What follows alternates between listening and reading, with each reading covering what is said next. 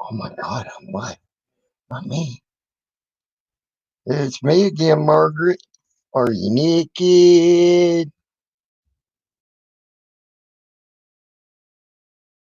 Hey guys, how are you? Anybody out there in Never Never Land? Anybody and everybody? Hi, hi, hi. I just said I'd go live just to go live.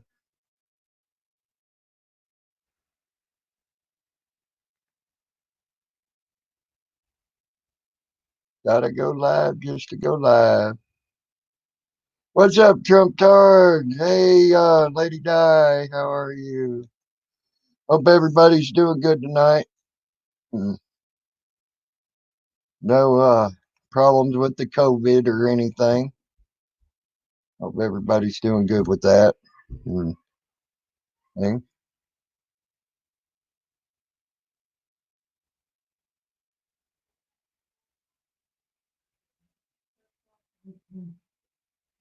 I look like the hot shot guy. Okay. I don't know who you're talking about. Whoever the hot shot guy is. Uh,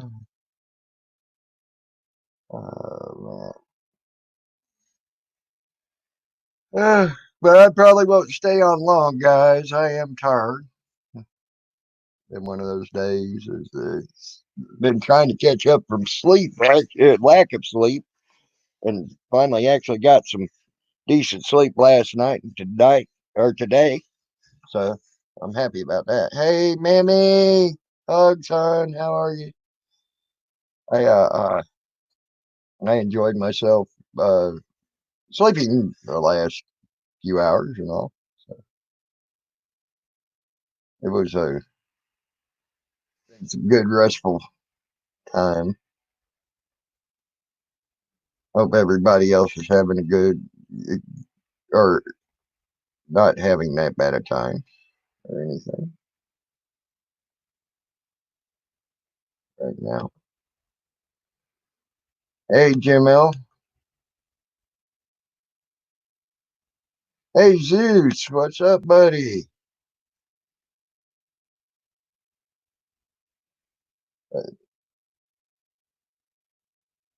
Hope you doing good, Zeus. I hope so. Anybody come up, you know that. Anybody's welcome on the panel. May not be welcome in the chat, but they're welcome on the chat panel. Hey, News Now Canuck, how are you, buddy? There's the sexy god from the north. Oh, okay. Wow, cool. And,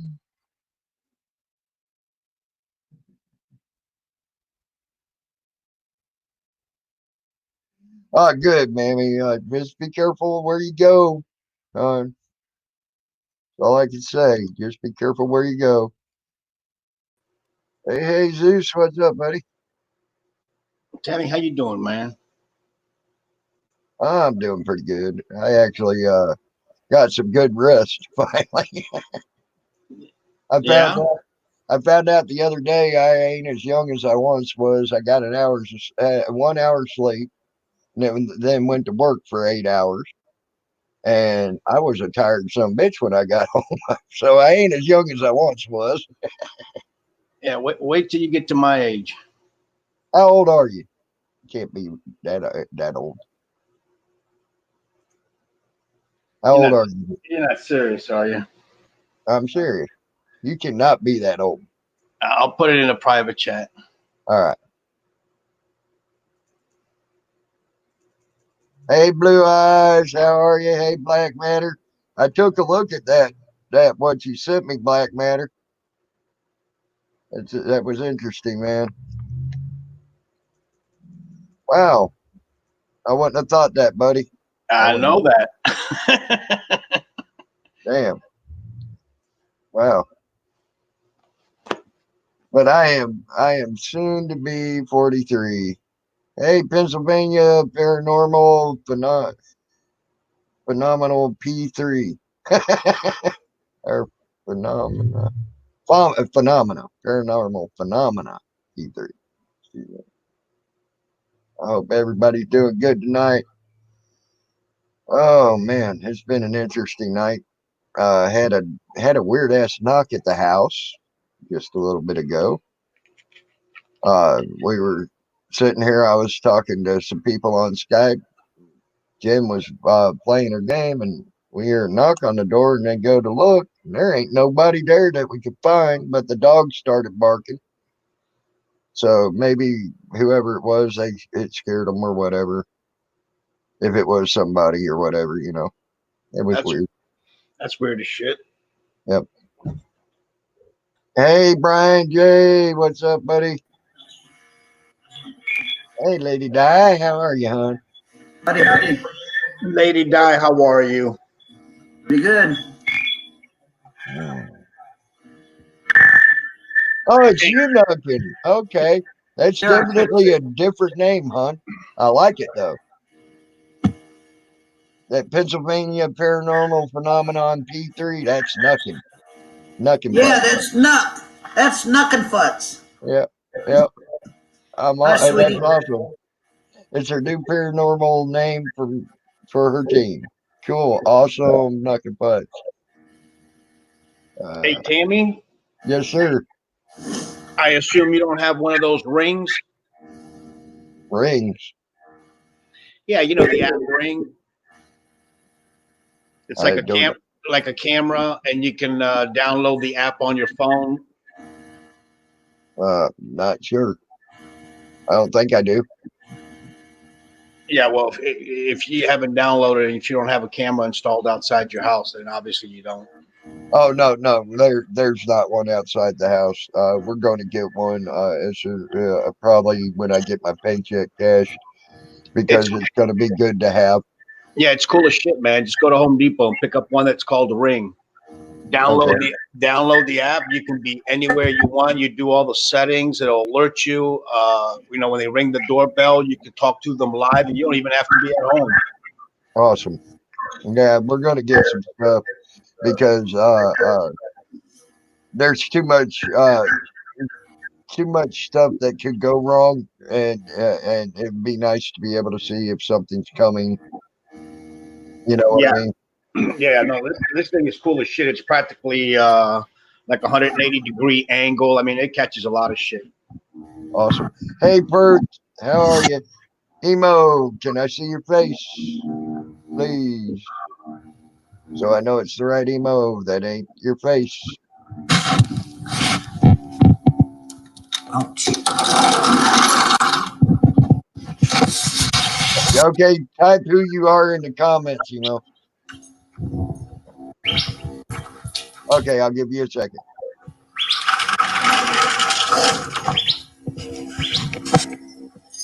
Yes, you can, pencil. Yes, you can, nothing but always. The cruise ship was a 5G test. Okay.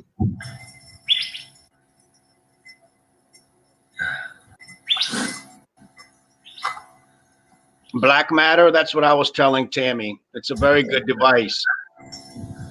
That's what I have. Yeah. He's saying it's not good. There's some bad stuff associated with that. No, it's actually a good one. You pick it up at Home Depot, man. I've never had problems with that sucker. Huh. Interesting. Just Google it. Do your own research, Tammy. The ring door well, cam is a really good. It's a really good thing, and it works really good. Yeah, okay. I mean, that's what I have. And it hooks to your internet, so you can actually look and see who's at your door. You can speak to them without going to your door. Right. Through that. I do everything from my iPhone. Yep. Just download the app. Yep. And I have been seeing that as well. All right, Emo. I have been seeing that, Brian J, as far as hey, Wymito, as far as all the cable trucks and all the power trucks and everything out working and replacing stuff and things like that. So, hey, Salty. I apologize about earlier if anyone was watching my barbecue live stream. My battery died on my phone. Oh, okay. I'm I didn't- very insulted. I didn't get notification. I didn't get a notification either. Nope. All I knew is you were going to go cook. We were talking on the phone, and you said you were going to go cook steaks. So that's all I knew. I didn't get a Yep. notification that you went live. Yeah, I had a bunch of people in there. I got to go back and look at it. It was over 100 people. I was like, wow, so popular these days. Did you have a Bluetooth on, Salty? No, but the battery on my phone was already dying from playing all the video games and shit, and then watching all the internet porn, and I didn't charge it. And then I decided to go do a mobiles and live stream. So I'm like, fuck. No wonder the battery died. All right. That was weird as shit because on the cam it showed you walking outside your patio, coming inside, and we heard you as if you were in the kitchen talking to your wife. I was.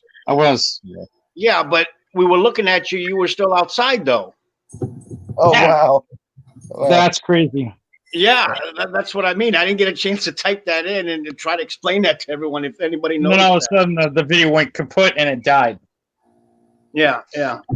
But I went ahead and I took a picture. So when I go to do my next mobiles and live stream, I'll put the picture of the food on the plate to show you what I got. I got 2 platefuls and I'm stuffed to the gills. I mean, I can't even fit any chewing tobacco in my mouth at this point. If you quit watching so much goddamn puppy porn on your phone,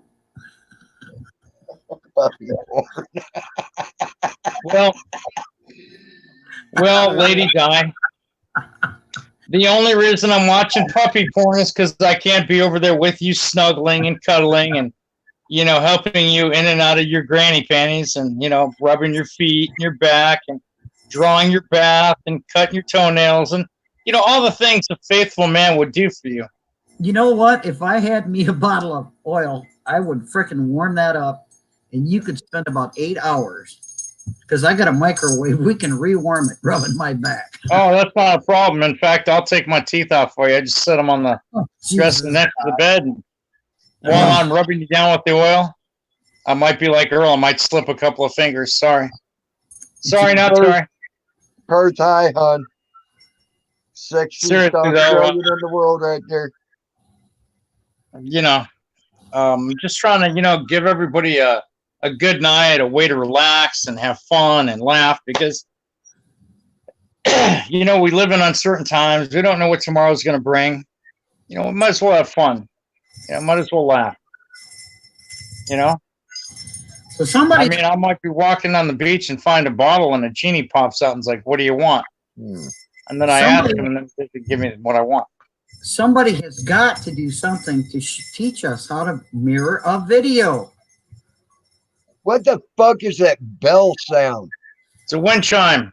Wind chimes. That thing, you're driving me fucking nuts. I'm like, Gary. Thought a damn cat is walking around. Shoot the cat. I got a nice breeze tonight. Yeah, it sounds like it. Yeah, Why do you can see it blowing your hair.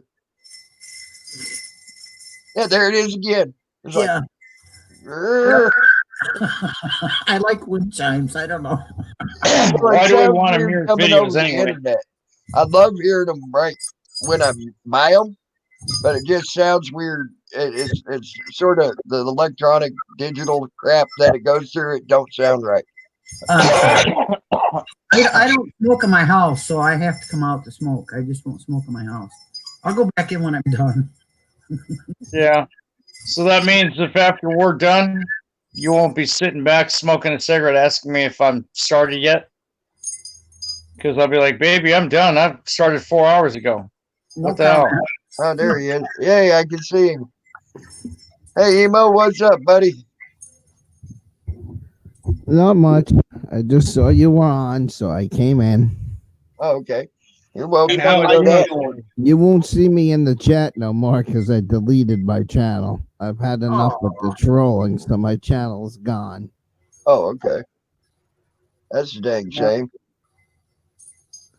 I and the trolling don't bother me. I've learned to just say screw it and delete them. Anytime they come in, just go bink, Yep. bink, bink. Yep. And if I have to make my finger bleed, I'll make it bleed. Well, you know what? When the trolls attack me on my videos and they give me fucked up comments, there's a hack with the little heart button. And I usually give them about 500 hearts before I block their bitch asses. So then they got page to page to page of the South Rant loves your comments. Yes, that works too. They really start pushing this to me. I just start telling them, hey, man, your mom didn't mind me last night when I took my teeth out and set them in the cup next to her bed.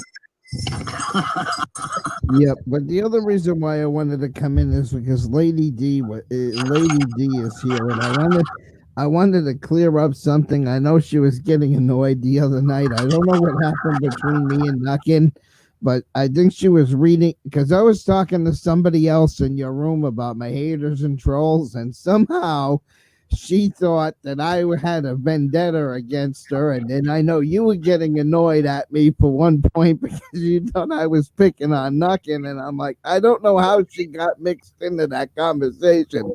But, you know, I think Nuckin's a good person. I have nothing against her. I just wanted to clear that up. I don't know how that happened. I think she read something in chat. And then when she's like, Emo, did you block me? And I was like, no, Nuckin, not yet. I meant it as a joke, but she took it so seriously and got so upset. You know, and then it went on the tangent in there. And I know Lady D came so close to banning me that night because at one point Lady D was getting furious. She's like, if you can't handle your emotions, Emo, you don't belong in my room. And I was like, wait a minute, whoa. I was sensing you getting ready to ban me that night. I'm sorry. Yeah. I agree with what you said there, Blue Eyes. I ain't worried about it. If I get it, I get it. I know if I die, I die. Whanny, whanny, wham. I know I would live a good life as well. If I die from it, woohoo! I ain't here. Good luck with the world, people. If I ain't here, I'm dead. Good luck with the world. That's all I can say. So I just wanted to clear that up with Lady D to let her know I wasn't intentionally bullying anybody in her stream. I didn't want anything bad I didn't want to go down the wrong road, you know. I want to clear it up now before it went too far. Yeah, okay. I apologize. I just took it wrong. All right, that's cool. Hey, Unreal Awesome.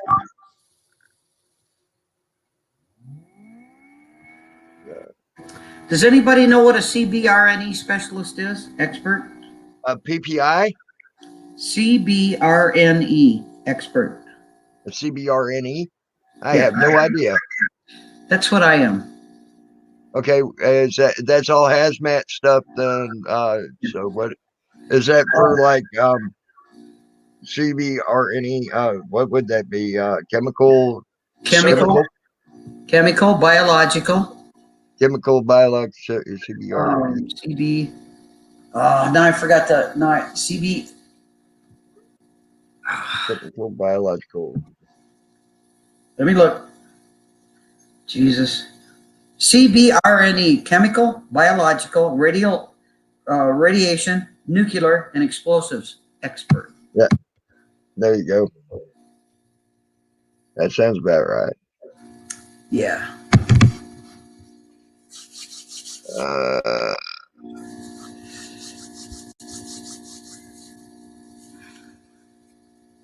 Goodbye. Sorry. Had to get rid of a name out of my chat. I don't want it in my chat no more.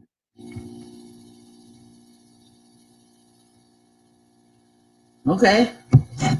I didn't even. If you see or hear the name A Balance or DDT or know of any of their sock accounts, I want them gone. I don't want them in my chat no more.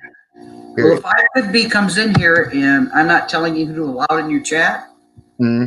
and I'm not telling you who not to allow in your chat. If you choose for that piece of shit to be in your chat and I'm in your chat, I'm gone. Okay. Well, I'm not going to choose. Right. But Yep. Don't want them in my chat. Don't need them in my chat. I'm tired of them in my chat. All they want to do is just cause trouble in my chat. I don't want it no more. I've been enjoying my chats. I ain't got time for them. I got only time for people that I care about, and I don't care about them. I'm sorry. That may sound harsh, but I don't care. I don't care about them. I don't want them in my chat. I care about the people that I got on my panel. Care about the people I got in my chat right now.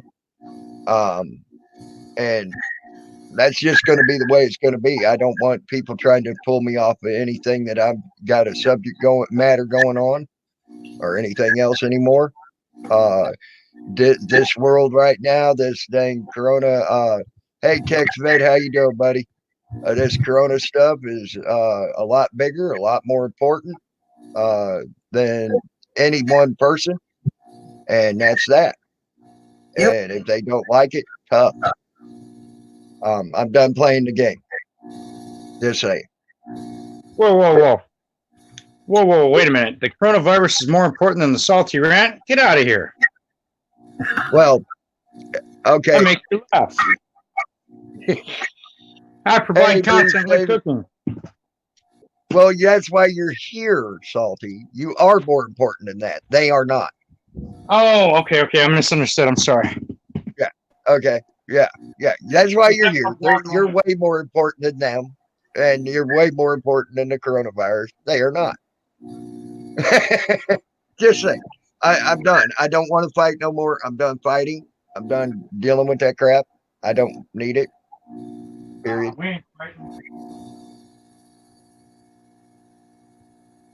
And I would prefer to have a fun stream and enjoy myself and have fun. How's that? Yeah. Well, there's one other thing I wanted to tell you guys while I had you here, you and Salty. I know the other day that you said that you guys were doing a live stream, and then you ended the live stream, and then I heard a rumor that somebody infiltrated the back room when you guys wanted to be in your private time. Yeah. My suggestion would be for that is that if you and Salty at the end of the stream it wasn't me.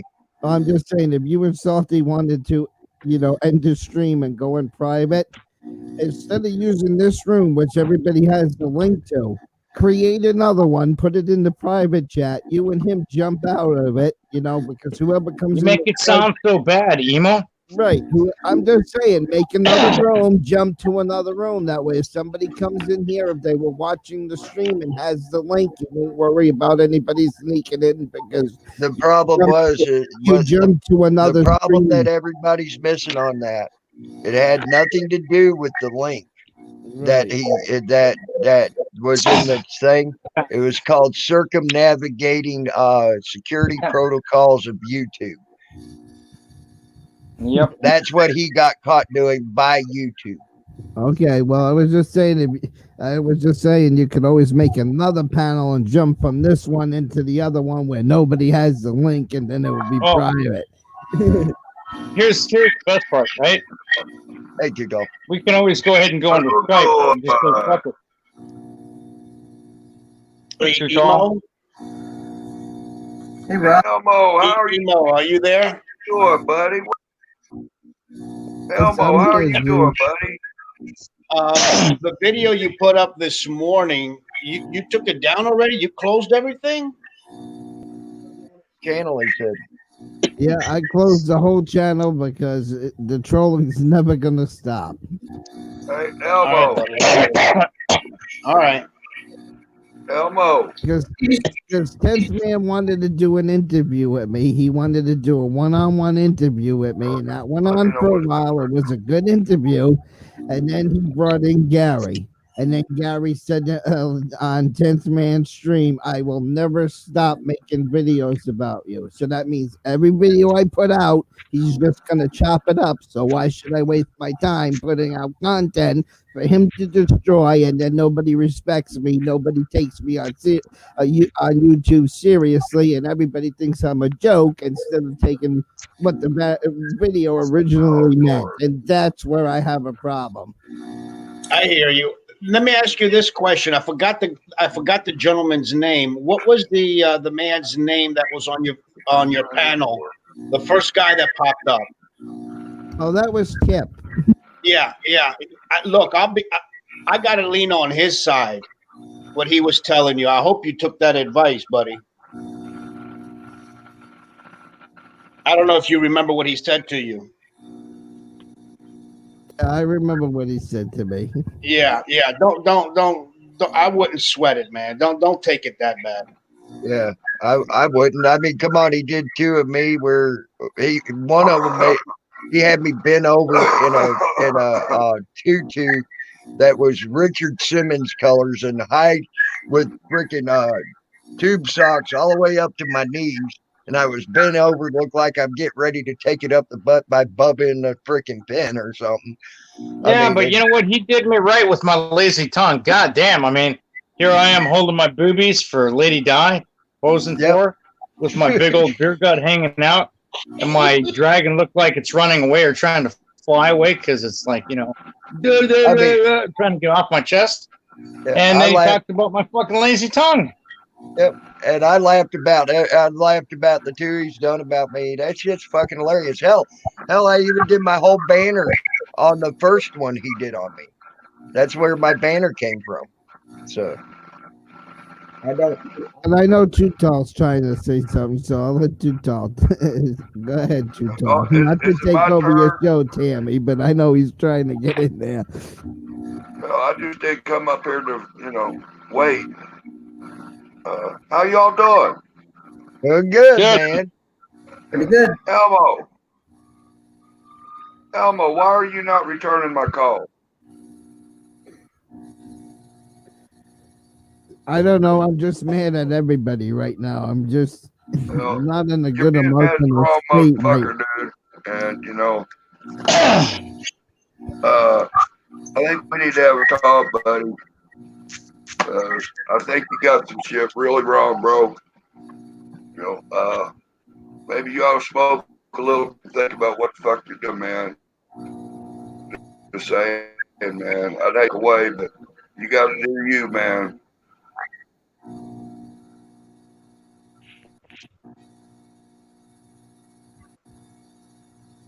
Yeah, I hear. And I don't want to bring Tammy's I don't want to bring Tammy's stream down either and make it into a poor emo stream either. I just haven't seen you up here and had a chance to say, hey, I hope you get time to call me and get off your high horse. I thought I was your friend. I don't know what the fuck's up your butt, but throwing me in the mix, but I think you got some shit wrong. So, when you get a chance. But anyway, how's everybody else doing, huh? I just got done cooking, Rob. I made some steaks for dinner. Yeah. Pot pie for dinner. I had a good pot pie for dinner. That was good. I love pot pie. I love the other kind of pie, but I can only get that when the whole house is sleeping. Oh, Lord. Just saying. Unrealized you hit the reboot button, man. Brand new day. There you go.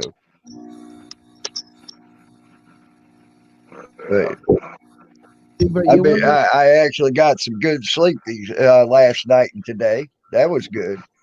I got some awesome sleep. My wife decided not to fart in bed today. She went in the TV room and did it. And it sounded like a banging of with a hammer. It's like, holy God, keep that monster away from me. Point it in the other direction. I bet you she says the same damn thing about you, Salty. I guarantee you she says the same damn thing about me. This is why I don't take offense to it. I tell you what, I see. It's a wonder they didn't put a biological alert out for some of your parts that you've let over live stream, man. I seen the green cloud coming up, man. Hey, when I tell the trolls that I got something for them and I want them to eat up, that's like the best. That's how you know I'm serious. That's how you know I'm trying to reconcile with my trolls. You know?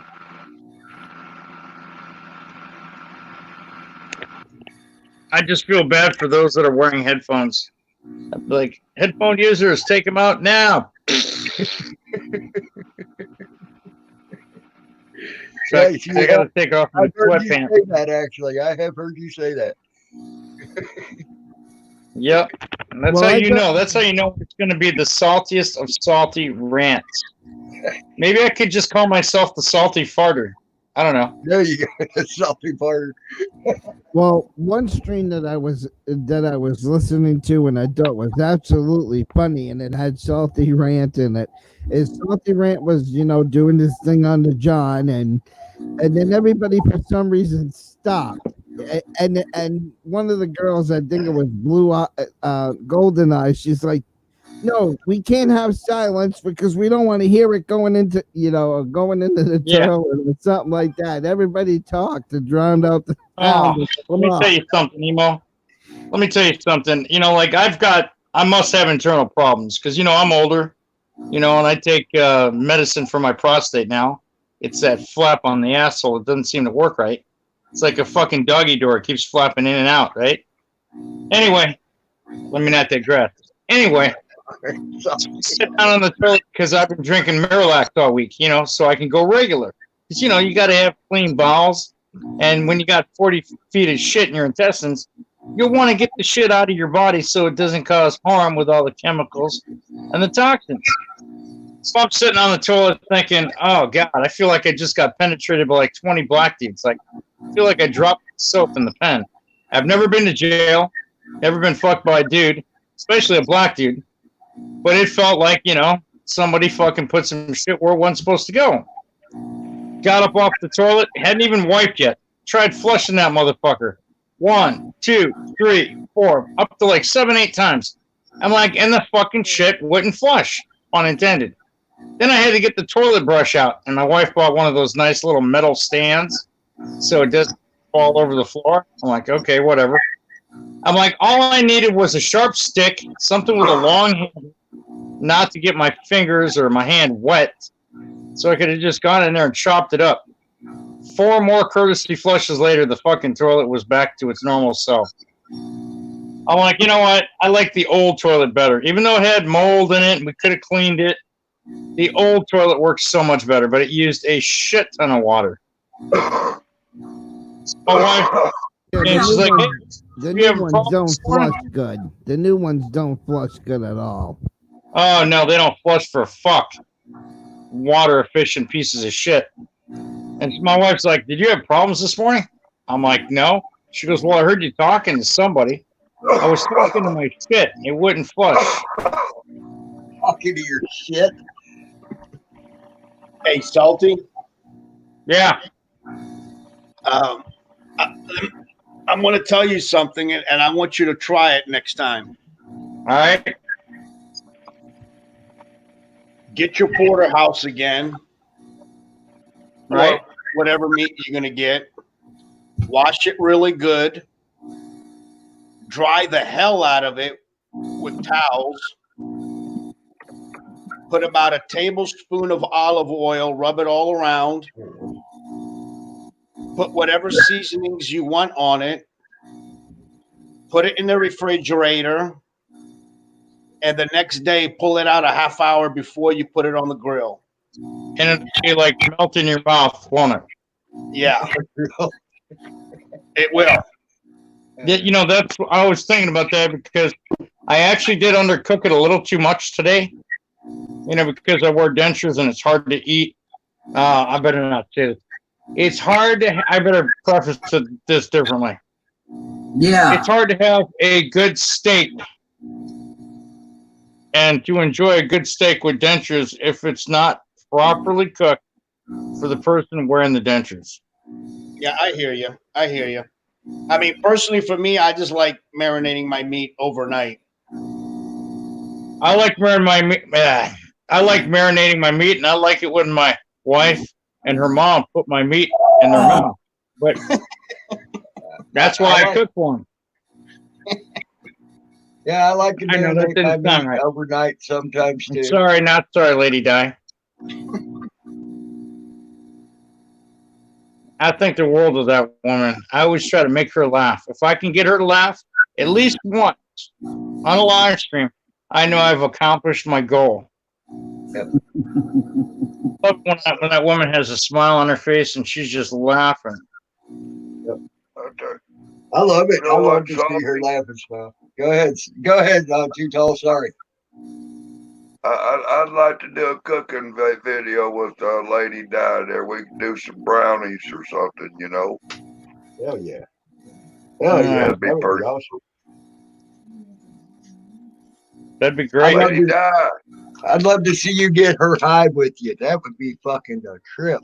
Yeah, sit down, whoop up a box of brownies and sit down and munch them out and have a Too Tall Lady Di bang on some brownies. I don't think she's in the smoking Mary Jane, but if she was, wow. You don't have to smoke it. You can eat it. You can eat it. That's what he's talking about. Oh yeah, eat it. Yeah, that's right. My bad. Unreal, you don't have to leave, and buddy. Please don't leave. Hey, Rooster. You know, halfway into that brownie, I sat there. I could talk her into doing a bong hit finally.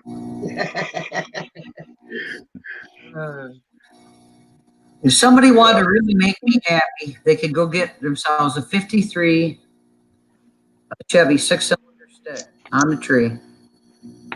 Put that sucker in the garage. Supply all the tools I would overhaul it.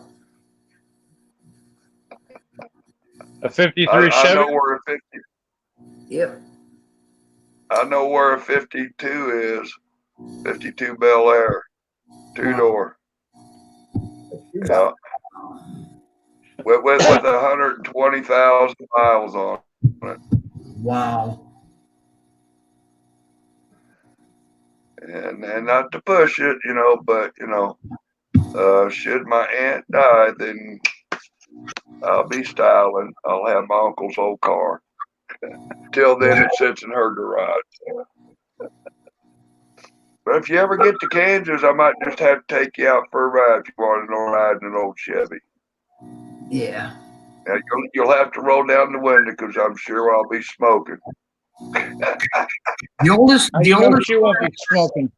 The oldest one I've ever driven was my uncle's, and it was a 49. I drove a 41 Flint.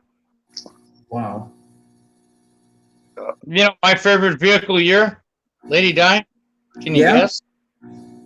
What vehicle year do you think I like the most? Oh, I guess about an 81. No, 69. 69, okay. But I'll take anything from 69 too. I'll take anything from 67. Yeah. What was that? What year was that? What year was that 12-cylinder Lincoln? 12-cylinder Lincoln. Lincoln? It's a 40 so or something. 42, I think it was a 42, 47, 16-cylinder Lincoln. Ain't got no clue. It was one of those removable hard tops. And you talk about a boat with like a caterpillar engine, and boy, you get it wrapped up, you be sailing. But, you know, classic cars are like classic women, like Lady Di, for example. She's a classy lady. They don't make them like her no more. You know, we need more women like Lady Di in this movement and community, in the YouTube community, the auditing community. So what are you trying to say, Salty? Lady Di is my baby mama's wanting me to clear out a shed she's got out there at the farm. That I've got a 72 Mustang and a 74 Westphalia VW bus. Y'all want to about that? I want to get somebody. I'm thinking about doing maybe an internet online auction or something for them. I'm gonna get rid of them. You know what my first car was? I had a damn Pinto, a Ford Pinto, 4-cylinder, 4 on the floor. That son of a bitch leaked more oil. I almost had to go buy an oil refinery rig because it leaked so much oil. And then my second car, I'm driving down the road, right?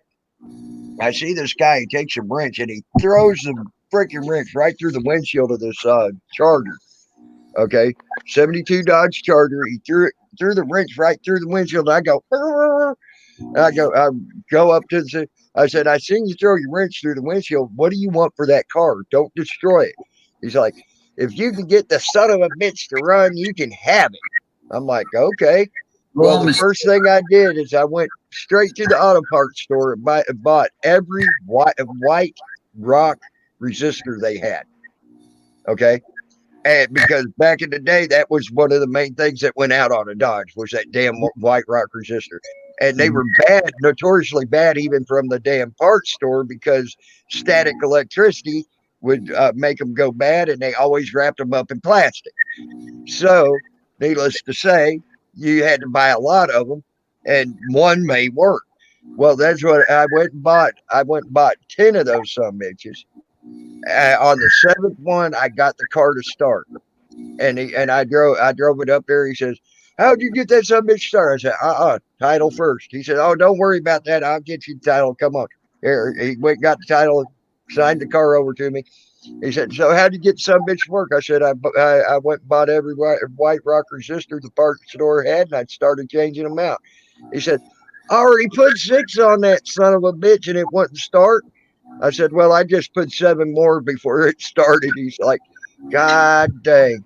And I went home. I bypassed that white rock resistor. Didn't have a problem with that damn car till the day I got rid of it. Yeah. And I regret getting rid of it to this day because it went nothing but up in price since. My first car was a 56 2-door Nomad Chevy wagon. 52. What was it now? A 56 Nomad wagon. I know where one of them's sitting at right now in Florida. I can get for $1,000. What the fuck you ain't fucking? Fuck, I'd be picking up beer cans on the way there, walking to get that motherfucker. I know the engine needs an overhaul. That's typical, of an old vehicle. The body's in decent shape, in really decent shape, and it just needs it needs a whole new interior. Did they put the aluminum sleeves in the engines back then in the cylinders, or was that later? The aluminum sleeves back then, not so much. That was mostly a cast iron block. That aluminum shit didn't come out until the 70s. Yeah, that's what I was. They started doing aluminum sleeves.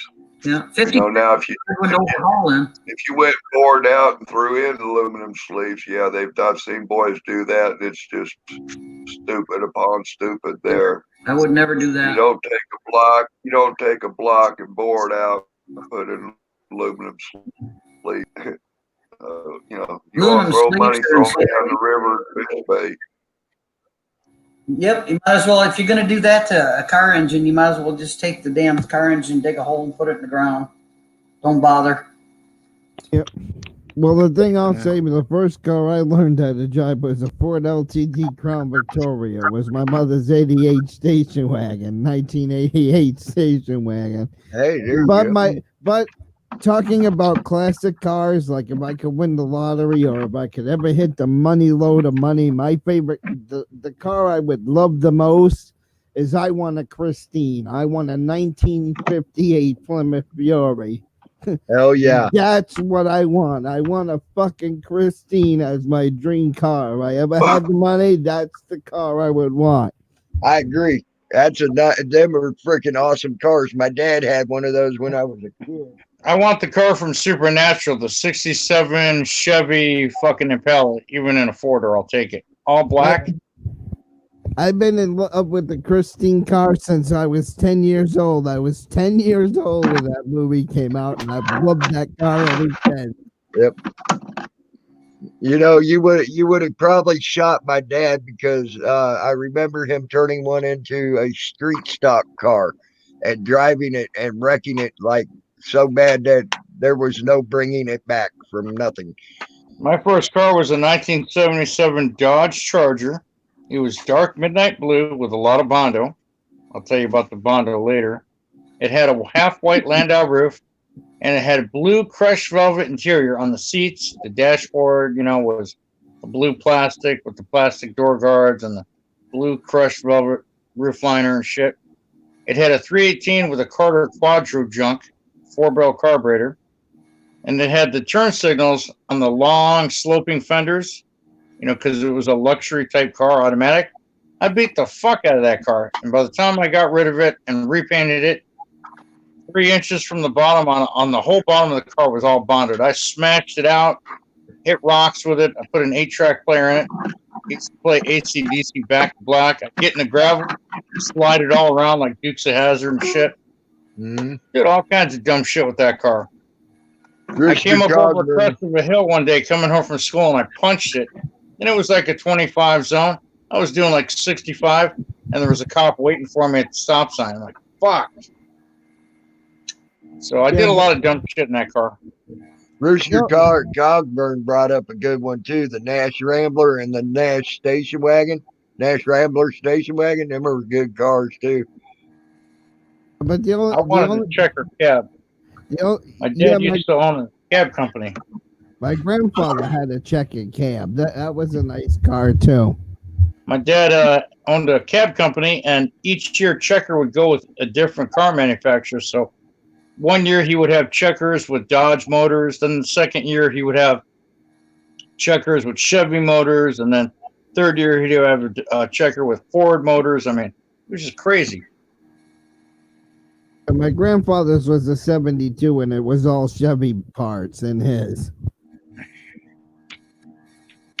I wish they made cars like that.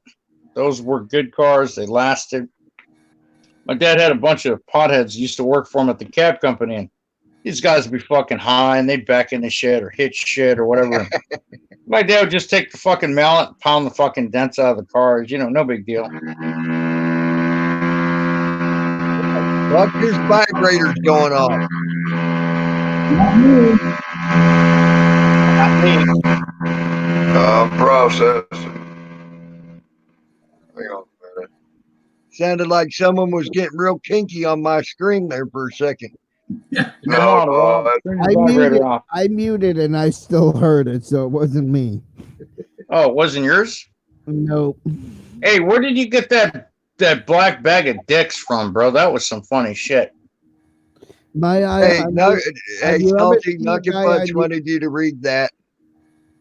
Have you ever seen the guy on YouTube called My Eye on You? That ain't funny, Nuckin. I'm not giving up shit. I mean, I'll give you my left nut, but you're gonna have to take it orally or vaginally. God almighty. God almighty. Yeah. Salty, look up the channel when you get a minute. You don't have to do it now. It's called My Eye on You. He's the one that has a 3D printer and can make all kinds of shit. He's the one that made Not Now, Maybe Later's Cockosaurus or whatever that stupid glow in the dark thing is that he has. Oh yeah. Wow. Yeah. And this is her next statement. What is it? No, thank you. I hate nuts and dicks. Bullshit.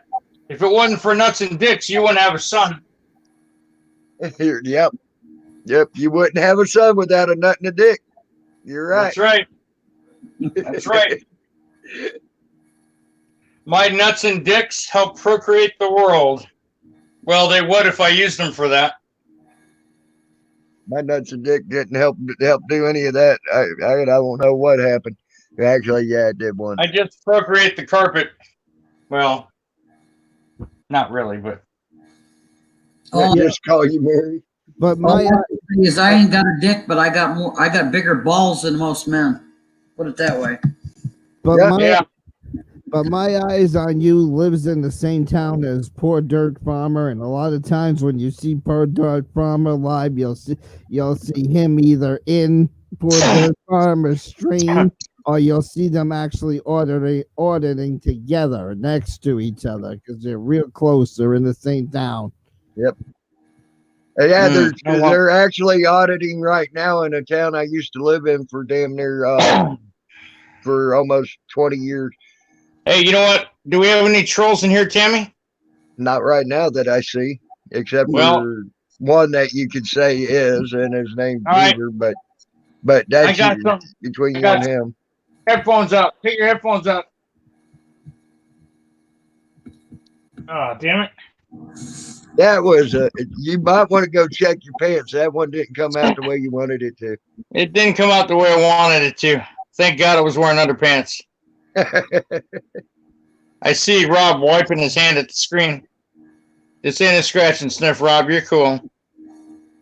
Hey, Tammy. Hey, Waddy. In 1982, I used to work at a gas station at an Exxon, which was really an incline. Mm-hmm. And I remember my manager telling me, if you can bring that car up, I'll sell it to you for $300. Tan, 1978 Pinto, hard black top, hatchback, 4-speed. And it was so ironic that you just said that.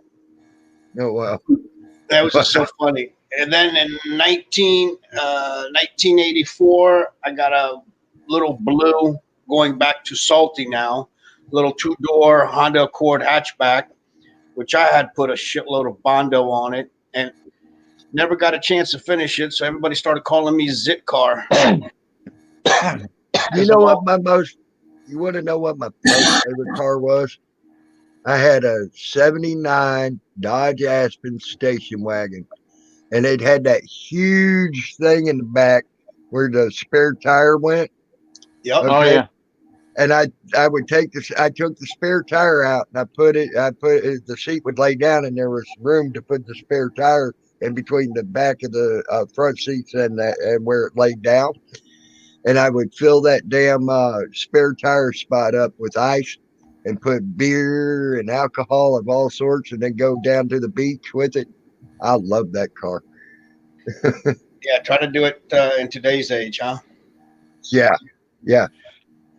I had back in the day, I had a 73 Pontiac Catalina.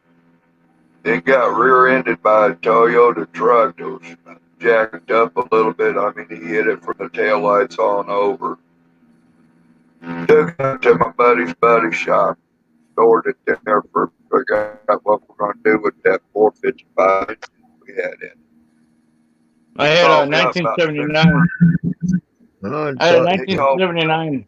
Salty, hold on. Hang on. He called me up about 6 months later. Said, hey, bring me a bottle of scotch and a 12-pack of Bush beer. I said, what? He said, yeah, your ranch dude, get the fuck out of here. I need to see you sometime. Okay. I'll be there Thursday night, I guess, after I get off work. I come out there. Here's your fucking rent. Boom. He set the shit down on his desk. I said, I want to show you something, while you're here. Oh, yeah, what the fuck, he said, take a look out there. He said, you see your wagon? I said, yeah. He said, well, you see past that wagon? I said, I see that fucking Dodge van. He said, yeah. He said, you see what I see? And I said, no. Hold on, we're looking at the same fucking window.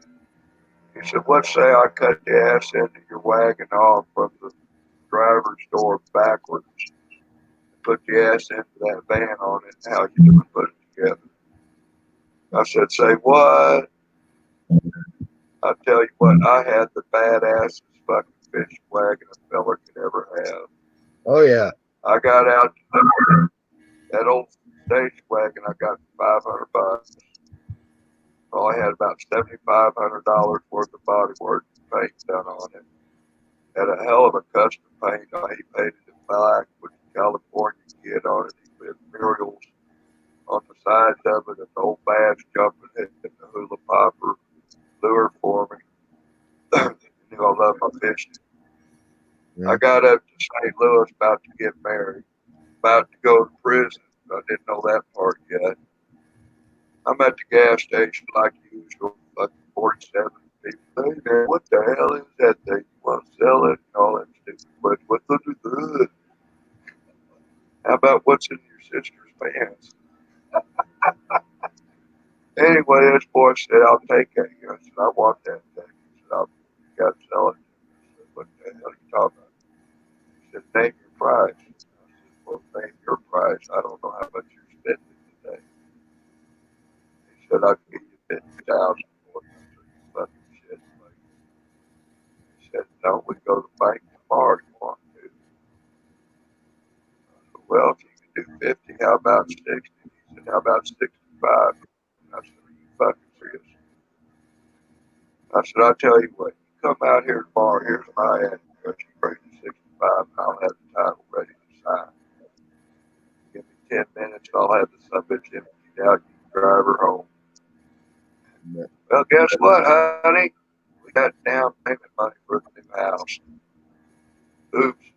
6 months later, guess who got a fucking notification? You're going to prison. Here's 33 fucking charges for selling some dope to your friend at the bar.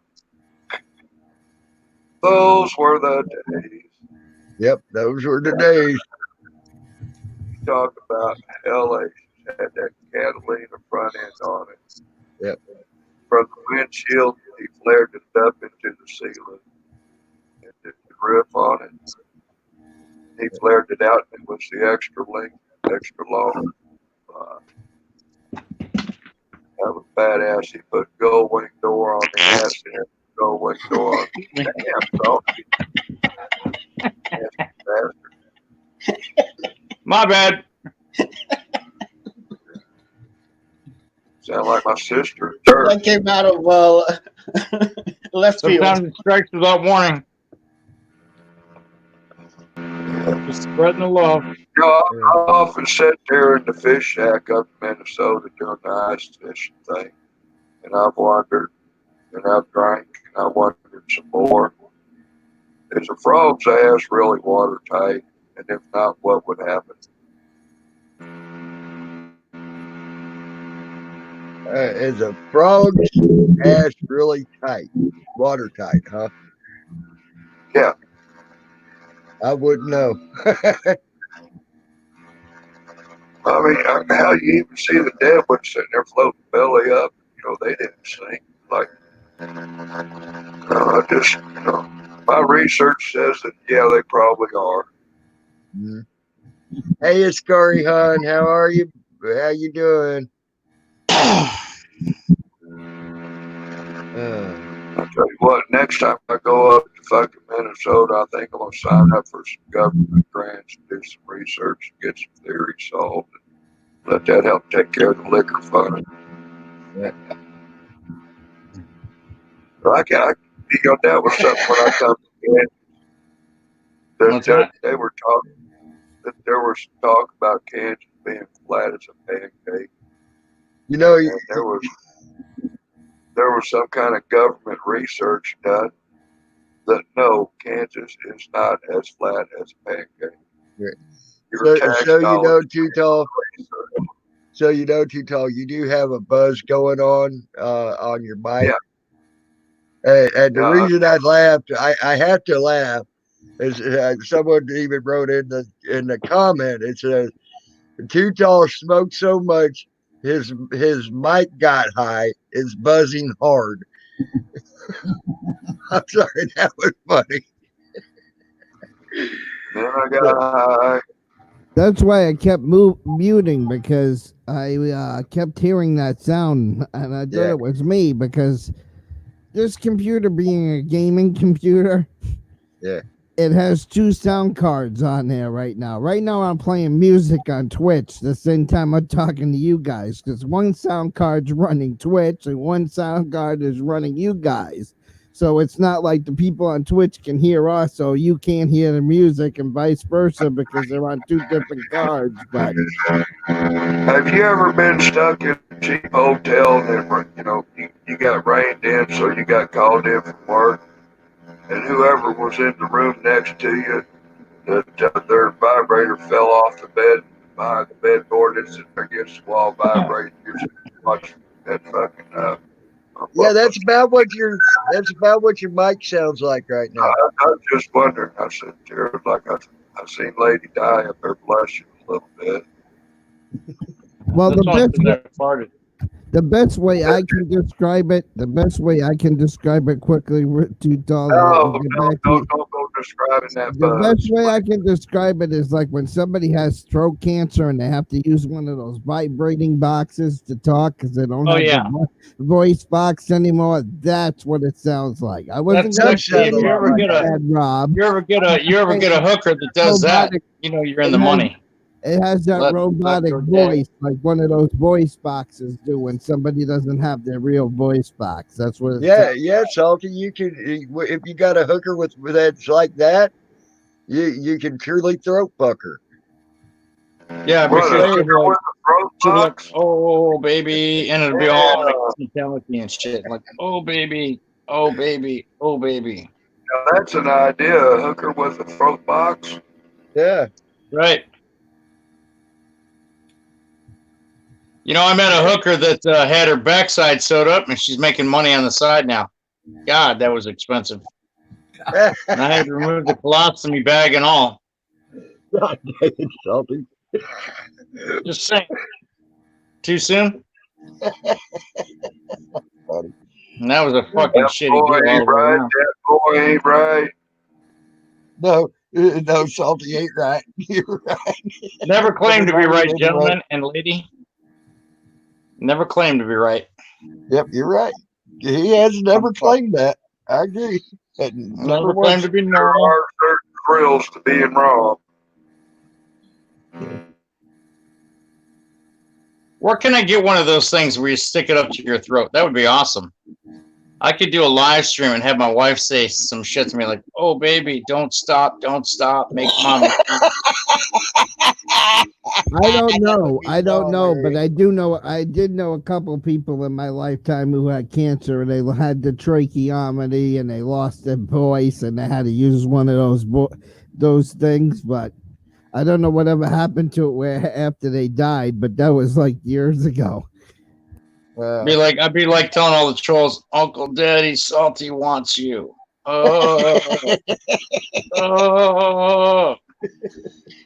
Salty, you should just get one of those special effect microphones they have out there. Oh, yeah, but are they really expensive? No, actually they're not. I think they're like $15-20. Can I plug it into my phone and use it? I don't think so. It's battery operated, and they have like 6 settings of different sounds, like robot sound and alien sound and so forth. That's awesome. I got to get one. Yeah, I want to get one of those myself. Right before I left the cemetery got me a bullhorn. And the manager of the cemetery lady's like, I don't want to hear you blowing the fucking siren at like 2 o'clock in the morning, Lou. If I get any complaints from the fucking neighbors, I'm taking it back. Sure shit. The first night I was there, it was midnight. I seen some homeless people trying to camp in the cemetery. I ripped that siren, started yelling and screaming. She got all fucking kind of complaints. Well, anybody could sleep in a goddamn cemetery. Not in my cemetery. Too tall on his vibrator. And see, that's where I think he was gonna. That's where I think he thought I was gonna say when I said I can describe what it sounds like. I think he thought I was gonna go down some really deep, dirty, dark area, and I'm like, no, Rob, I'm trying to tell you, it's the robotic thing that people use. But I know Rob was thinking bad things when I first said that. I think what it is Rob just got a pound of weed, and he's got his machine going to make it make it fine so he can smoke it, y'all. Yeah, it's my grinder. Yeah, your electric grinder. I didn't even know they had a grinder like that. Actually, they do. I've seen them. I just use one of them paint stirrers for your paint buckets. I use one of them in a 60-gallon barrel.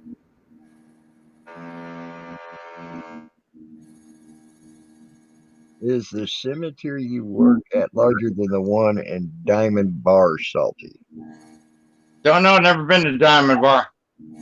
I don't know. I've never heard of Diamond Bar, so I don't know. Who asked the question? Rooster Cogburn. Is that up in Lake Tahoe? No, probably Diamond Bar, Arizona.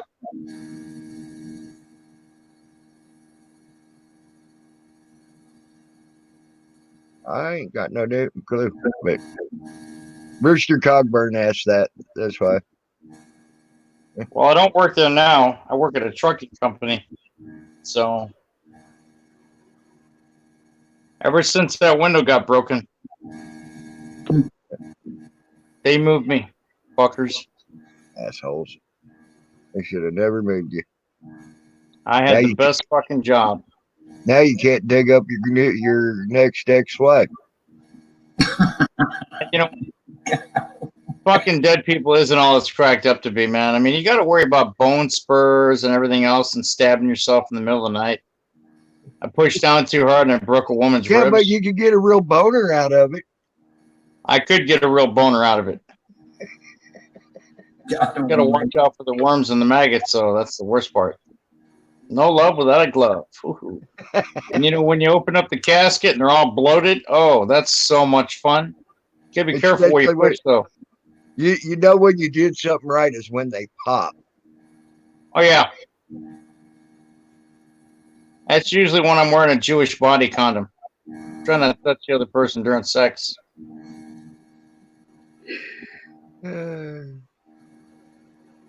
Oh, yay. Salty, you not working tonight? No, I'm off tonight. Goodbye. See you later. Told you I don't have no time for you all. Thank you. Dumbasses. Who was that you just booted? Crude's meaningless existence, the salty glory hole. And I went, goodbye. Damn, they named a glory hole after me? Fuck. Yeah. Fuck my life. The salty glory hole. That's awesome, dude. I'm gonna go ahead and try to fucking fab up a picture that says Salty's glory hole. Maybe I can get Mary Jane rotting crotch to bear back every Tom, Dick, and Harry in a 50-mile radius. You're making me spread the love. Oh God. I know. Not like the fish market, but still.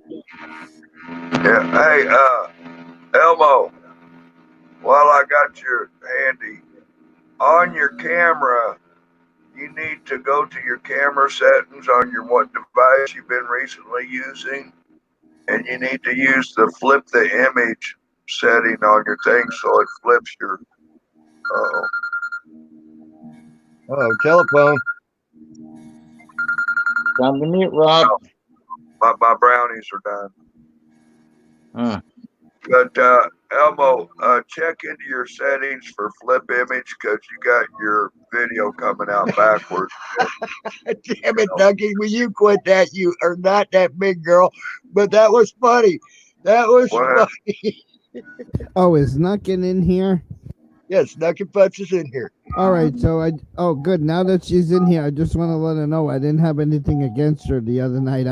I know she got mixed up with me and another guy chatting, and I wasn't trying to be mean to you at all, Nuckin. And when I said I hadn't blocked you yet, that was a joke. But I know you took it serious, and after that, you got all upset.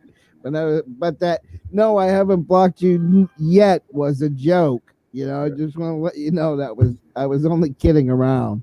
So. I have nothing against Knuckin' Futz either, and in a zombie apocalypse, I'm saving her for last. Yep. She said finger licking good. She said kind of like me in a size 4 dress, like stretching a rat's ass over a rain barrel. Whatever works, right? And she said all good, Emo. Cool, I see her. I can see the chat. All right, just now making the sure. thing is, even though I put my channel away for a while because I need to take a break from YouTube, it's like hidden. I can still see you guys that I'm subscribed to. Because what happens is when you hide your channel, it goes back to being signed in under YouTube under your email address. So I can still see everybody live. I can still see everybody's videos.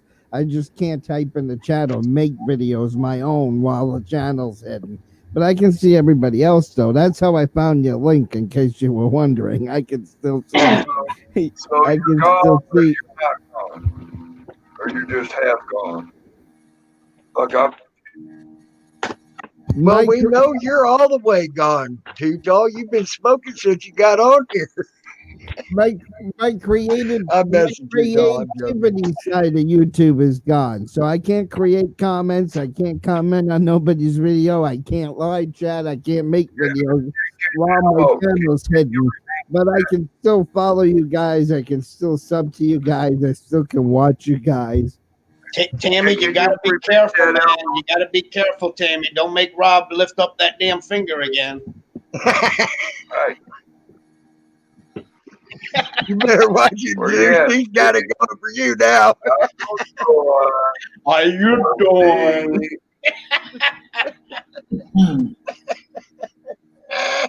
Here, let me put my nose down on that, Rob. Here you go. Oh, you got it. You got it. Thank you. You got it for me. And how about in circles? Back and forth. Salty could have used that finger earlier today. Yeah, I know I could have. No. Salty's on his own, my good Lord. Poor Salty. You know, tone deaf, I'll fix it. Let me just blow my trumpet. There you go. I can't believe my live stream died. What the fuck? Let me go check my settings. I'll be right back. Shit happens. Shit happens, buddy. It happens. It's called if you don't watch your battery, and you might accidentally lose your live stream. It's called Porta Power Pack, dumbasses. Porta Power. One of those work too.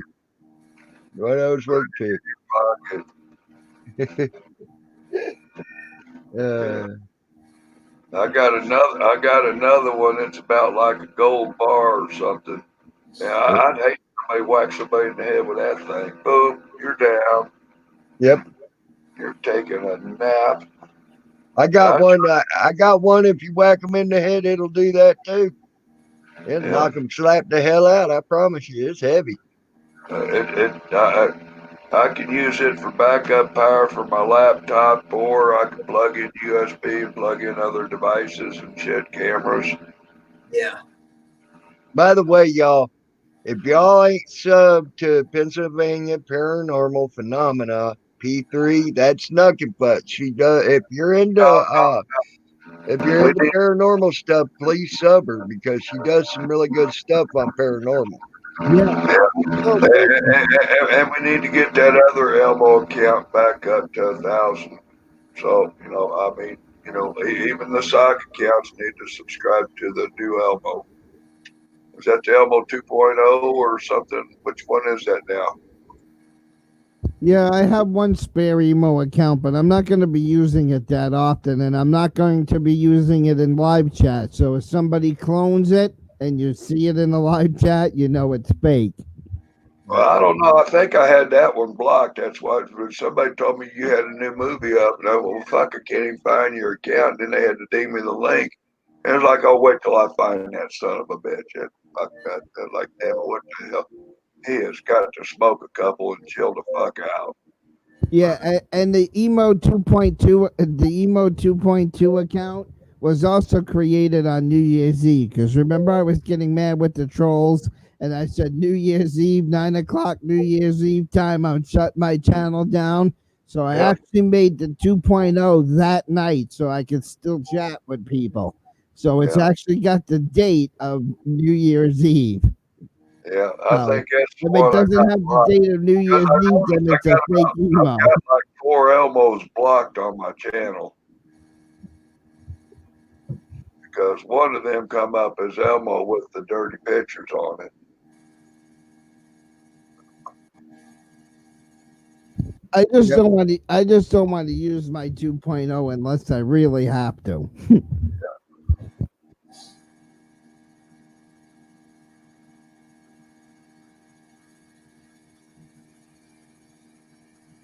That's why I said I made the 2.0 because, like now, my main account is down. I can't live chat. I can't comment on anybody's videos. I can't do anything while I'm in limbo mode like this. I can still watch everybody, but I just can't comment. So I made the other account so that way I can still chat with people. But then people, it didn't go well because then I made that video. Oh, it's the real me. It's really me, guys. And then somebody took that video and put it on the fake emo howling wolves. That's how the fake emo howling wolves have that video where it says, "Yeah, it's really me, guys." Yeah, that's where it came from. I'll tell you what. Oh, I could be wrong, so never mind. Oh wow. One of the one of the wrestlers I was just reading. His name's Roman Reigns. He Yeah. dropped out of the WrestleMania 36 match that he was scheduled for the WWE title because he was afraid. He just got done going through a bout of leukemia and winning it, but his immune system's down, and he was afraid of going to the thing with his immune deficiency that he has right now, and possibly catching the coronavirus. So he dropped out. I was just reading that. That was interesting to me. At least it was interesting to me. I'm surprised they're having events. I thought they closed all types of events. Well, they've been doing actually WWE and AEW without any fans at all. Oh, okay. I see what you mean. But the WrestleMania event, they were going to do major screening before you came in for the WrestleMania. You'd have to be in perfect health before you could even come in, and exhibit perfect health before you could come into the WrestleMania event, or they would not let you in. I hear you. I don't follow that anymore, Tammy, to be honest with you. I used to follow it back in the 70s. Yeah. Well, I don't really watch WWE anymore. I like AEW. It's like old school wrestling. They've gone back to the old school type wrestling and stuff like that, and I like it. The WWE's got so far out of sorts. The storylines suck and everything. But I just thought that was an interesting storyline that just came across my phone for the wrestling events or any sporting event. I got two different things down for the sporting events. Yeah, as a matter of fact, this thing talks about this one that I have. It not just talks about WWE. It talks about the NBA. It talks about the X Factor, things like that. Yeah. Yeah, it gives you a full list. Yeah, I go back. I don't know if these names ring a bell to you, or if you're a little too young, Tammy. But I go back with Billy Graham, Dusty Rhodes, I Tony remember all Garriga, those. Zbyszko, Chief J Strongbow. I know some of those names. Back in that era. I didn't go back into back then, you swore up and down that shit was real. I was in the. I started remembering them in the early '80s and mid '80s. But the reason I started actually remembering them really good was I had a cousin that got me in the that worked as security for the Kiel Auditorium in St. Louis whenever they came.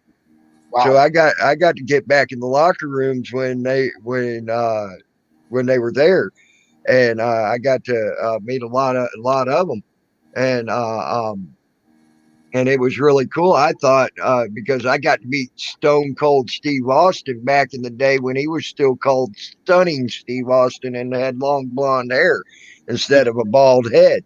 Did you get any pictures with autographs? I did, but everything I had burned up in a house fire I had back in '94. Oh, that's a shame. Yeah, Yep. every bit of it all burned up. My deer mount burned up, everything that I had. Damn. Yeah, all I'm gonna say to Rob C is I'm ignoring him because I had my legal name changed in 2013. So he wants to call me by my old first name. That's fine, but I don't have to address him. I don't have to deal with him, and I'm just ignoring him. That's good. That's good. He's just trying to get under your skin. Ignore it. We're here to have fun, Rob. See, we ain't here to start crap. And if you want to keep trying to start crap in my chat, you'll be the next one to go. I don't care. I'm done. I don't want crap in my chat. I'm done. And if I have to make my fingers bleed to keep the trolls out of here, I'll make my fingers bleed. I don't care. Oh, let me, Tammy. Come on. Let me enjoy some fun in my old age while I'm still I alive. know Lady D loves whacking trolls. This is why I respect Lady D. I love Lady D. I just wish Lady D would live stream more often. I'm bored to death when she's not on that much. She was like gone for a month and a half, and then all of a sudden showed up again. I was missing you. All this All right, PG, play nice. Hey, what's up? No, I'm Y'all play good. nice. Okay. Lady Di, you're too I cute. gotta go, Tammy. I'll see you later. Some things I can't do. All right, too tall. Talk to Yeah, you later. he says his attorney says for I him not said to be. play nice. That ain't I'm playing not. nice. I'm not That ain't being. playing nice. Nope. I said I'm I not don't being want mean. that shit here, Peachy. I don't want it here. I'm not being mean. I don't want to talk about that here. Okay, we don't have to. How are you doing, Tammy? All right, thank you. You're welcome. I'm doing good. I'm doing good. Hi, Steve, Lady Di, Emo. Hey, Peachy. Yeah. I'm not trying to be a dick. We got way so much more to worry about than that shit. That ain't even. You won't even see nothing for at least 3 months on that. If it did go through, so it ain't even worth talking about. No, I wasn't talking. I just mentioned one thing, and that was it. Yeah, and I just wanted to come up here and say hi. I've been off of YouTube for a bit, for a few. Yep, I say a bit. It seems like 2 weeks, but it's been like only about 3 days. I was wondering what happened to you because, but you've been keeping in touch with me other ways, so which I appreciate, and you know I love you to death, and I thank you every day for when you send me those little pictures and things like that, and it brightens my day. And right now I need all the day brightening I can get. I know. Me too. And I appreciate it when you do that. I really do. You're welcome. Hey, G Mama Pam. Hi, G Mom. Yeah, the thing I like about Preachy is when she's showing all of those the animals on the farm that she doesn't kill, and they're all pets. I think that's cool. Yep. Yeah, no, they are all pets, but I appreciate Emo you joining me. That's really cool. Hey, yeah, hey, I watched the last couple ones you did. It was cool. I apologize that I missed your last one, but you know, work sometimes ain't conducive for that. I am so happy your job has not been affected. You know what I was just eating tonight, Tammy? What's that? You know what I was just eating tonight? What, a Hershey bar? Well, no, it's this new Hershey cream-filled cereal they have. Oh wow, I ain't seen that. We don't have that where we're at. What's that? We don't have that where we're at. I don't know where that's made at. So I don't know. It's I bought it at Publix, but it's a Hershey's cream-filled family-size cereal box. All right, cool. And it's real chocolatey. Awesome. That sounds really good to me. I Just me said hi to the panel, y'all. Just so y'all know. I see her. Hi, just me. Hi, just me. we make Kit Kats.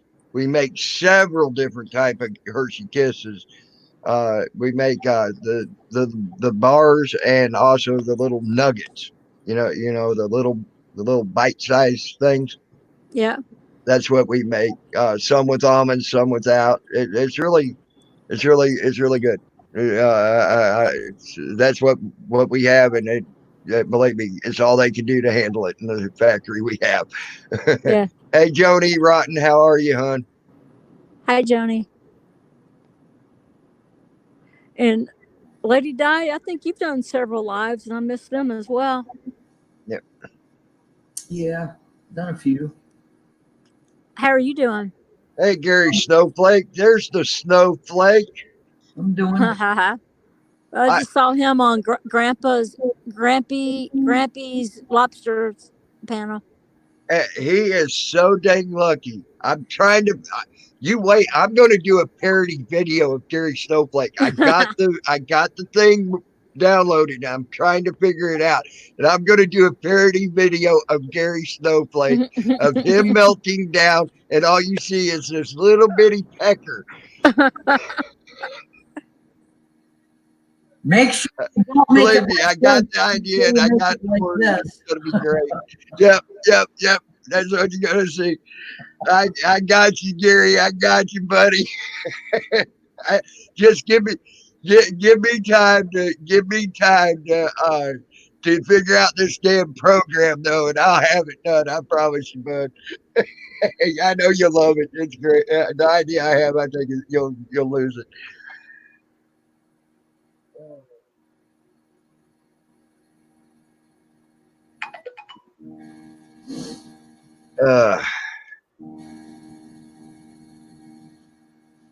So I'll have to see that when you get it done, Tammy.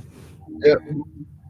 I think Gary's gonna laugh at it. Everybody's gonna laugh at it. It's gonna be all in good fun. It's all. I mean, I think it's great that he did what he did for me. I really do. I mean, come on. I did my whole freaking banner off his first video he did of me. I mean, so so I can't wait to do it. I think I'm gonna have fun with it. I think Gary will have fun with it. Yeah. So he's got a good sense of humor and all, and he'll have fun with it. He knows I'm doing it all in fun. I can't wait to get it done. Yep. I've got to send you that shirt. What Tammy. shirt? Which shirt? Oh yeah, I can't wait. I will wear that too. You well know I'll wear that. Hey, I found a pantsuit, a whole body suit that for me. I'll have to send it to you via text. Oh, that'd be cool. Yeah. Oh, it's hilarious, man. You'll love it. Yeah. Hey, Preachy, can you do me a favor? Uh-huh.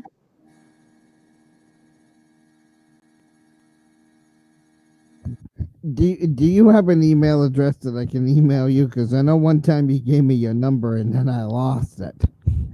Oh, yeah, sure. I will. I'll put it in private chat. Yes, that's what I'm wanting to do. Is we got so much we're worried about. We're all talking about this coronavirus all fucking day long and shit. Let's have some fun. Let's enjoy ourselves and just laugh a little bit, because if we ain't go, I tell you what, if we don't start laughing, we're going to start crying before long. And I don't want to cry. I want to be happy. Hey, Tammy. Yeah. Why don't we make a choir? Why don't you start crying first, and I'll follow. Sorry. Gary, what's up, man? How you doing? Is Zeus going to play the drums for us tonight? I wish he could. No, I can't play him this late, man. I freaking wake up my damn neighbors. I was going to say he's very close to his neighbors, and he will wake up his neighbors, and he'd probably have the cops called on him and everything else, which would suck. I'm only about 20 feet away, wall to wall. Yeah, because The last time I had Preachy's number, I put it in a notepad, and then I got off a chat that night, and I booted turned the computer off without saving the damn notepad. And when I woke up the next morning, it was gone. For the people that are in the chat, Tammy, are you listening, buddy? Yeah. For the people that are in the chat, I have no problem going into my studio and playing the drums, but we need to organize this like 6 or 7 p.m. type of thing. Okay. I mean, if y'all can organize it, I have no problem. Well, if you want to come on my channel, I can like tomorrow or the day after, whatever. I'm up tomorrow and the day after. You know what? Anytime at 6 or 7, I can come on, and I can put you. I'll put you center screen and share you and go with it like that if you want, whatever. Yeah, I'm going to do this. All right. Look in the private chat. All right. Hey, Bandit Bro, DG, when you're ready to come back, just type it in the thing. Or did you knock yourself out, Peachy, or what? Yeah, I did. I hit something. I was typing in private chat for emo, and I hit the wrong thing. All right. Just let me get that. And just text me or call me or whatever you want to do, buddy. Just give me a heads up. All right, cool. Sounds good, man. Where the fuck is my phone? I think that'll be the easiest way. Yeah, that way we can get everything set up. Hey.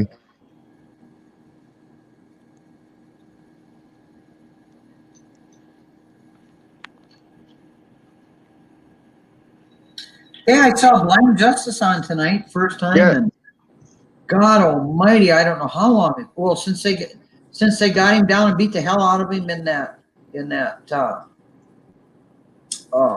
social, whatever it was, social. Yeah, so it was the Social Security or not? Yeah, Social Security disability place, I think. Yeah. Hold on, whoever's in the back. Hold on, I just seen you there. All right, Oh, it's Joni. email. I just got your email, and I also put something else in the private chat for you. That's Good night, Blue Eyes. Anyway. Hi, I just saying Joni. good night, Joni. Blue Eyes. Sorry. Yeah, I see it. I see it. Peachy. Hey, everybody. How are you doing? I'm doing great. Hello. How's everybody? I've been on like this computer like all day. I think I'm going for a record. I'm just enjoying you ain't gone for the record yet. There was one guy that did a 39-hour live stream nonstop. Oh my God. Is that like a Guinness record? We should all try like a Guinness record, see which one of us could do it the longest. I've actually done a longer stream than that. Well, how long was it, Ema? It was 73 hours. Oh my God. Wow. 3 days or something. Jesus Christ, Emo. Well, you know how some of the guys on here, they have the D Live, right? You know, they do the D Live shows and stuff. Right. It's another website to live stream on. Well, back in the day, we had this site called Blog TV. And then once a year, they had this charity thing where the owners of Blog TV would set up like a PayPal or a chip in or whatever, and they challenged their casters who could stay on the longest. You know, who could stay on the longest for a weekend. And whichever person stayed on the longest for the weekend, whoever won the contest at the end, they got to pick which charity the money went to. And I came in second place one year at 72 hours. I was streaming live on Blog TV straight for 72 hours. That's insane. Wow. So how long did the longest stream go if you were second? Well, and like I said, they had people watching every stream. They had people monitoring, and if you fell asleep, they automatically disqualified you. If you left the camera more than 10 minutes, they would disqualify. So, like, you could go to the bathroom and come back, but there was like a time limit. Yeah, to come back in a certain amount of time. But, like, once you fell asleep or once you were gone for a long period of time, whoever was still alive, the next person went to, like, they stayed to 73 hours. They finished the hour out. But I fell asleep somewhere between 72 and 73 hours. I fell asleep and lost. Oh wow. But the person I knew was a friend of mine, and they knew I wanted it to go to the Cancer Society. So half the pot, the person said, I want half the pot to go to the Cancer Society, and I want half the pot go to the March of Chimes. So we actually split it that year.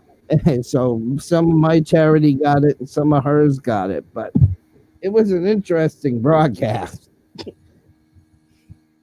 Yeah, that sounds interesting. And it was live panels like this with co-hosts. I mean, it was a great site. And I like fun, actually. I would do something like that for the right reason, like that. Hi, KW. Woohoo! I love me some KW from Texas. Yep. So what you been up to besides running your computer all day, Joni? I dug up some old pictures, and I was sharing some of my pictures from high school, some of my early 20s. This is one of them when I did stand up. That's me at the Catch in Chattanooga. I only have 2, maybe 3 pictures of when I did stand up. It was before video and stuff. We just one of my friends came to a show and took a picture, so that's about all I've got. There you go. That's neat. To prove I did it.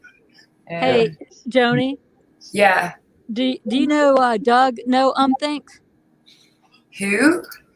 His name is Doug No Thanks. He's a cop watcher and auditor from California.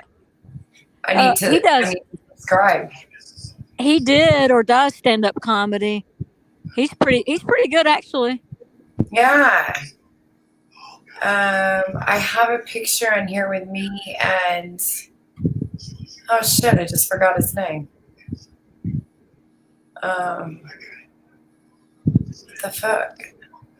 Well, there's no point in putting it up till I remember his name. Where were you? You can put it up. We might know him. He was on one of those. Remember they used to have those comedy challenge shows. Yes. I don't know what Doug's stage name was. Here's me and my hubby though. This is from a couple of years ago. What state did you do stand-up comedy, Joan? Tennessee. Okay.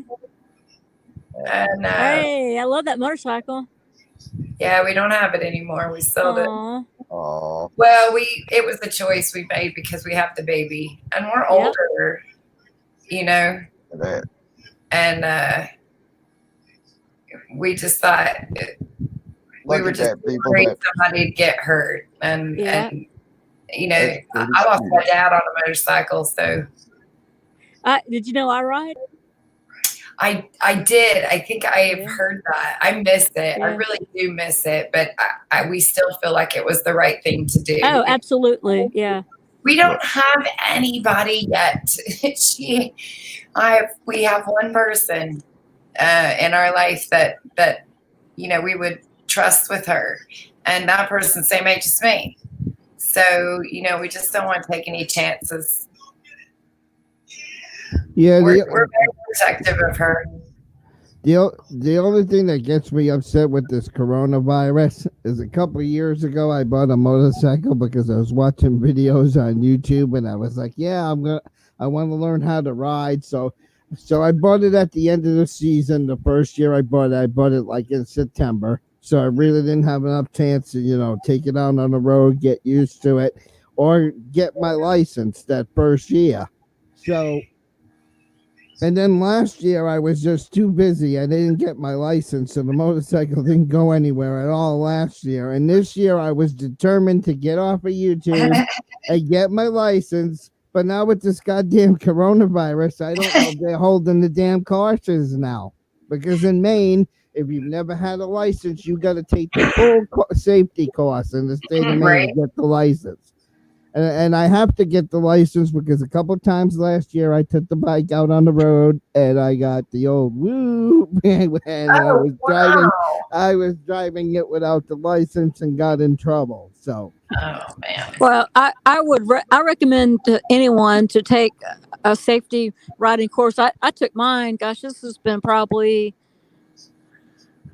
25 years ago that I've taken mine.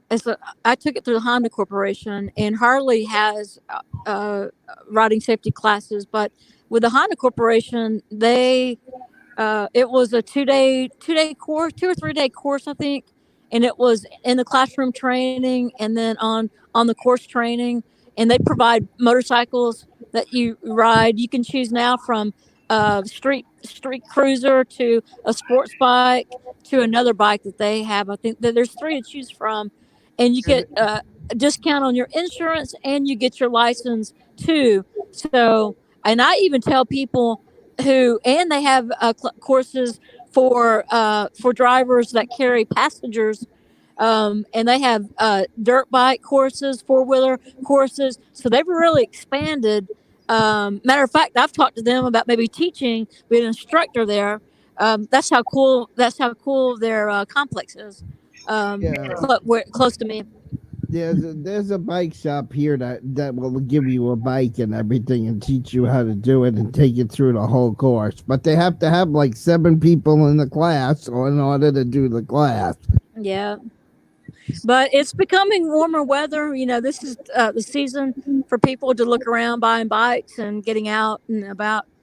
And I may actually get out and about on mine tomorrow. Hopefully, we'll see. It's supposed to be like 80. Joni, I guess I know you're here in Georgia. It's supposed to be 80 degrees tomorrow. I know it's been hot as crap. We're actually gonna hit 65 tomorrow. Yeah. Yeah, that's warm for you guys, Tammy. Yep. I'm gonna try. I'm not gonna make any promises right now, but there's a huge waterfall. Have you ever heard, Joni, have you heard of Amicalola Falls? I have. I've been there. Yeah, well, it's only about 30. It's less than 30 miles from me, and the park is open. And I think that I may go there tomorrow, and I may live stream part of that, going up, maybe part of my bike and part of me going up on up the stairs, up the falls. But it's beautiful there, huh? Yeah. Rooster, I cannot say as I do remember that. And Zeus had sent. Oh, yeah. Is that your actual email address or is it bullshit? He said, don't use that email above. That's what I thought.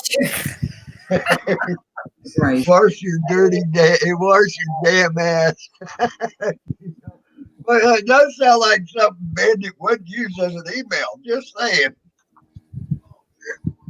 What is Nuckin Fut's Paranormal Investigations? That's Nuckin Butt. She does.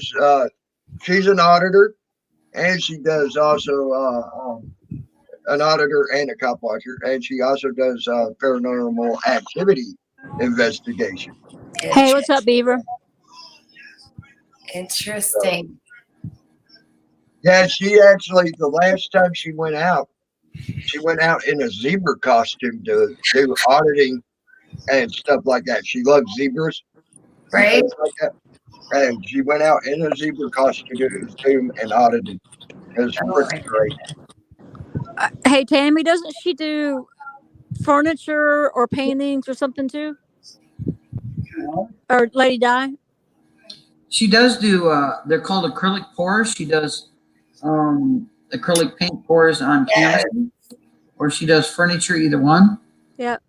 Those are pretty. I've seen them. They're beautiful.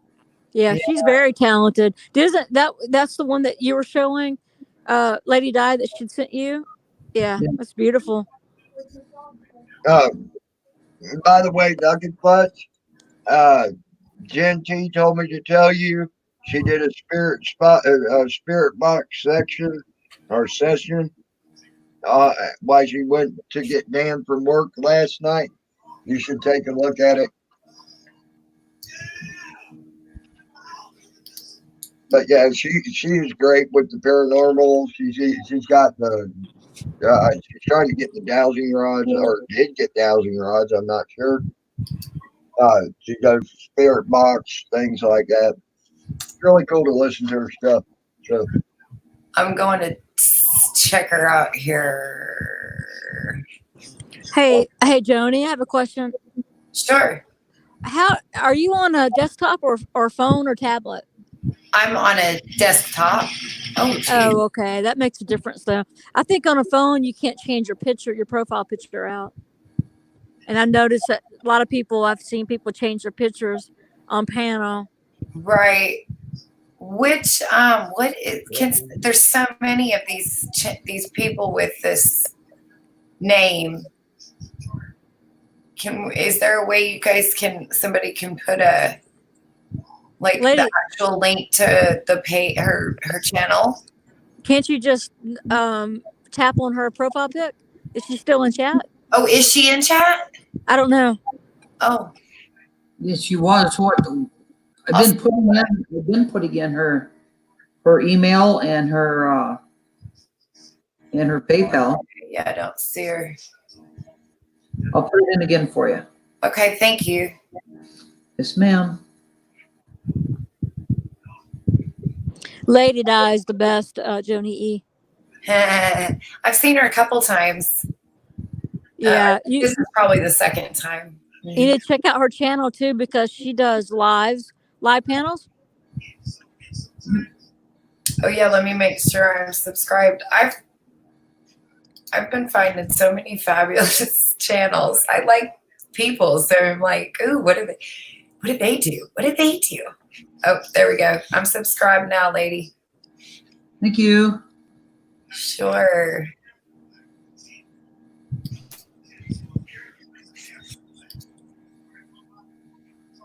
Oh. There's yes, an thank you. Oh, that looks like an awesome. Oh, look at that. Oh my. Okay. Awesome. Thank you. Mm-hmm. And Beaver, you lost your channel, I saw. That sucks. He has a backup channel. Okay, good. Yeah, he just actually did a really very cool video Beaver did. So everybody show love to everyone in the chat. But Beaver did a reconstruction video, home remodeling. Right. That's cool. Yeah. I think I want to do, okay, I know this sounds really stupid, but I love to crochet. And I actually like to take it apart. Like I'll make something and then I'll just sit and pull it all apart. It just is fun. And so I was thinking, all those videos that they have these people that are like just doing weird things, and they call them like soothing videos or something. I thought, what if I just recorded me unzipping crochet? Like, I wonder if anybody would want to watch that. People watch paint dry and grass grow. You could do a time lapse on it. Yeah, I mean, I could do it. Yeah, I mean, I wouldn't make it too big and undo it, because that would be, I would do an easy stitch. I mean, I'm not gonna do like. But this is what I've been working on. I'll put my camera on so y'all can see what. All right. What I've been working on. Let me get over here. So this is what I've been working on. Oh yeah. Love that. And then it's going into blue. Yeah. Oh my gosh, it's so beautiful. And so I've got several. I'm not sure what I'm making yet, but I love the colors of it. Yeah. I did too. It looked like a fall rainbow. Yeah, that looks cool. It does. Oh, that looks so pretty. I said really that relaxing this morning. for me to just sit here and just. Yeah. Who got you into that, Joni? Me. I crochet. I love to sew, and crochet has always been like my nemesis. Every time I tried to do it, I couldn't do it. And my grandmother died before I could learn. You know, she wasn't around enough for me to actually learn from her. So I've tried to, like, I've bought books and I've tried to do it, and I just could never manage. And then once I got on YouTube last fall, so I've actually only been crocheting since November. And I watched a video and I was like, okay, I think if I can watch somebody do it, it's different than the book, you know? So I went and bought some yarn. Well, actually, I had some because I've tried so many times to do it. And I was like, I'm going to master this. It's pissing me off, right? And so I just learned on YouTube, and I've been making all kinds of junk. I've covered cans. So I have cans that are covered for somewhere. Well, just wait till you have grandkids. I do have grandkids, but they're not into this kind of stuff. They're what's the word I want to use? They're consumers. You look too young to have grandkids. I'm 46, I think. They're my husband's. They're not mine. They're my step grandchildren. They're my husband's. They're still yours though too, huh? Yeah, they're mine. I happened to be there. You know, we've been married now. The other two of them she had before, but she's had her third. He just turned a year in December, and I got to be there at the hospital and see him born. Oh my gosh, it was so fabulous. It was beautiful. And a little booger, little stinker. They're not really the crafty kind of kids. They're more like. Well, I could just see you. I could see you crocheting like little socks and little hats and toboggans and things. Yeah, I do. Now, my granddaughter, Cameron, she likes this kind of stuff. So I can make her some things. I have lots of ideas. Just not enough time. But now the weird thing is that now I haven't sewn anything. So when I go to the craft store, I can't look at. I literally have to put my hand over like a horse, so I won't look at the fabric because I'm obsessed with fabric. Do you know what I mean? So it's like, because sewing is so fabulous. I just love fabric so much that I'm just don't look at the fabric. Go to the yarn. Go to the yarn. But then the yarn is beautiful. So. When you talking about when you go shop? Huh? When you talking about when you go shopping? Yeah, when I go to like the craft store. Yeah. You know what's funny? I have to tell you this. I just caught myself doing this. Sure. You two are talking back and forth to each other, right? And when Peachy would talk, I'd look over at Peachy, at her icon. When you talk, Jody, I'd look over at you and your icon. I do the same thing. Back and forth. I'm looking at Peachy right now. I mean, I'm doing the same. I'm talking to her and I'm looking at her face and talking to her. I'm talking to you right now. I'm looking at you. Yeah, it was hilarious. I just caught myself doing that. I'm watching Jody talk, and then I'm watching Peachy talk. Look, Pennsylvania says she's crocheted a snuggie for a baby squirrel. Oh my god! The squirrels in my property are as big as a cat right now. They're huge. They've been digging up all their. You know, it's the end of winter. It's supposed to be cold right now. So they're out in my yard digging up the nuts and the seeds and crap that I've been watching them. It's been funny. I love watching them bury them, and I love watching them dig them up. They sit there. Honestly, Beaver, I can honestly say Rooster Cogburn's been always polite in my stream. I ain't really seen him go after anybody in my stream. Just saying. Mm. Yeah, He's not too bad. He says some funny stuff sometimes. He cracks me up. Who's that? Beaver? No, I could be. I could be. He's all right. I don't have too much problem with I could be. I think you warmed up to I could be some, haven't you, Tammy? It could be a little bit off the wall and trollish, at times, but Yeah, he can be an asshole sometimes, no, but he's not. he knows it. I've Right. had him on my panel before. I don't have too much of a problem with him. The same as Beaver. Beaver right now, I don't have too much of a problem with him either. I guess technically, that's gotta hurt. I guess technically you are a troller if you're just hanging out. Well, hell, actually, by me saying he was trollish and an asshole, that could be considered me trolling him. But I wasn't trying to be a troll.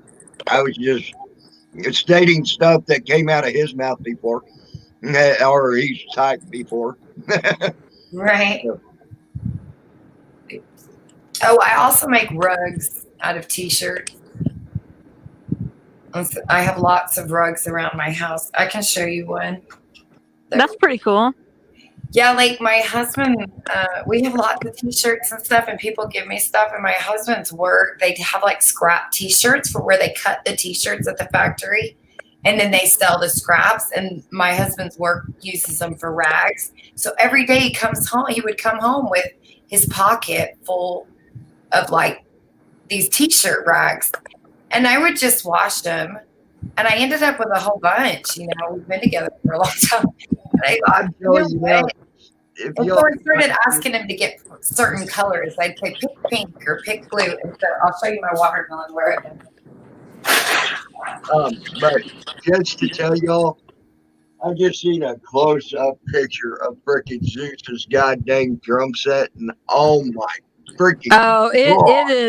it is out of this world, isn't it, Tammy? That's cool. Oh my God, Joni. that is a You beautiful. just texted it to me, and oh my God. Yeah. I ain't gonna say that I could be, because I honestly, you're better looking than me, but you're uglier than a lot. This Just is my first one, but it's too loose. So you can see it comes open. So after that, I started making and I have a really big one that's in my kitchen. Like it's huge. It looks that's from t-shirts. These are t-shirts. That's cool. And they're braided, like a braided rug. My mom used to make braided rugs. Yeah.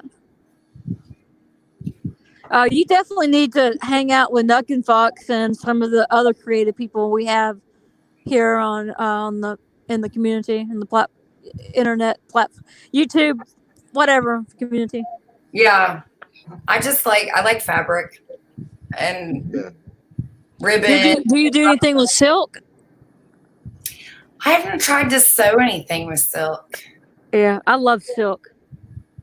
It's a difficult. Now I have like a primo. My husband is so amazing to me. I have like a primo Husqvarna sewing machine. I mean, it's like shit. It's a ship. I mean, it's not the best, but it's not something you buy at Walmart. Yeah. It was over $2,000, but we got it on sale. So it was end of season. So the new ones would come out. So it would have originally, I don't know, that makes me sound like the absolute thing that I hate as a consumer, but this was years ago. And but he wanted me to he knew I liked to sew, and he wanted me to have, my other one broke, and he said, I want to get you, and I use it. So I make clothes, and it to me it's kind of it's like buying a crock pot. It's something that gets used. Yeah, absolutely. Yeah. So unlike exercise equipment and treadmills. do you do that? Do you actually do on your exercise equipment? I don't have any exercise equipment right now. I pay premium membership at a club fairly close by. Yeah, which is closed. Yours closed down though right now, isn't it? It is. It's Lifetime Fitness, and I love to swim. So they have 2 indoor pools and a huge outdoor pool with a cabana and food and big water slides outside and an indoor water slide. But it's a 50,000 square foot athletic club with a salon in it and a healthy restaurant and indoor gym, rock climbing wall, I mean, it's nice. Are you reading, Tammy? Dang. What? My husband's Yeah. at the pool right now. Or In the chat. Being something to be done about it. It's all good. Mhm. Wow, really? Okay.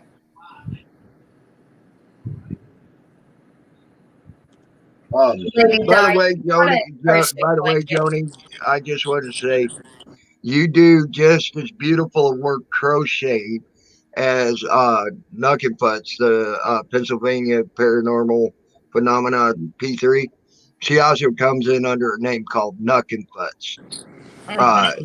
Uh, she does artwork on tables and paints on Yes. tables and things. She does.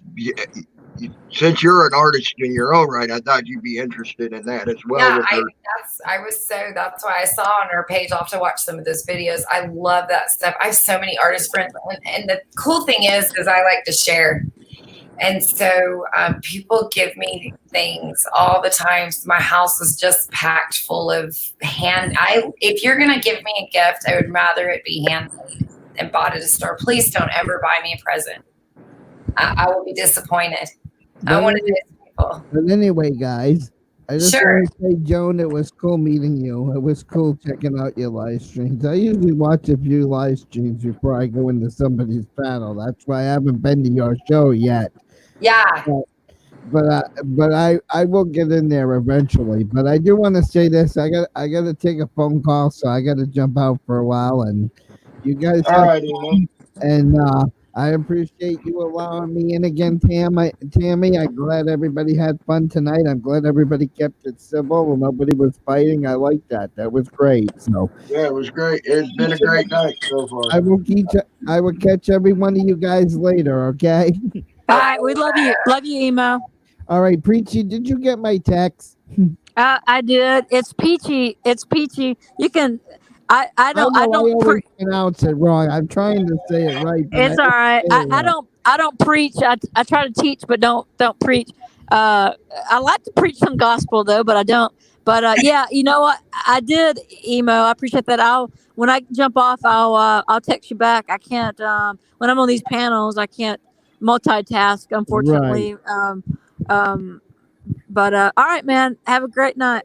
Yeah, I was being funny when I sent you that text, of course. I was joking. Okay. Now I haven't read it. It came in so fast and went away with a notification. You laugh your ass off when you see all right. it. You'll have to tell me how much you liked it when I see you next time. Right. Okay, I will. Bye. All right, bye. Bye. Later, Emo. Take it easy, buddy. Yeah, we love you, Emo.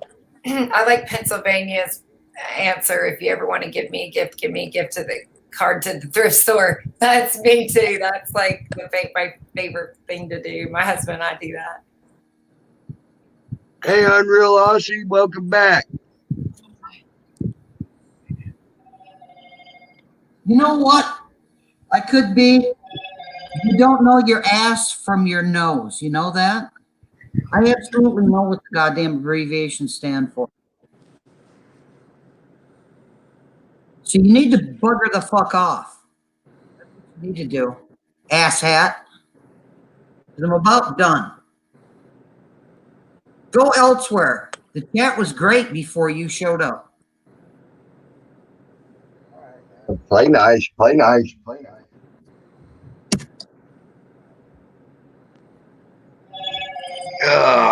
Here. I'm about done with him. I'm telling you. I got creds that say I know what I'm doing. Just look at them frog legs. Hey, Salty, put them frog legs back up. Put them frog legs back up, Salty. All right. Hang on. You don't know his ass. Look at them frog legs. Look at them sexy ass frog legs and smile, Lady Di.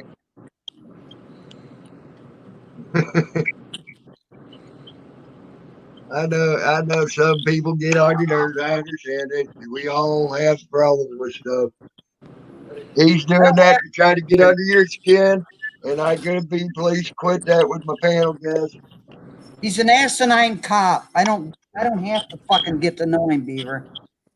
He's a typical know-it-all asshole, asinine cop. I'll second that opinion. Hey, Tammy. Trying to get people to stop. We're here. We're here to fucking fight. I don't want this fucking fighting on the channel. Really, I Hey, don't. For the Hey, simple Tammy. fact, I want everybody to get along. We got a hell of a lot worse things to worry about than this fucking I'll tell bickering you what, amongst each other. tell you what, Tammy, that's the second goddamn nasty comment that you made about somebody. I know. And you didn't obviously see it or care. Because you said, I didn't see him say anything except for he said someone didn't know what the abbreviations stood for. no, you need to back it up a little farther. He was talking about knucking. That ain't right. That's what I said, and you said everything's fine. He don't know what the abbreviations stand for because all he's got is awareness level. He's a stupid ass pig. Period. Well, while you guys sort this out, I'm going to go down and get some more steak. I can tell you now, you talk crap about Nugget Fudge, you're done in this Well, he chat. already did. He already did. Hey, Salty, before you leave, I was going to share part of just a section of a video that I was thinking about you when I was watching it. And I didn't know if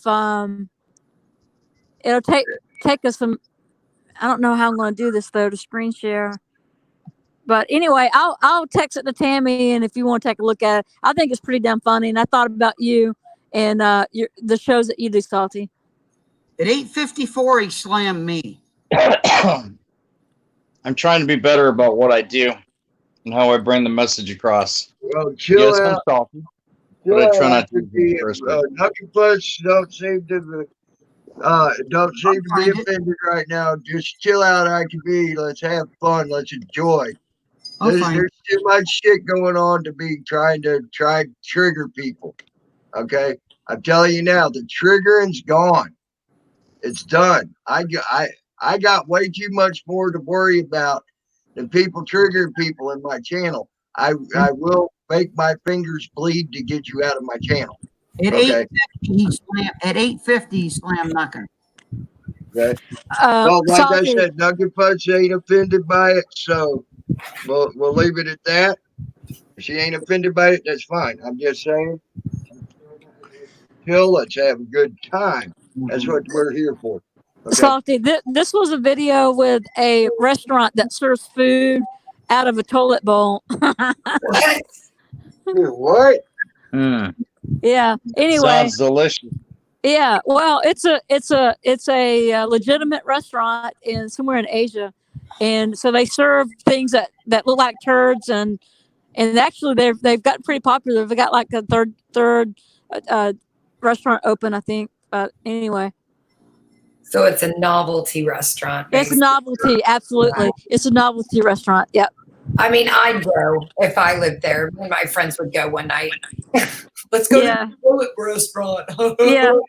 Yeah. Probably the drunker you are, the better it is. The experience.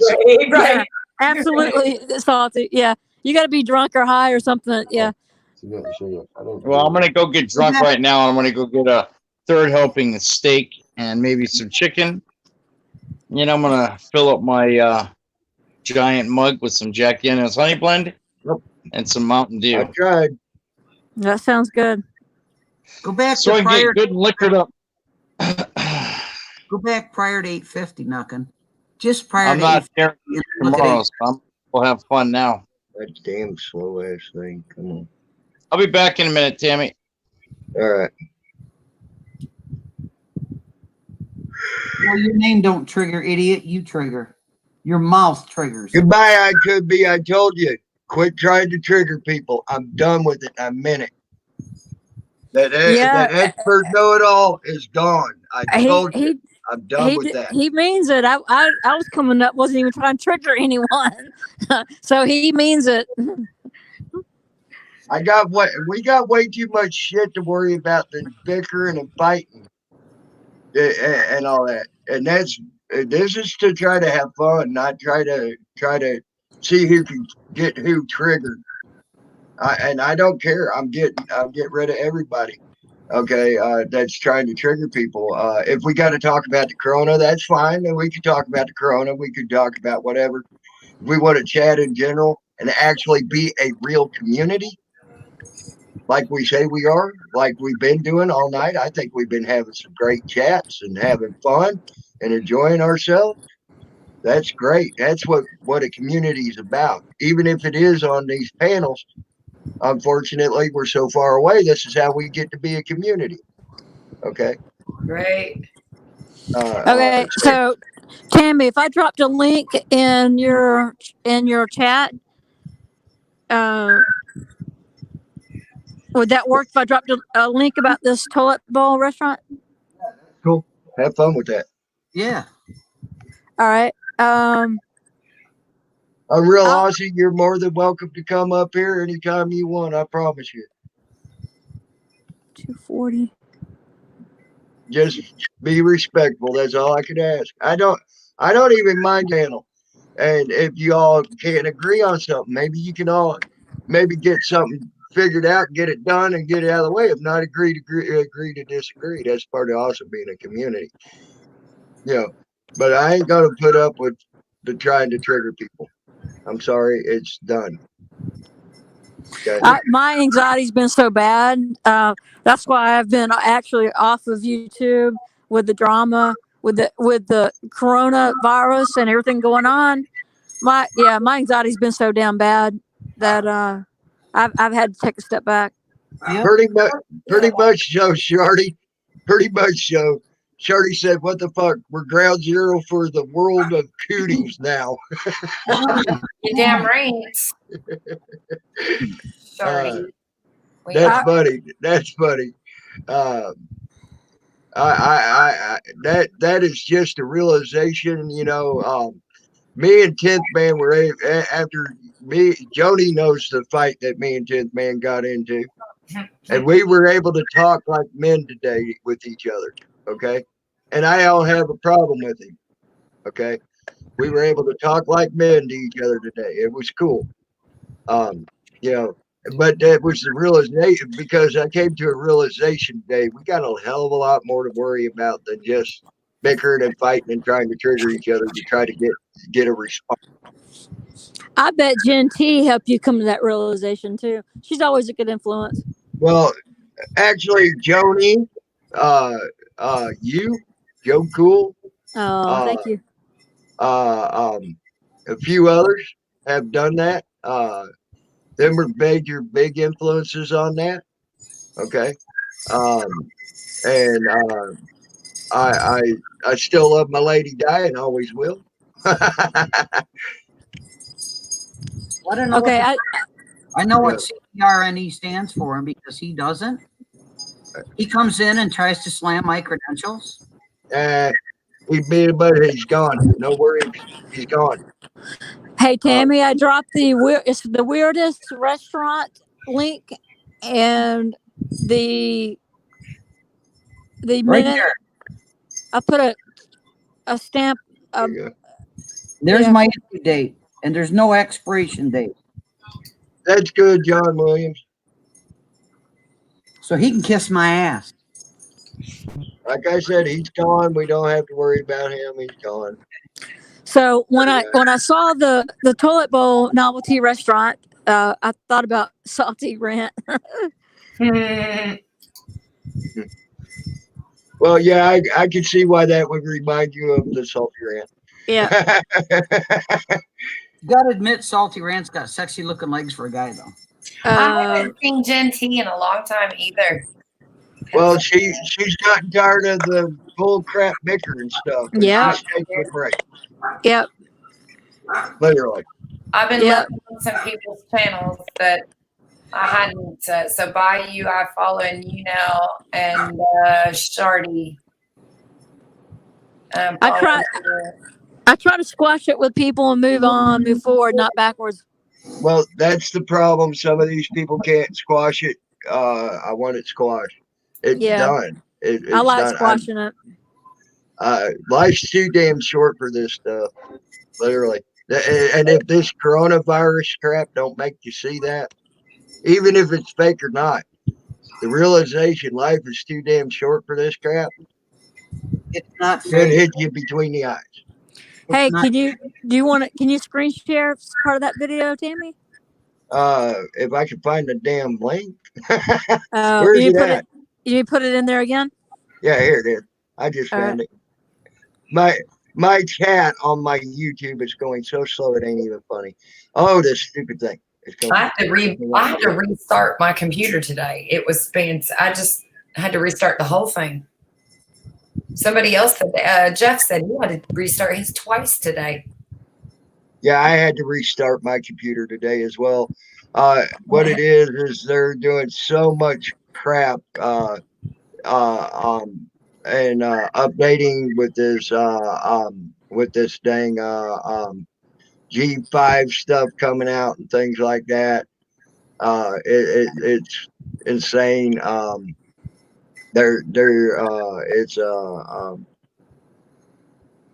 It's jumping around on everybody's computers. They got to do update after update, little updates here, little updates there. It's stupid. I have a premonition. Now, it may not come true, but I think that 10th Man might be right. They might shut off the internet for a week. Oh, no. I ain't even going to listen to that. Nope.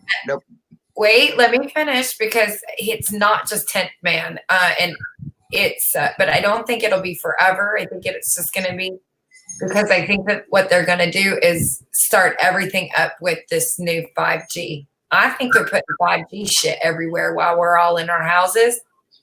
I might be wrong. I mean, I don't really know. I'm just saying this is what is going through my mind. I had this vision of like Jurassic Park, where they shut down the park and then they had to reboot the whole system.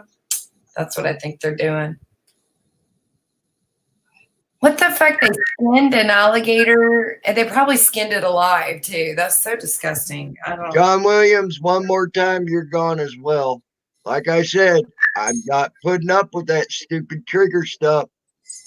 All right, let's watch them eat from toilets. What is this? The fuck? All right. Weirdest restaurants. I'm going to play this thing for y'all. This is some of the weirdest restaurants. Well, you get Do you have such an immense love for wine that you'd actually bathe in it? Or do you prefer to eat your meals locked in a jail cell, or out of a toilet, or with a fish biting your toes off? Might sound like I've gone crazy, but these restaurants actually do exist, and they've been welcoming intrigued guests for years. It seems like some restaurateurs are determined to get their customers the most creative and out there dining experiences. So here's a little taste of some of the oddest restaurants in the world. Who doesn't love the feeling of warm water caressing your feet at the beach? How about the tickling sensation of fish nibbling on your toes? Okay, maybe that second one isn't something that everyone loves, but Cafe Econ in Ho Chi Minh City offers its customers both, with a side of coffee. This unique cafe has 3 floors, the first of which is pretty standard, but the top 2 are flooded with ankle-deep water and filled to the brim with fish. One floor is for smaller species of decorative fish, and the top floor is for Japanese carp. Like the famous fish spas of Asia, these fish will feast on the bacteria on your feet, supposedly allowing you to relax even more as you sip your coffee or smoothie. There are some obvious concerns when it comes to Cafe Econ, namely, is it safe? Apparently, the fish are not at risk of being stepped on by coffee lovers, as they have lightning-fast reflexes. As for the hygiene of walking around in a cesspool of sea creatures and human feet, the cafe claims to use a 24-hour water filtration system that keeps a clean flow going at all times. Speaking of submerging, how about a nice bath in red wine? A pool of sake? Okay, if that's not to your liking, what about taking a dip in a bowl of ramen noodles or green tea? All of these are offered at the Yenison Spa Resort in Japan. Although you can't consume whatever you're bathing in for the obvious reasons of hygiene and alcoholic baths don't get that actually exist. Gross. It is by the richest. I will also. You seen the link If in you the shop on thing? Amazon, you should use Wikibuy. It's a browser extension that automatically. You drunk. There are They some are- odd health I benefits hope they of will these not, strange baths, they will particularly not, with red wine. Apparently, red wine is put a excellent for your copyright on skin me as it because dries it out and reduces the I'm effects of trying to help aging. promote The red them, wine bath and also they, has a 12-foot decorative bottle they, above it. To put this into perspective, the the bottle could promotion. contain roughly 200 magnums of wine, which would cost approximately $3,000. This incredible spa is just 50 kilometers from Tokyo and costs about $25 US to enter. Sound worth it? Tell us in the comments below. Normal.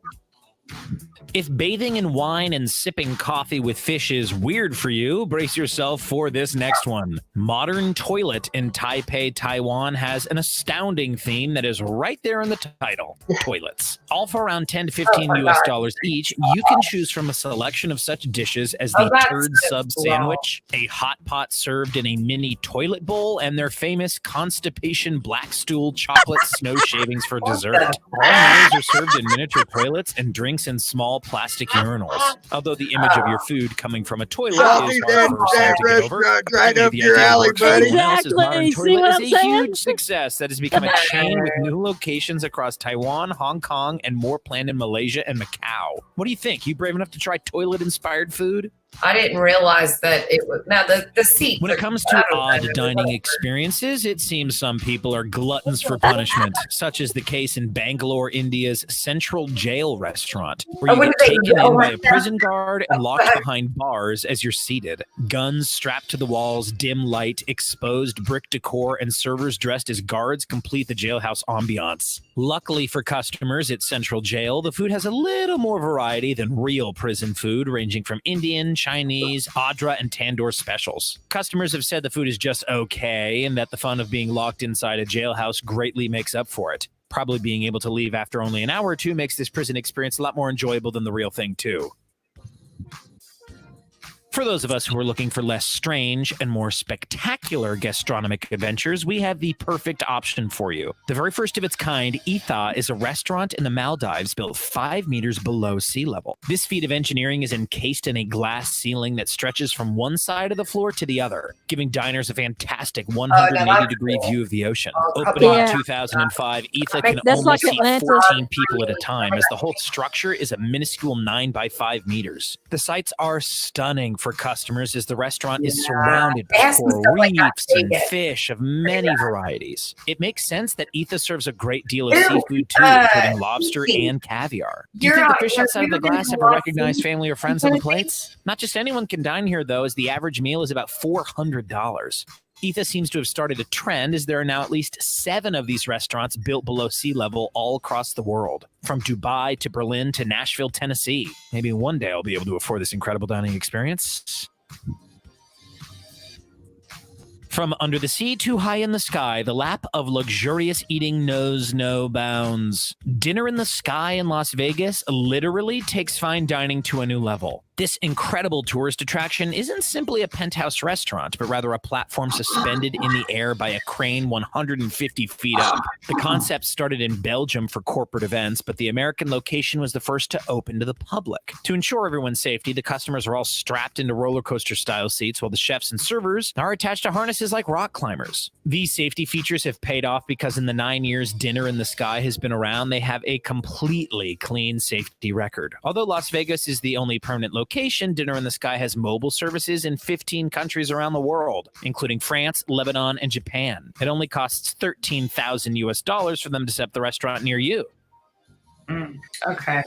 We've all heard of cat cafes and dog cafes where you can cuddle with your favorite furry friend while you sip a coffee and munch on a croissant. But what if your favorite furry friend is a sheep? I guess that'd be your favorite woolly friend. Anyways, Korea has the solution for you. Thanks Nature Cafe in Hongdae, Seoul is the world's only sheep cafe. Home to 2 sheep named Honey and Sugar, the cafe lets you pet and play with them while you enjoy your food and drink. Their menu includes the basic coffees and teas you'd expect in a cafe, as well as a lot of fruit-based beverages and milkshakes. The sheep are kept downstairs in a pen, so if you're worried they might steal a bite from your plate, you can always escape to the upstairs seating area. It's certainly a wacky idea and the next evolution to animal cafes. What animal do you think is next to be incorporated into the cafe I'm sure culture? ISIS will have a great deal with that. Many American take their restaurants soup everywhere, offer food including the that bed. isn't good for you, but it's rare to find one that openly flaunts the health risks that come from eating their cuisine, if you can call it cuisine. At the Heart Attack Grill, however, from the moment you walk in, the staff are preparing for your death. The whole restaurant is hospital themed. The waitresses are dressed in scantily clad nurse outfits, and customers are put into hospital gowns. They even go as far as to serve you wine in an IV. Instead of delineating their burger size by pounds like McDonald's, here they're ranked by how damaging they are to your heart. From double to quadruple bypass, the latter of which has 4 pounds of beef, 20 strips of bacon, an entire tomato, and a bun soaked in lard. So just how heavy is the quadruple bypass burger? Well, it costs the eater just under 20,000 calories, which is about 10 days worth of food. The Heart Good Attack Grill God. is shameless in its promotion of overeating. Customers who weigh in at over 350 pounds eat free. And if you don't finish your massive meal, then you're spanked with a paddle by your server. Oh. There's Like no doubt that. from all the restaurants we've seen so far that eating is just not about taste, but all So it's the a restaurant senses. for So what everyone. happens if you take Well, one that's away? good. Well, Anwar in Canada gives you that opportunity. They've created a completely pitch black dining experience. I've seen Why do this this, you thing. ask? Apparently, many of their customers have discovered they loved food they previously hated when they couldn't see it. Being blind while eating allows you to focus on the flavor and the textures, creating a totally unique sensation.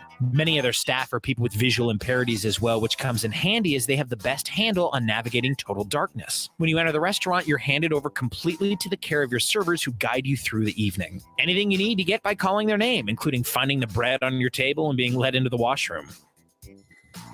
Our final selection offers a new definition to dinner and a show. Lasers, cabaret numbers, ferocious animals of many shapes and sizes, and of course, robots. All of this jam-packed into a 90-minute show while you eat a traditional Japanese meal in Tokyo's robot restaurant. The food isn't really the point of the evening, especially when you have bikini-clad princesses doing battle with huge electronic beings from space. The robot restaurant entertains its guests with a wide variety of dazzling entertainment, all choreographed and rehearsed by a highly trained dance troupe. The troupe rehearses day and night in order to bring customers of the robot restaurant the most out-there performances ever, that often end in a climactic battle between giant robots. This restaurant is 100% on brand for Japan and is one of Tokyo's top tourist attractions. Yes.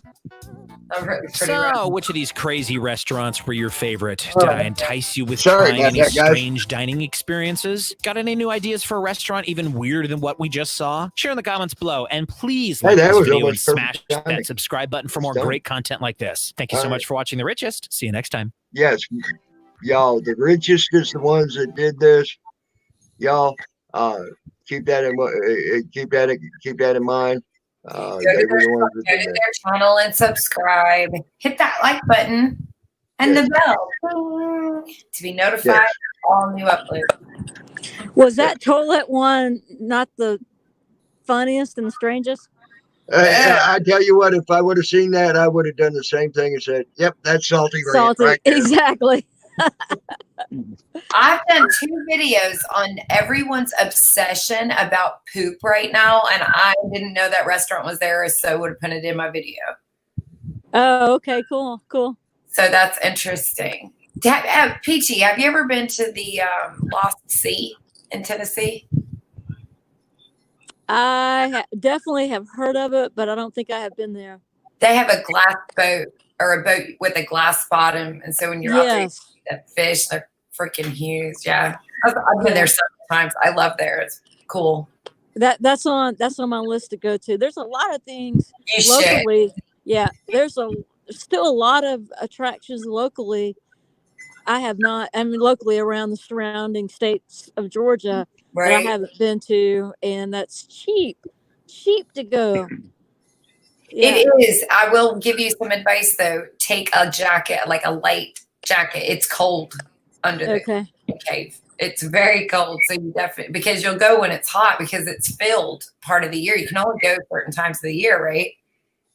And so it's warm and you get down there in a t-shirt or a tank top, you're going to be cold. If you're a cold person, I mean, you might not be, but I was. I had to take a jacket. And to be honest with you, I didn't know they had a restaurant surrounding with water and wildlife. Yeah, that was. in Nashville, Tennessee. Yeah, that made me think of like the Jaws 3D movie. Remember? And they had like the tunnel at the aquarium, and that's where the Jaws busted in and everybody drowned in there. That's what it looked like to me. Yeah. That would be rad. I would like. It reminds me of the Atlantis too in Bahamas. They've got a lot of that. Oh, can I give you all a suggestion? Of course. I want to give you all a suggestion. This is something my grandma used to do when we get sick and all. She would, like, when we get a bad sore throat and a cough, things like that. I told Salty Rant about this. There's a thing that you can get in the spice area of your store called alum. Okay, I've heard of this alum. ALUM. Yeah, you sit there and take just a small little dip off your spoon and put it in some hot tea, and you gargle with it. Don't swallow it, because that stuff's actually meant to be in food, and it helps the food taste better. But in a large dose, it can actually make you sick to your stomach if you swallow it. So don't swallow it when you do it in the tea. But gargle it and spit it out. It will help get rid of all the soreness in your throat what Tammy's saying, and dry you up. Go ahead. Basically, what Tammy's saying is spit, don't swallow. Right. Yes, very much so. Sorry. Just remember that it's good. It's good for that. Well, Page B, I was just about to put you on. I just noticed you there. If you want to try to come back, I'll let you back on. Sorry about that. I just noticed you there. I was trying to get you on. Yeah, we got space for one more. Let's get somebody else up here. So come on back, Page B. I would let you on in a heartbeat, hon. I mean, shit, 4 women and me and Tammy. This is a sexy bitch panel. God damn. Well, I totally destroy it because of me. No. Oh, I had all the guys over, and Jeff's excited because I found one of my cheerleading pictures from high school, and I put it up there though. Hey, Paige, hey, girl. Hey. How's it going? How are you doing tonight? I'm good. Just hanging out. Just made a steak. Yeah. I apologize. I just jumped in here and I wasn't privy to what's been going on, so I'm not gonna comment. I'm just gonna sit here and listen and then comment as I hear. We're pretty much trying to have a community panel and be a community. And we've been pretty much talking about a little bit of everything. We aren't triggering nobody. We ain't fighting nobody. It's done. We got too little time. Even if this coronavirus is fake, it should open up your mind to let you know that life is too short to worry about little shit. So I kicked out a lot of people out of my channel that I thought I would never kick out of my channel. Oh, Tammy, you shouldn't do that. Nope, I ain't. If they cannot listen to my rules, what are your rules?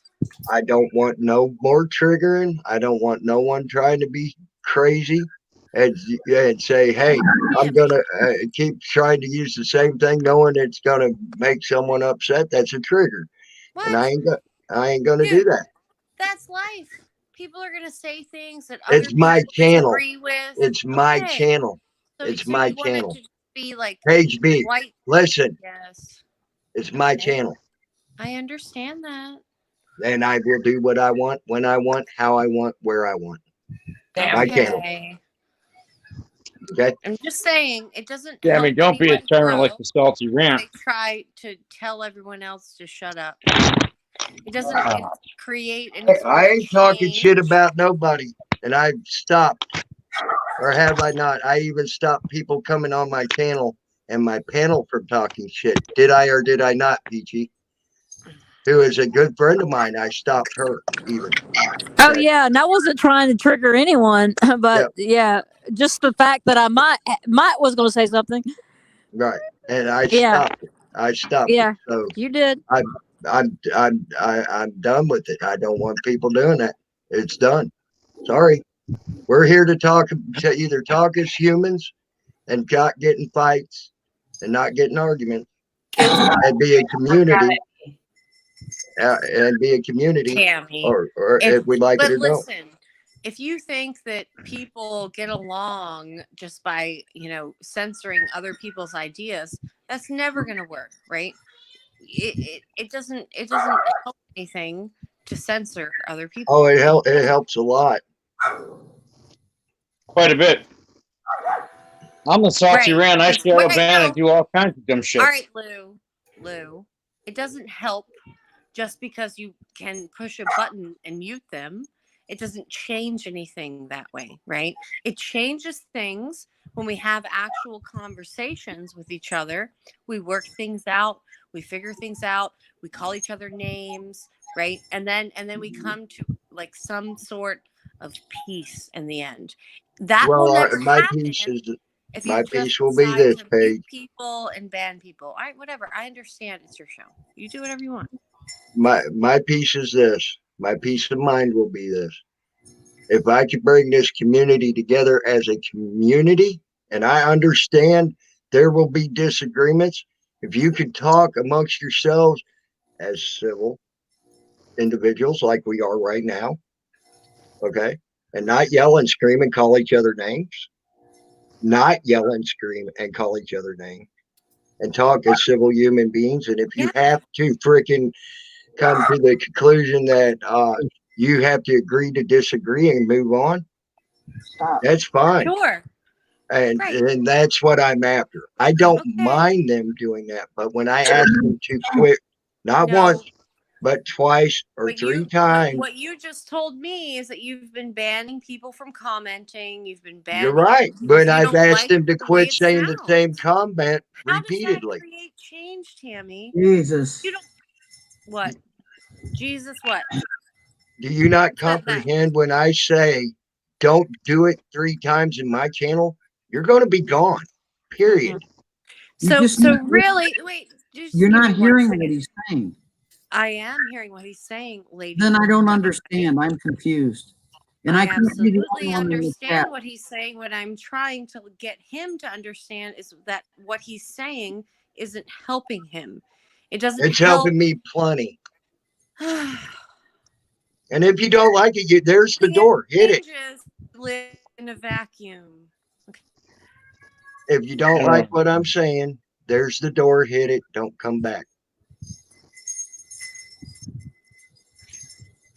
That's what I'm saying. Oh my God. I have an agenda. I'm not here to tell you to think one way or another. My agenda is to stop this bickering and fighting in my channel. The agenda is to stop the conversation between two people who differ with ideas. And that's for being stupid. Goodbye.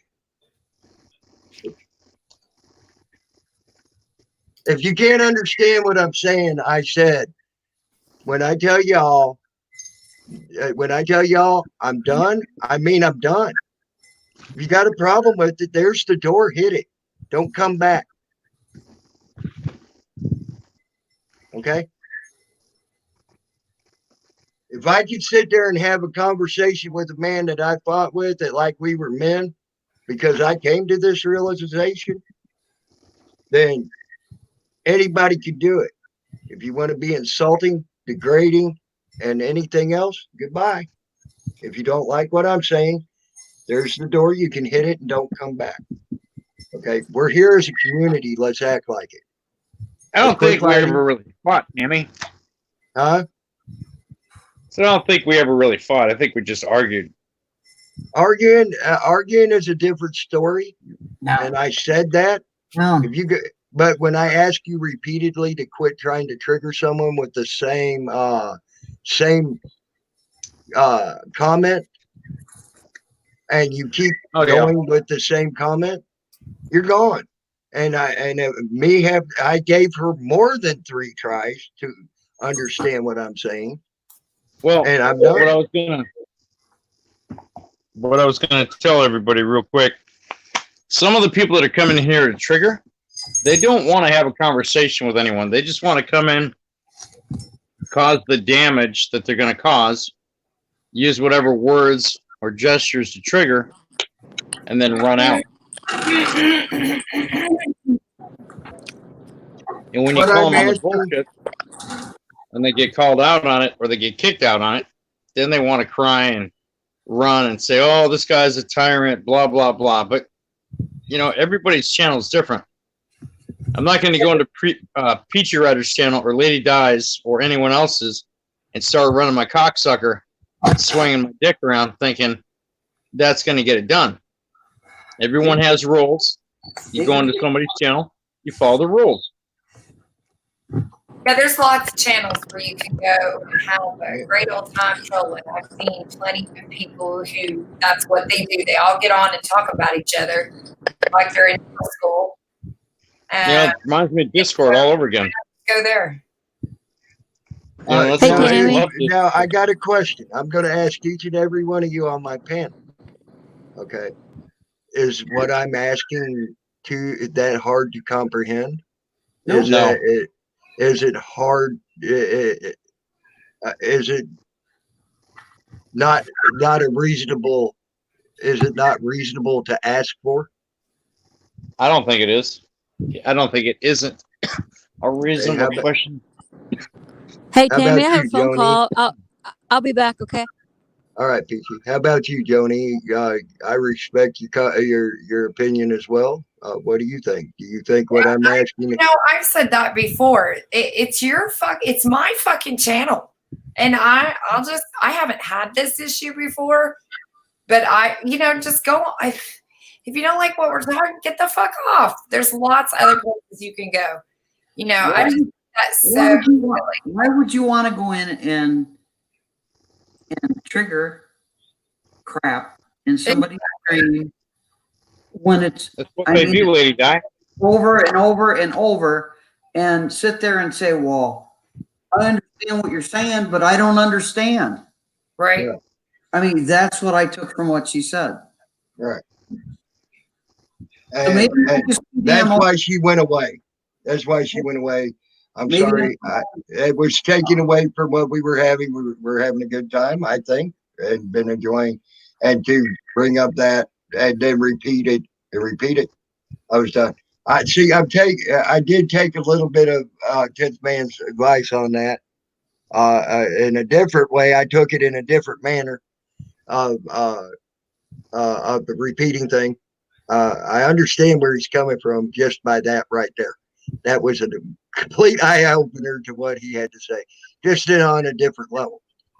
Some people you just 10th man is one of those people that you just kind of have to ignore 90% of the crap that comes out of his mouth.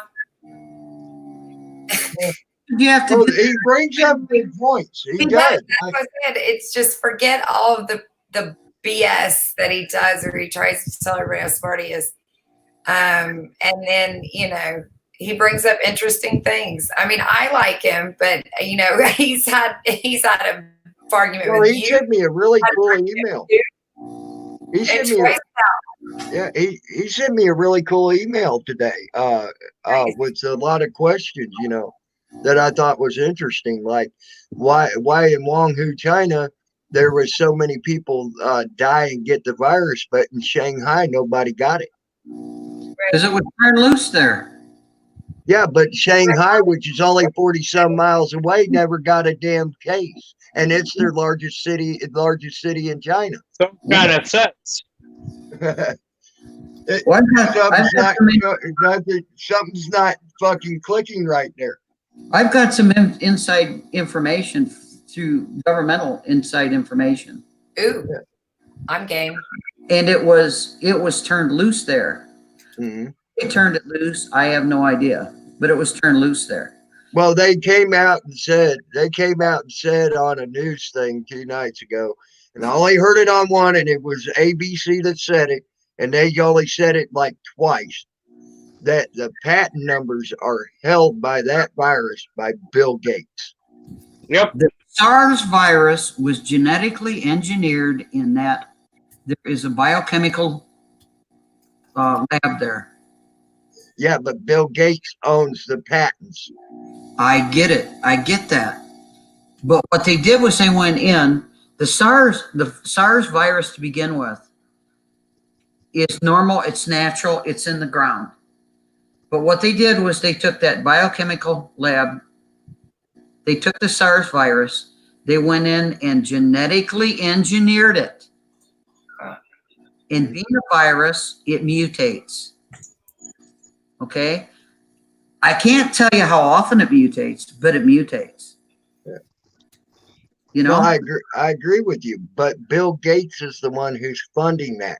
Why is he not under arrest right now for global war crimes? Yeah, good question. Really good question. The scientists that were in there working on this, doing the genetic mutation on this, or the genetic engineering on the mutation on that SARS virus, which originally only affected dogs. Okay? Really? You go in and you get your dog's puppy shots when they're puppies. Right. There's protection for that puppy for SARS. Okay? Really? The thing was, yes. Talk to your vet. Talk to a vet. Talk to a vet tech. They will tell you that. Okay, what they did was they went in and genetically engineered this to human beings. The 3 scientists that were working on this are all 3 dead. All 3 of them are dead. Murder dead or it got to them and it killed them. Okay. Loose, who knows? That's conjecture. If it was set loose on the people in China to see what the reaction was, I don't know. It's conjecture. Look, when they went Joni, in, hold on. I want to say something, Joni, real quick, and you go back right to what you're talking about.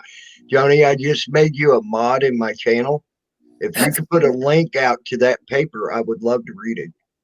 Oh, my scientific papers. Oh my! You know what? I'll do that privately. Anyone, because there's only certain people. It does have my real name on it. Oh, okay. I understand. There's only certain people that I would want to actually give the link to so they can look at it. Because I don't want these trolls. You got 30-something people watching, and I don't know who the fuck they are, and I don't need people in my business, and I certainly don't need people telling me I'm wrong. Okay. Because they don't understand, but I'll send it to you for sure. And I would. You know my email. Just send it through my email, and I'll get it. Sure. Okay, Di, what were you saying? So anyway, they went in and genetically changed this so it would attack human beings. Whether or not, when the 3 scientists that were doing this, that it killed. Whether when they went in and found their bodies, other people were then affected by it, and then they went and had contact with other people, and then you have medical people coming in and they're not to get the bodies, and then they're now affected with it. I don't have a clue. It's all conjecture. But the Chinese in Wuhan, China, are dropping like flies, and now it's here. And I have my own theories of how it got here. Ooh, share. I think it's been spread with, and I have pictures, chemtrails. Yeah. Yep. And people can sit back and tell me, you're full of shit. You're just an old bitch woman. Well, that's fine. That's okay. You have a right to an opinion, but I have a right to mine too. How else would it spread that fast? Right. Well, I think it's made to specifically target certain. What I find interesting is if I pull up cases, I think I did one in Atlanta, in Georgia, they have like 1 teacher, 1 TSA, 1 employee at Waffle House, 1 this, but very few. It doesn't spread. These are people who are in contact with multiple people a day. And you would think then there would be this cluster of people, right? But there's not. There's 1. Our whole town is locked down. My husband has a piece of paper because he works at one of the companies that's considered an infrastructure. So he's able to keep working. He is getting a bonus every week for working at whatever it's called, some kind of bullshit. But because 4 people, and then now it's like 100 and something people but nobody's died. They're just sick and they're cold. They have a cold. They're not even doing what's happening in China. Those people were acting bizarre. They were shaking. They were acting as if they were suffocating, like they were being strangled. If you've ever seen anybody suffocate, strangled, they act like that when they can't breathe. You begin to shake. I know because Tammy, I've noticed that before. I faint and I come to and I shake as if we originally thought I was having seizures. Mm-hmm. SARS virus will coat the air sacs in your lungs, and it like puts a glass coating over them. Mm-hmm. The symptoms are runny eyes, watery eyes, you can't stop, and then your nose is going to run like crazy because your eyes are running like crazy. Right. Little drains in the bottom lid of your eyelid. Your bottom eyelid has little drains that go directly into your nose. That's why when you cry or your eyes water because you're peeling an onion, your nose starts running like crazy. Right. Then you get a fever, and then it goes to 103. And at that time, you're gonna want to lay back, and that makes you feel better. And then you're gonna want to sit up, and when you sit up, then all this shit goes down. The virus keeps going down farther and farther and farther in your lungs, and it keeps coating it with this, like, for better lack of a term, glass. It's a glass lining on the air sacs. When you sit up, you're going to feel like crap, so you're going to want to lay back down. You lay back down. Oh, now you feel better. Now you want to sit back up. You feel better. Now you want to sit up. You sit back up, and it goes deeper and deeper. It's air. It's like getting oh God, what's the name of that gas? My husband he had containers of, he had big bottles in the garage. Anybody that's a welder out there knows what it is. It's heavier than air. Oh, my husband's a welder. I don't know what it's called, but we have some too. I do know what you're talking about. Mm-hmm. Well, there's only one way that you can give anybody any kind of first aid for that if they get it in their lungs, and that's turn them upside down and pump their back. Really? Because it's heavier than air.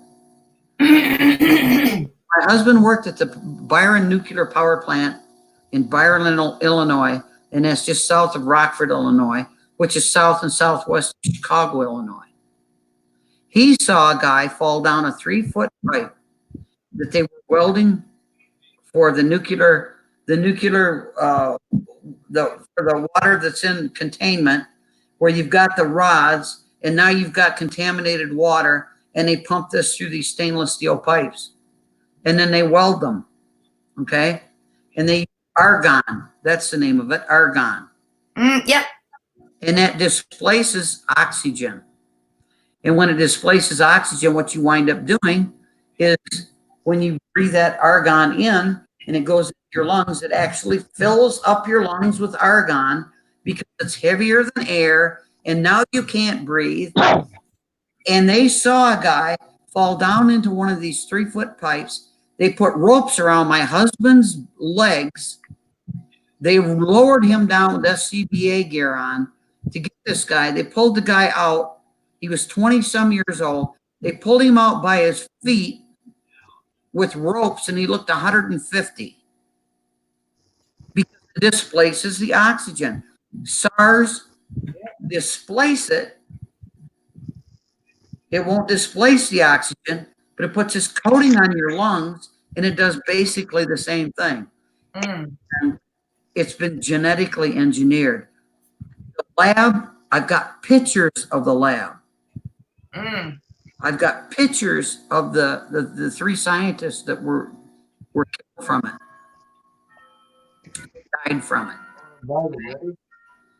Owned and operated by the United States. And Trump stands up there, and I expect the little black SUVs to be pulling out in the little cul-de-sac across from me, across from my house, And the idiots to come up with their little black ties on, and their little black suits on, and want to take me downtown for some questioning. I'm not giving up my source. I won't tell anybody what my government source name is. Right. I won't. And there ain't nothing they can do to me to drag it out of me. Right.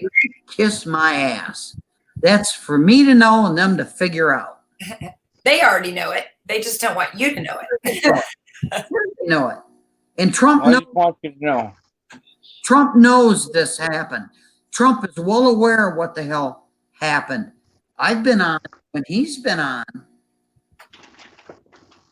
doing his bullshit news releases and sent questions to him directly through Fox News.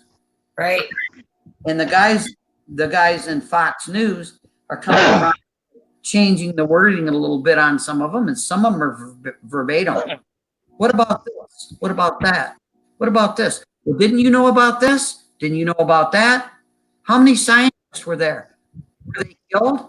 Was this genetically engineered? This shit is a virus. It's going to mutate. It's no different than cold virus. It mutates.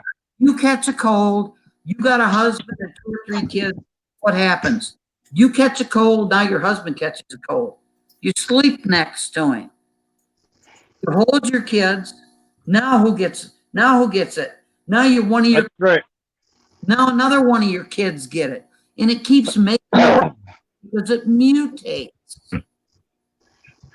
That's what. Thank you, Jody. That was one of the best answers I could have answered to that, Jody. That was a great answer, man. Yeah, this is what the shit's going to do. If these people of the United States thinks this is going to be a month, 2 months, 3 months, 6 months, 8-month thing, you better think again. This shit is here to stay. Yeah, I totally agree. I agree with everything you say. It's interesting because you start to meet, when you have like minds, you start to meet people who think similar. And so it's almost like every time you meet someone, a new dot is added to the questions and stuff that's in your mind. Things aren't adding up. And I've thought all along that the United States knows more. Trump has said some odd things, and it just makes you think. He's like, we're going to have this taken care of by Easter. I think they're going to, I think there's so much bullshit going on. It's got a 45-day crest. And then it mutates. Well, and then you get actually, another 5-day crest. And now they're coming up with these shots, these goddamn inoculations, like they used to have for polio when I was a kid. And I had 2 cousins that came down with the polio. Okay? Shit every 45 days is going to mutate. Watch. Yeah. Watch. Hey, Joni. 45. Joni, I challenge you to do this. I did it today. This is a challenge I'm going to put people out there. You want to call it a YouTube challenge or whatever. I want you to take and try to get together what everything Trump's saying. And don't listen to what he's actually saying. Read between the lines. You know what reading between the lines means. He's telling you. He hold on. Let me finish. Okay. He's telling you this is going to last a hell of a lot longer, even though he said it ain't. Right. He is telling you, if you listen between the lines, it's going to last a lot longer. Trump's telling you that. He's telling you certain things. If you read between the lines, even though he's coming out and saying something different, if you read between the lines, he's actually telling you this is going to last a long time. This is going to be. Are they trying to kill the economy by having people stay home? That right there is to. That right there, I do not know. I think he's also told you between the lines that there is a bigger picture behind this as well. If you just listen to him. Yep, my license through the federal government says I'm a CBRNE expert. Chemical, biological, radiological, nuclear, and explosive expert. That's what my credentials say. That's what those letters mean. Okay?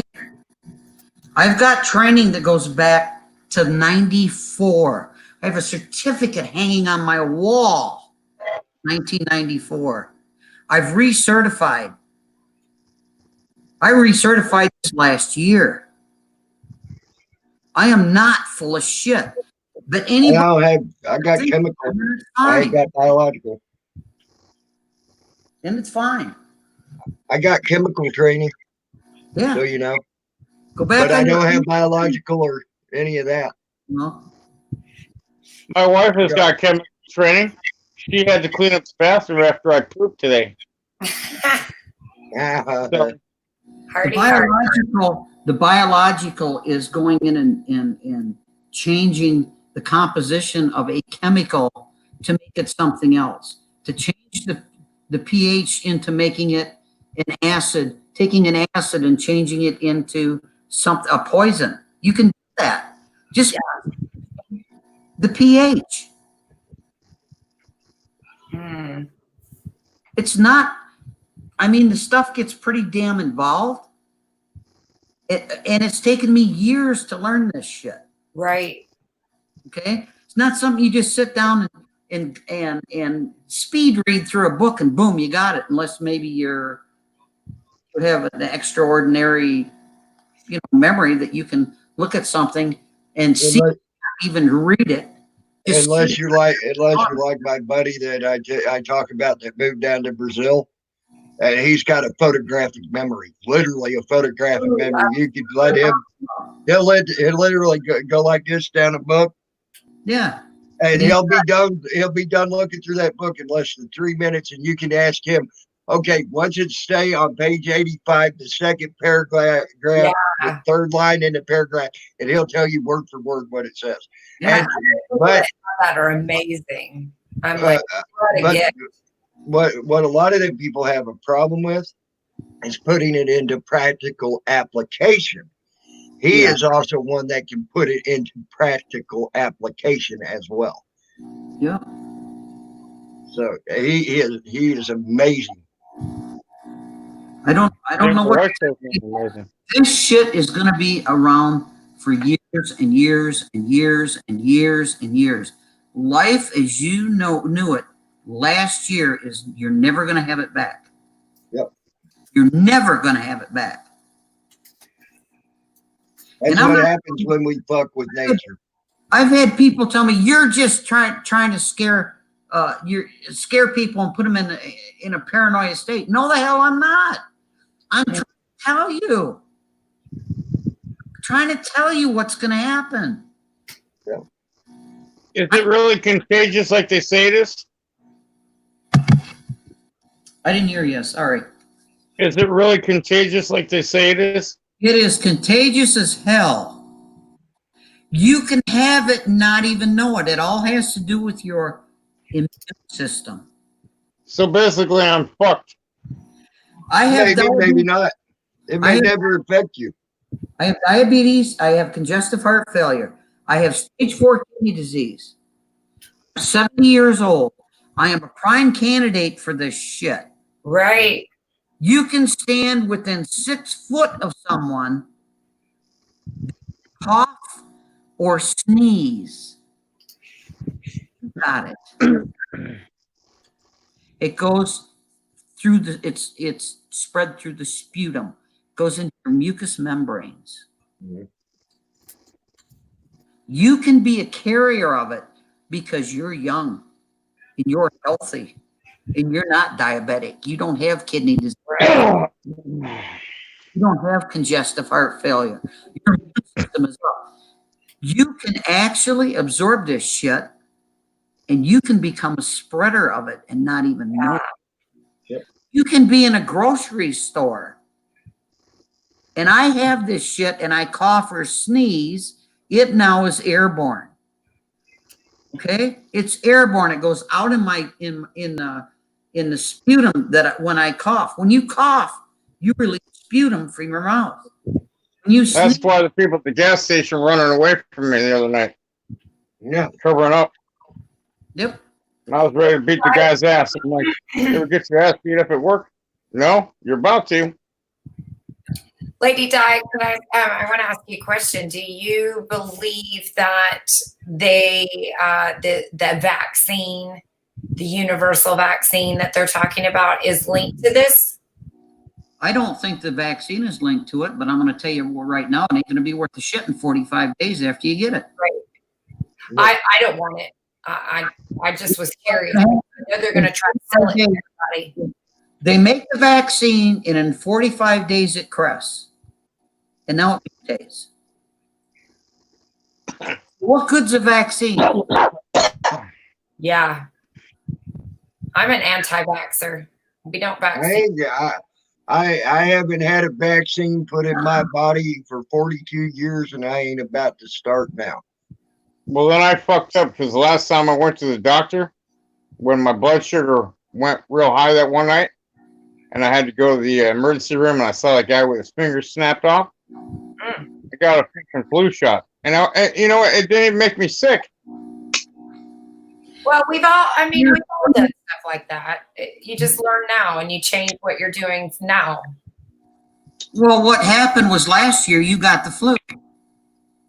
You think about it, Salty. Last year you were sick and got the flu. Don't know how heavy the flu case was you had. If it was you got a really bad case of it, or you just had a really light case of it and it was so cold. You get a flu shot this year. What they're giving you is last year's flu. Oh, fuck. All right, I'm not going to vaccinate anymore. I'm not telling you not to. I'm just trying to inform you. Ask your doctor. He wants to give you a flu shot. Ask him what last year's flus were. Then ask him the flu shot, exactly what flu the flu shot is giving you. It's not this year's. They don't know what this year's is. Right. How the hell are they going to get? I want to go on a point for Unreal Aussie. I was sitting there. I made a joke at the Walmart the other day. I cashed my check, and they handed me the money for cashing my check. I said, "Well, I guess as soon as the money hit my hand, I said, well, I guess I got the coronavirus now." Okay. So hold on, let me finish. Now they got a little upset over that, but here's the thing: the coronavirus don't die once it's outside of your body. Okay, and they're saying that it'll live. It does, but it don't. But it can live long periods of time, like on plastic money, things like that. It can live long periods of time. 7 to 14 days on plastic. Yeah. So needless to say, I literally used to track this $1 bill. They had a deal where this $1 bill, and they had the serial number. It was on the internet for a while, and it literally circumnavigated this one American dollar bill, literally circumnavigated the globe and came back to St. Louis, Missouri, where it started. Okay. So needless to say, social distancing don't work, for the simple fact you pick up a can at your store and someone went, "Oh, I don't want that," and put it down, and then you go and pick up the can 5 minutes after the guy on it, and they had the virus. Now you got it on your hand, and you go like this, "Oh, my eye itches," and now you got it. So social distancing, it's a joke. It may help to an extent, but it's not going to help. Yeah. So basically, unless I wrap myself up like a Jewish body condom, I'm fucked. Yep. Yeah, you got to become Bubble Boy if you want to be all right. You know what? Fuck it. I got a 40 Glock. I'll eat a bullet. I don't care. You just that's why I keep saying it's all. That's why I'm doing what I'm doing with the channel. It's time to quit bickering, fighting, things like that. We got I bigger Okay, shit to worry about now. You know, okay, I, Bandit. The gloves are well and good, but what about your shirt when you bend over and your belly's exposed and now it's on your bare skin on your belly, and you go like this to wipe the sweat or whatever or off your just belly, and then you go like this yep. after your gloves are off, and you think you're okay at home. You see what I'm saying? Mucous membranes. Keep your fingers away from your eyes and off your face, away from your nose, away from your mouth, away from your eyes, away from your ears. Here's a suggestion that I have. Even if the masks don't work, here's the thing. When you wear a mask, it reminds you not to touch your face. When you have gloves on, it reminds you not to touch your face. So I think wearing a mask or gloves is good because it's like if you chew your fingernails, they'll tell you to paint them, right? Because you'll taste that and then it'll remind you. So that, I think that's a really good idea just because it's more for you to keep you from touching your face than anything. It might not work for everyone. My husband said, well, some people might be bothered by it and touch it more. I said, well, then it won't work for them. But for me, it would work because I'm like, because I touch my face all the time, but if I had something covering it. If you don't have an N95 mask, it's not going to do you a damn bit of good. Right. Well, then I'm fucked in the ass because I ain't got shit. Salty me. I asked the president on this strain through Fox. I told him, I said, I'm 70 years old. I'm on Social Security. I am diabetic. I have congestive heart failure. I have stage 4 kidney disease. I'm a prime candidate for this. How can I get my free N95 face mask? How can I get my free PPE? That's protective clothing. It's a paper suit with a hood, hazmat suit. How can I get my free PPE? How can I get my free ventilator? Where am I going to pick up my free latex gloves? Oh, well, they're not free. Well, wait a minute. I didn't do anything to cause this. Right. Well, you know what else is interesting about virus. gloves? I didn't genetically engineer it. The United States government genetically engineered this. Yep. What? I don't make my house rent. I don't pay for my utility bills.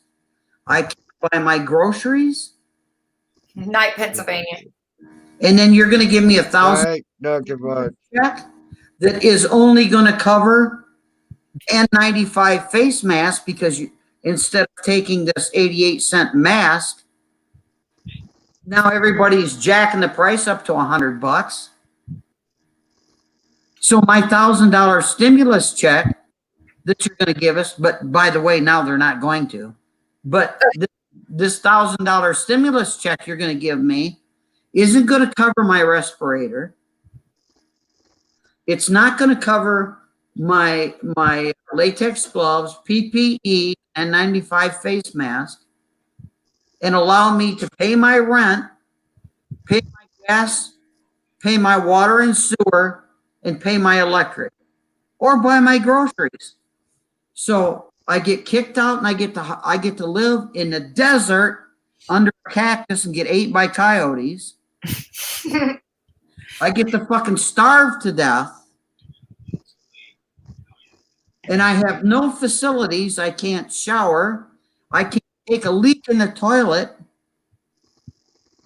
And by the way, where's the toilet paper? I didn't get an answer. Wow. All right, real Aussie. You have a good night. I don't know if we're going to stay on much longer. I've been going for 3 hours, but I don't know if I'll be on as long as it may take you to go and get your stuff for your barbecue is what I'm getting at. So. But you can be a carrier of this and not even know it. I agree, just me.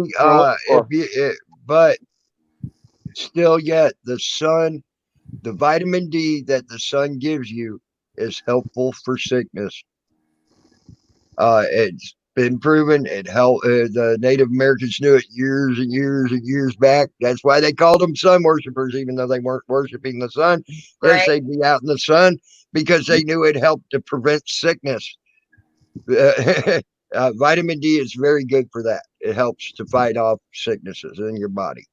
So if I can't do anything to prevent all this, what I don't want to be a defeatist, but now I'm like, well, why the fuck am I still living? I mean, if I'm only going to catch it and get killed from it.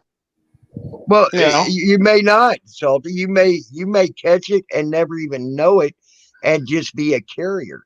That's the scary part. Yeah.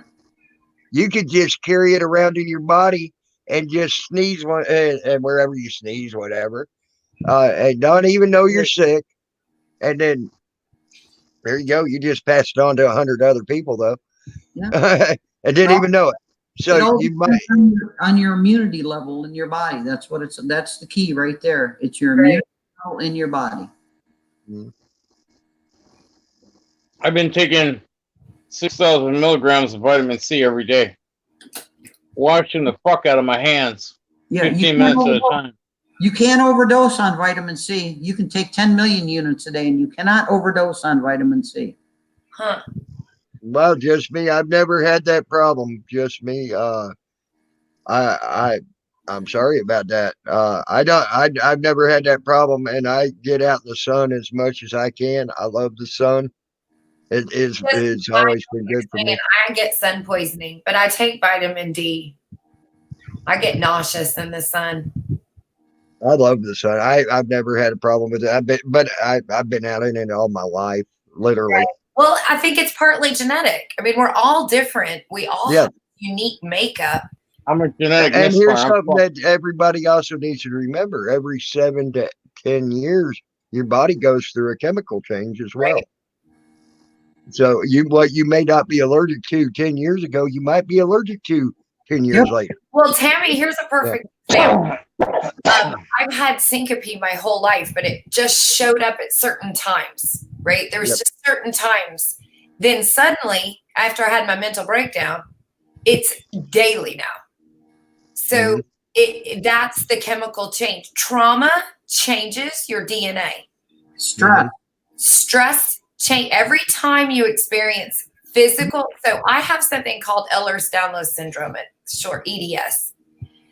And every time I've experienced a trauma physically or mentally, it has affected me. So the times that I've broken my bones, the times that I've dislocated joints, every time that happened as a kid, even my sprained ankles would change my DNA so that when I finally had that super traumatic experience, life-changing experience, I now became a full-fledged, all the small little comorbidities came on like a volcano, right? And now it's like a daily thing. So I've done a lot of research in that because it happened to me. You know, you're trying to figure out what the fuck's going on with your body. You're like, why can't I stand up? You know, what is going on? Weird. But I found that really interesting. So that's something I've learned in the last few years is that physical trauma and mental trauma affect the body in the exact same way. There's no different. Well, I guess, I don't know. I've had a lot of physical trauma. I've almost died 5 times in my life. One time I was actually clinically dead for 3 minutes. I almost died on Valentine's Day. You what? I almost died on Valentine's Day. Oh, what happened? My wife sat on my face. I'm salty. Oh my God, salty. Sorry. Oh God. Oh, that was funny though. You gotta laugh. This is so fucked up. Gotta laugh. I gotta make jokes because don't you know, look, here's what I think of. Fear is what's going to cause people to get shot. Fear is what's going to cause people. If we're afraid to die, we do stupid things. We have to accept that death is part of life, It's a beautiful thing to move on. It shouldn't be seen as something that is scary. It should be seen as something that is part of the process. I am really happy when, I don't have that fear anymore. I don't care if I get wrinkles. I don't care if I think all that junk, it causes us to do stupid stuff, and we harm other people every time we do it because, I'm going to promote my channel for a minute, but I've talked about this consumerism, this idea that these people, these elites, whatever fucking Kool-Aid you want to drink, it's all the same. Yep. And they have a fear. They're children. They want to live in space. Do you know how many rich people want to fucking live in space? Yeah. What's wrong with this planet? But let me tell you something, lady, you might find this interesting. You know who wants to live on the earth? Bill Gates. Oh, isn't that interesting? Because he's the one that wants to get rid of everybody he doesn't like. I found that an interesting thing. Yeah. He's the only one that wants to live here. Yeah, get everybody off in space and the world is going to be here empty for him. I know. I say send them on their way. If they don't want to go to space. They want to go spelunking in caves like little kids. They want to build tunnels and have tent parties under the table with some blankets. It's disgusting. And then they want to shame people for stockpiling and having guns or being hoarders or for just being prepared. Because I have a shelf of mason jars full of homemade cucumbers and pickles. They want to shame. Unfortunately, I only have one wife, and I don't have a lot of testosterone, so I can't stock up on women. I can't stock up on guns and ammo, though. There you go. Yeah, Bill Gates is just saying. Path. So you're just going to overcompensate in another way, huh? Mm-hmm. They're narcissists. They're bullies. They're ego. Sorry, Lady Di. I don't mean to, make fun of what you're saying, but I gotta make some fucking jokes because I'm really fucking depressed right now. No, Salty, the best thing to do is make jokes. That's laughter is one of the best medicines in all creation. I'm depressed as fuck knowing that this is going to last for years. The economy is going to be ruined in 6 months if people don't go to work. So I'm happy I can go to work for now, but the economy as you know it, you believe me, it ain't hard to go back to a trade and barter system. It ain't hard to learn how to grow a garden and make some fruits and vegetables to trade, because food's going to be your new currency. Yep. Yeah, but my skill set working in security would probably be my new currency too. Well, that would be a great currency because people will pay you food. Bye. That like I said, that's going to be the new currency. People will pay you food to keep their property secure from people trying to take the majority of their food. Because I talked to people back that went through the Great Depression. Okay, I talked to one lady. Her dad hired people for $1 and a bowl of soup a day to shoot and kill people that were trying to come and take their cattle and take their goats and take their pigs. Just saying. That was a harsh reality back then. And she was dead serious. She wasn't lying to me one bit. And that happened right there in Arkansas. Okay. People were trying to steal their shit and trying to take everything they had. They caught a bunch of rustlers. They had every cow they had and trying to drive them off the ranch. They had cut the fencing, trying to drive them off their little ranch that they had, their little farm thing they had, and were trying to drive them out and take them. Okay. That's a harsh, true reality of what happened back then. Okay. I like to listen to old folks talk because I get to hear what harsh, truth reality was, and she was telling me that. So yes, they'll have to, your security skills will become a currency in its own right because people will hire you to protect their stuff. Yeah. They may not ask you to kill people, but to keep it safe, and you might have to beat someone's ass or whatever and keep them away from it. Yeah, it may come down to that. Yep. So. Well, what are you going to do when there's nothing in the grocery stores to buy, and then you got these idiots out there hoarding? I went to the grocery store to get a 5-pound bag of potatoes, a loaf of bread, and a gallon of milk. There wasn't a slice of bread in the store, let alone a loaf. I did get a gallon of milk, but they didn't have any whole milk. So I sold for 2%. That's the only choice I had. Potatoes, there wasn't one potato in the store. There's a dumbass guy standing there with a grocery bag. Here's a great big, huge, I should have took pictures. Great big, huge counter where they had 10-pound bags of potatoes on sale for 69 cents a bag if you had a card for the store. Right. Okay. I use 5 pounds of potatoes a month if I'm lucky. And they always eye and they start, to get wrinkly, and grandma and grandpa potatoes, what they used to call them when I was a kid. There wasn't one potato in the store. Here's this moron with 8 10-pound bags of potatoes in his cart. What's he going to do with all those potatoes? I said to him, sir, I don't know you. I don't know if you are running a children's home, if you're running an old folks center, because I live in an old folks. Right. There could be a legitimate reason. Right. The doubt. Right. You could have 20, 30 kids. I don't have a clue. 10 kids, I don't know. But I said, how are you going to use 8 10-pound bags of potatoes before they spoil? Well, I can buy what I want. Right, he's an asshole. That's what he said. And just that asshole. I can buy what I want. Well, yeah, you can.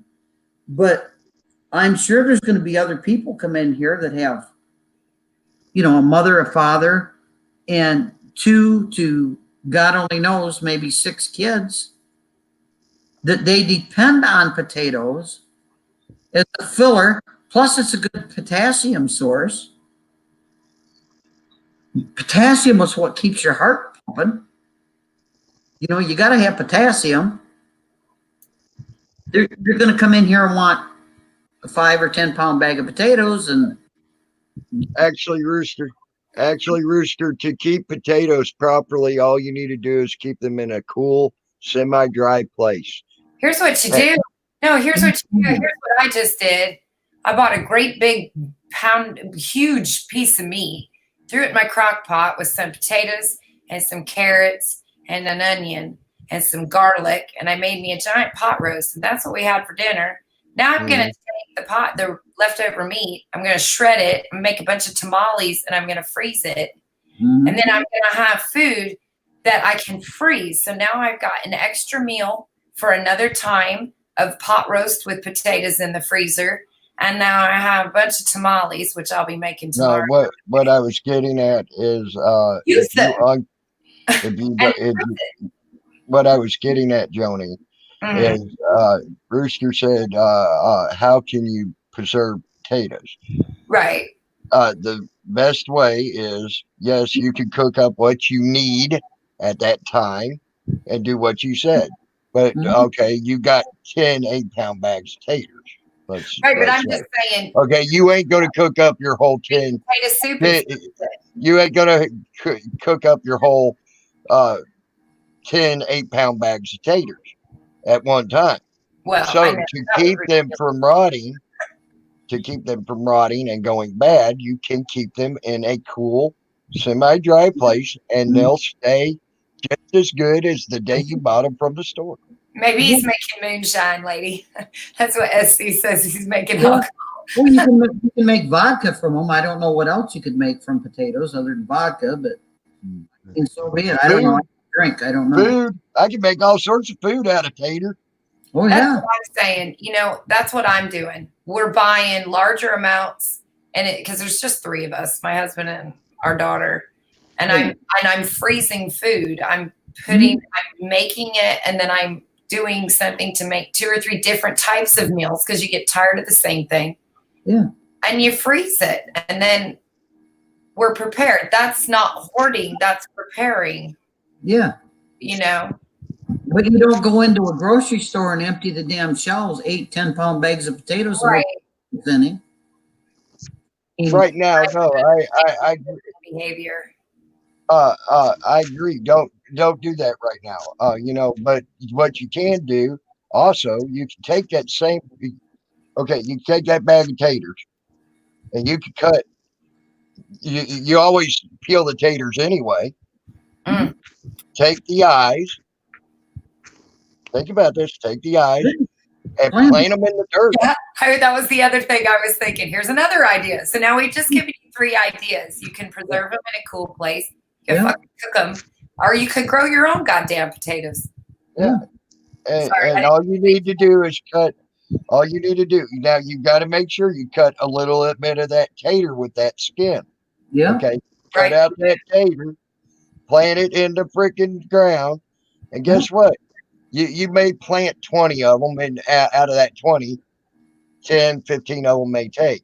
Okay.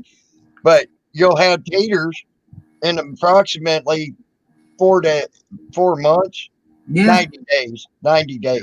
And make sure when you plant potatoes, do it on a moon that is going down, because anything that you plant in the ground, when the going down from a full moon to a new moon, always everything in the ground goes then.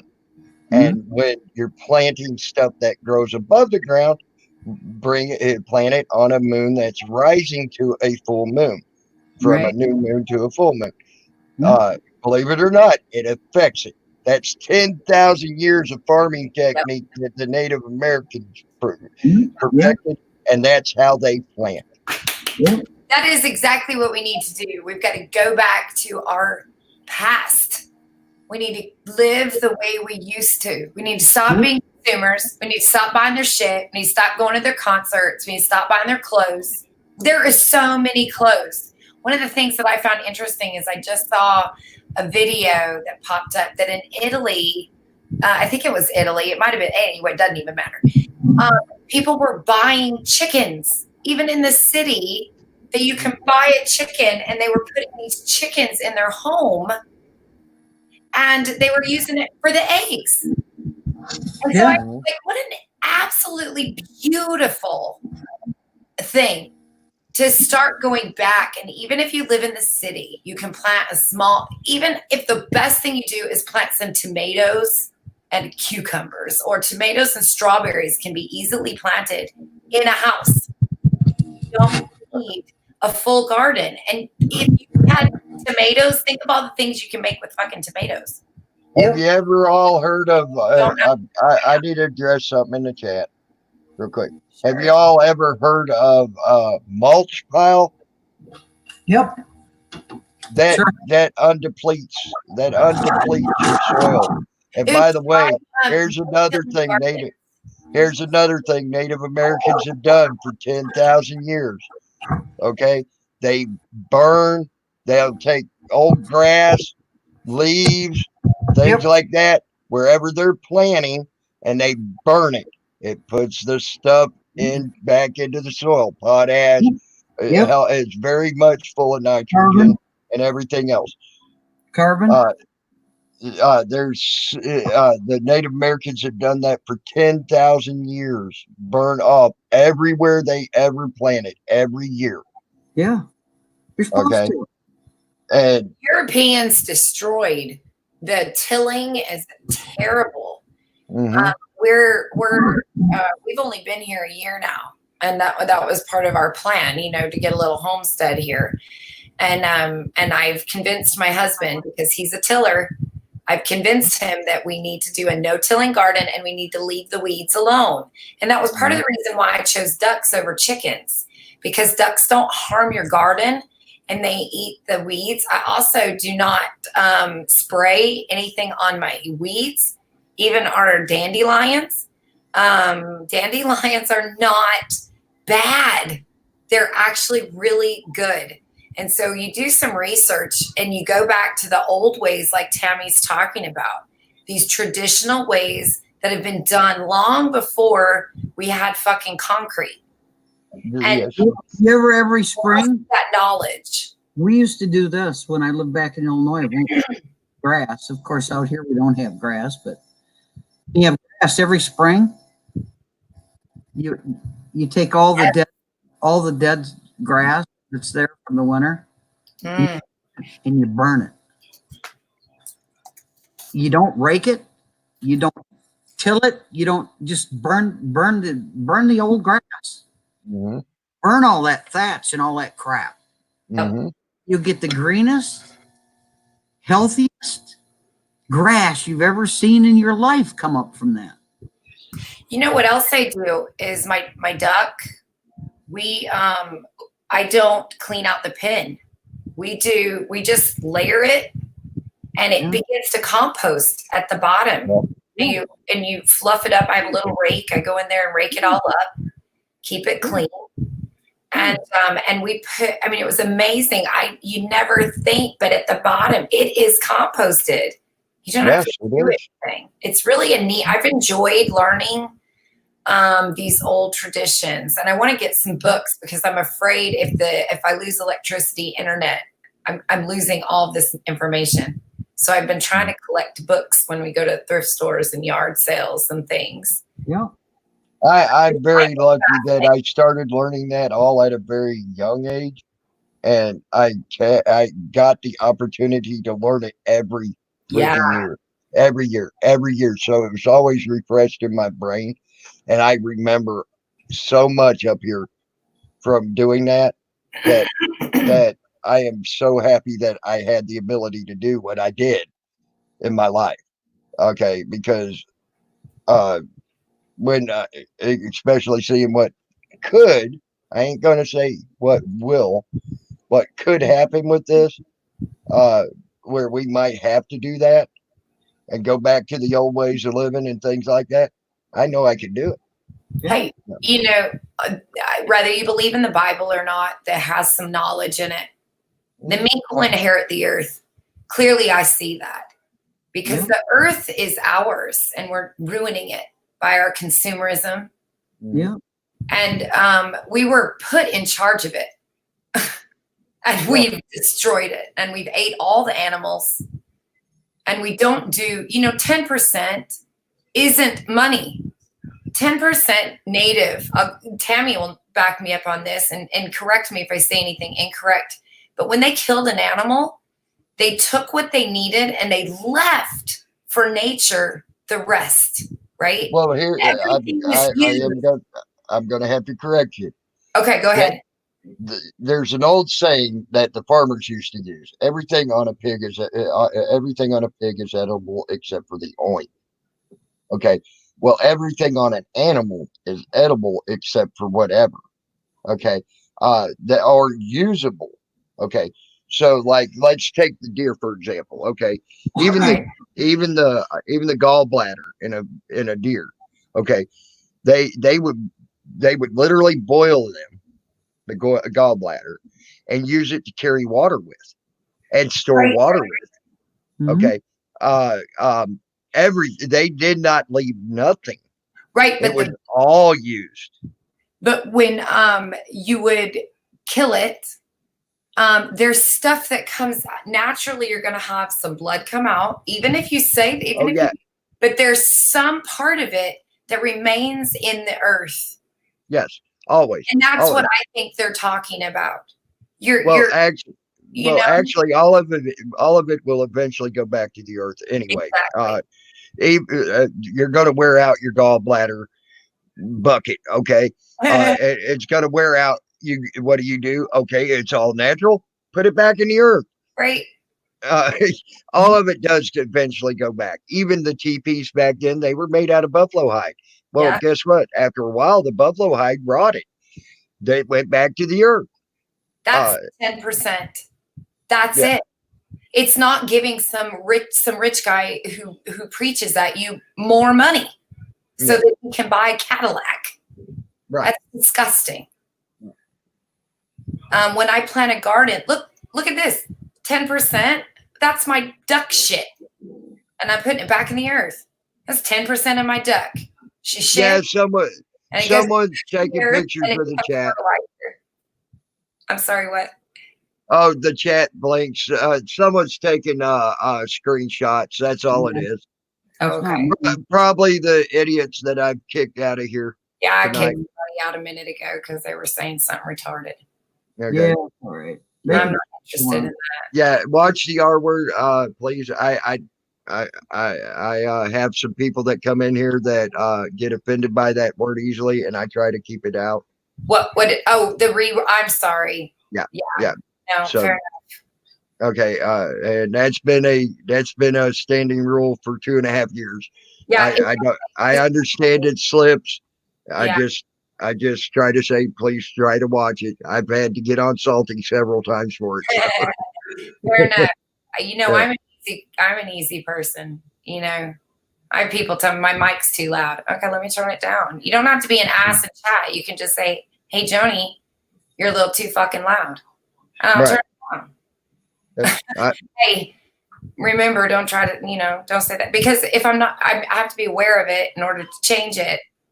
Right. But don't be an asshole about it. Do better. Right. Right. It's growing up. It's being an adult and not a kid. Yep. And I think my brain, the way it clicked, it was really weird. I'll tell you what made me click the way I did. Last night, I told you I had some really good sleep. Yeah. I don't care if you believe in spirits or not. I believe in them. My uncle's been dead now for 2 years. 3 years, excuse me. He came to me in a dream last night. Mm. He said, then this is what made me look between the lines of what Trump was been saying. Okay. Lines of what Trump's saying. You'll get your answers that you need. Started doing that, and it really gave me a wake-up call on how long some of this stuff's going to happen, things like that. I still ain't got it all. I'm telling you that now. Just bits and pieces have come to me at this point in time by doing that. I'm sure more will come if I keep doing that. Another thing he said was, life's too goddamn short. Don't quit with the bickering, and the bickering will also clutter your mind to where you can't see between the lines where you need to see between the lines. Mm. Yeah. That's why it's done. They have two things right there, and he said a couple other things that I don't need to go into, but them were the two major things of why I'm doing what I'm doing now. So you have some comprehension and understanding of why I'm doing it. And my uncle was the greatest and strongest and smartest man I've ever met in my entire life, and I've met people throughout the United States. Okay, the man could make you feel so small that you want to hide under a grain of sand with just a few words, very few words even spoken. Or he could talk you up to be the great, thinking you're the 10 foot tall, 300 pounds, 10 foot tall, 350 pounds of bulletproof walking, talking muscle, whatever. Okay, he could do it. He could talk. He used to enjoy his time speaking to congressmen in the White House because he loved to make them look like shit. That was his whole entire thing. He loved it. And if you can do that and double talk their double talk, you're a pretty smart man. But he also had common sense. He also was one of the major people in my life that taught me how to do planting, how to make fish baskets out of vine and sticks, things like that. Okay, so he had common sense to, okay, if you're gonna go over here and you want to move something, okay, with something, what's the easiest way to move it? The wheelbarrow or the freaking tractor? Use the freaking tractor. Work smarter, not harder, is what he always said. You know, that type of stuff. So he was by far the smartest person I ever met in my life. Okay, as far as that goes.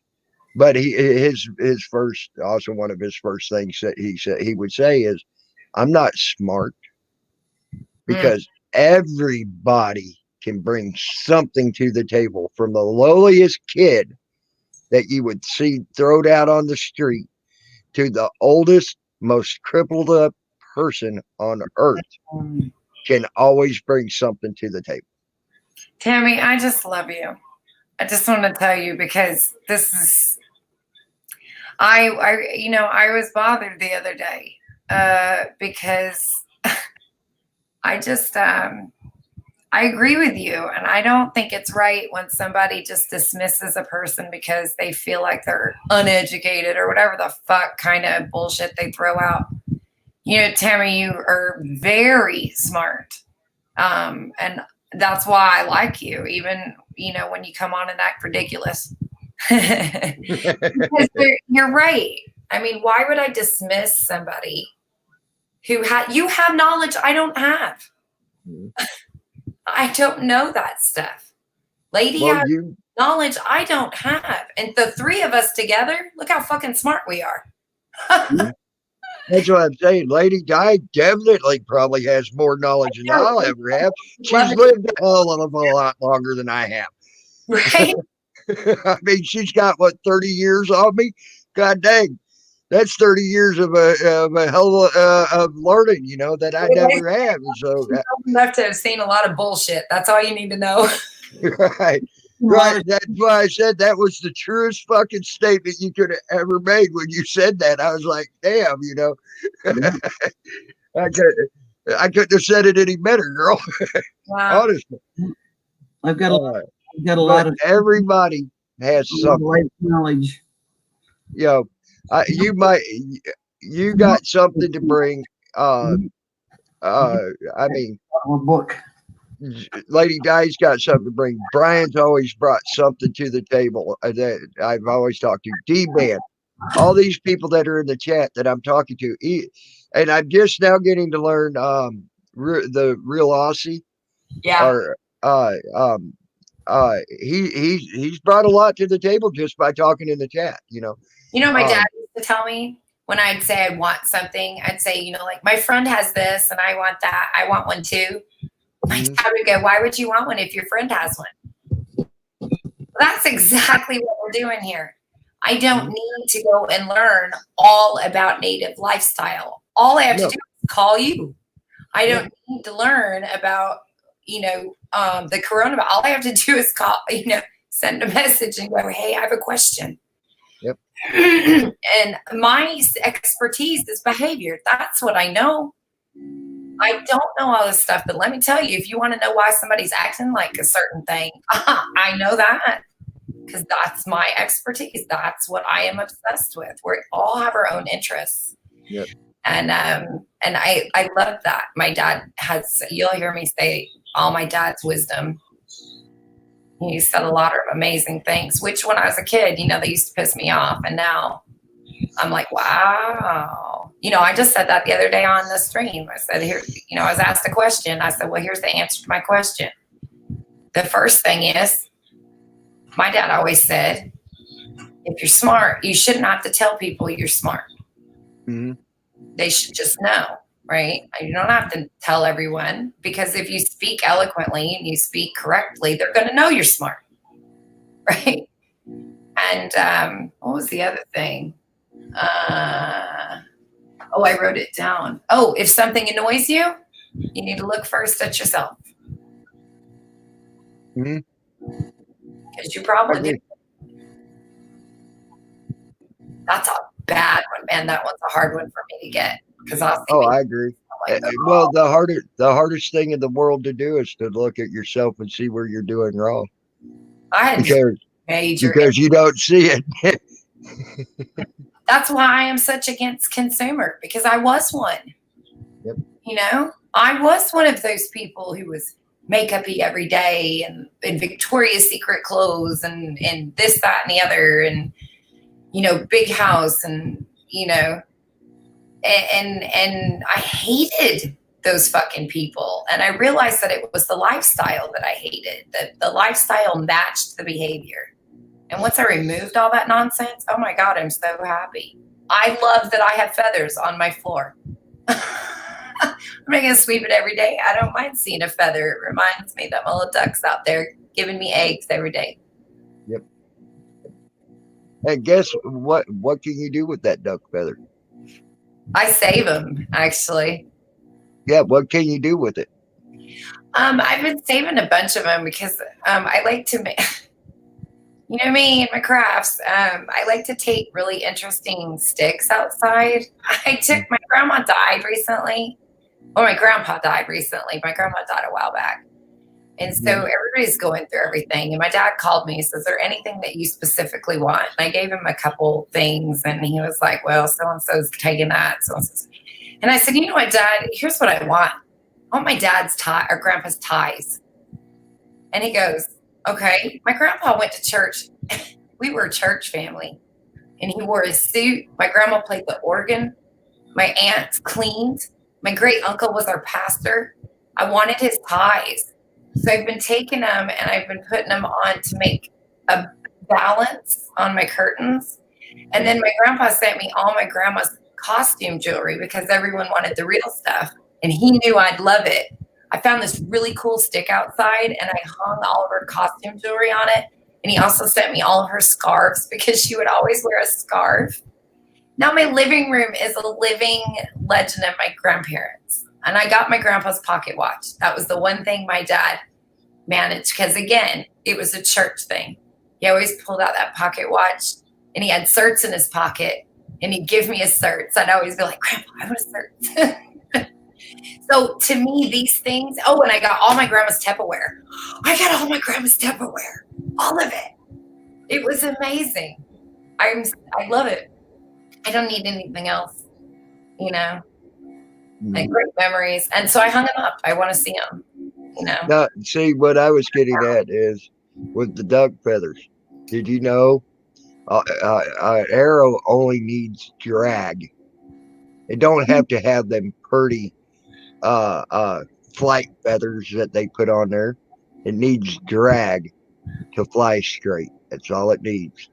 Yep. You can tie that little feather on the back of an arrow, and that thing will fly straight. Mm-hmm. All it needs is drag. And I got that proven to me by a friend of mine who makes bows and arrows by hand. And he took one of his handcrafted arrows and he just sat there and went boop, boop, boop, boop, boop, real quick with a uncut feather, threw it on the arrow, just wrapped it up real quick, knocked it and shot it at a 50-yard target, and it hit almost bullseye on the target. Wow. So that's what I was getting at. What can you do with those feathers? I can make arrows. You can there also you go. doggone You can warm make and coats and warm bedding. Yeah. Sew it in between two layers of cloth for a blanket. Mm-hmm. It'll keep you just so warm you ain't gonna be able to stay underneath it in the middle of the night in a winter. Yeah. I like your dream catcher too. That was one of the things. She's a beautiful duck. Yeah, that's nothing made that. Yeah. That's what I was thinking. I could make some dream catchers and I like to recycle, reuse, repurpose. I like that stuff. I just think again, I'm anti-consumerism. There's so much stuff. Do you know how many clothes go to landfills? Oh God.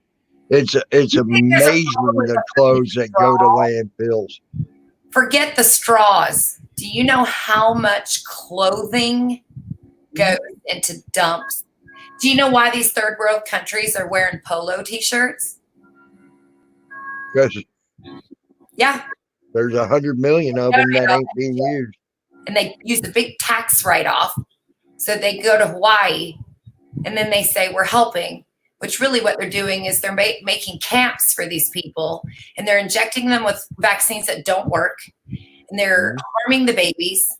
They're harming the humans there. I have videos on that too. That'll get me angry. I don't want to talk about it.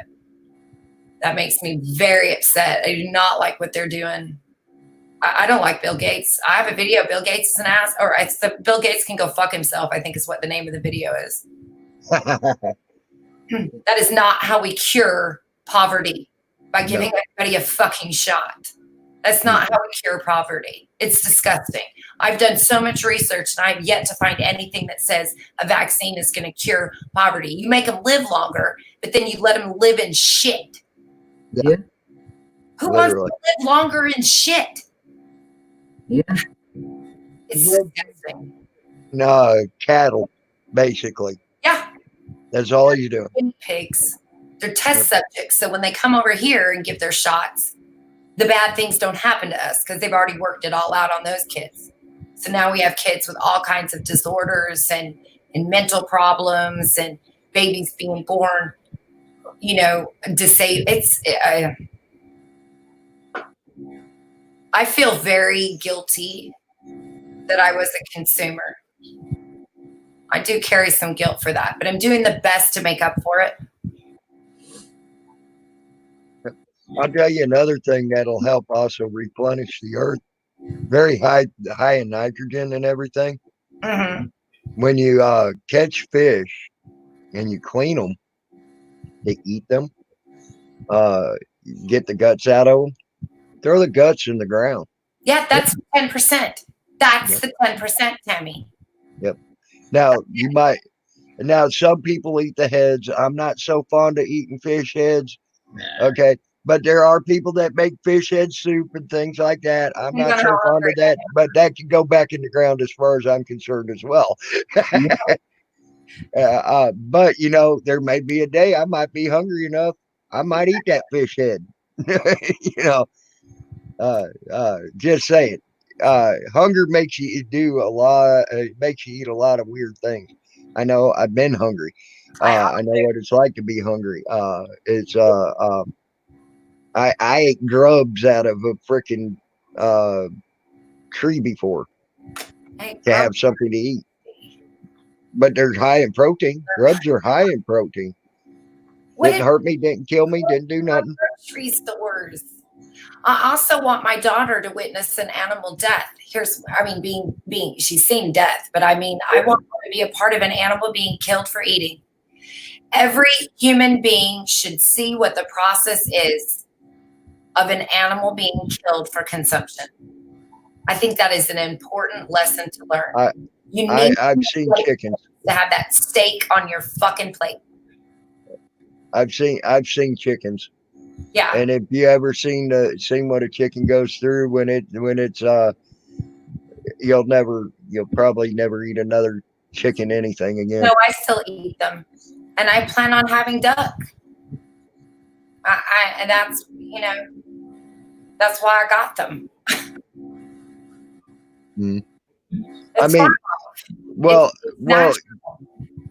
Honestly, to see what at least you are humane enough to kill a chicken before you put it in a boiling pot of water. Oh, I know. What is that about? And I believe in head chopping. I do not like the cones. I think that's disgusting. There's a guy that I watch that does, he's called 100 Ducks in a Hot Tub, I think is his channel.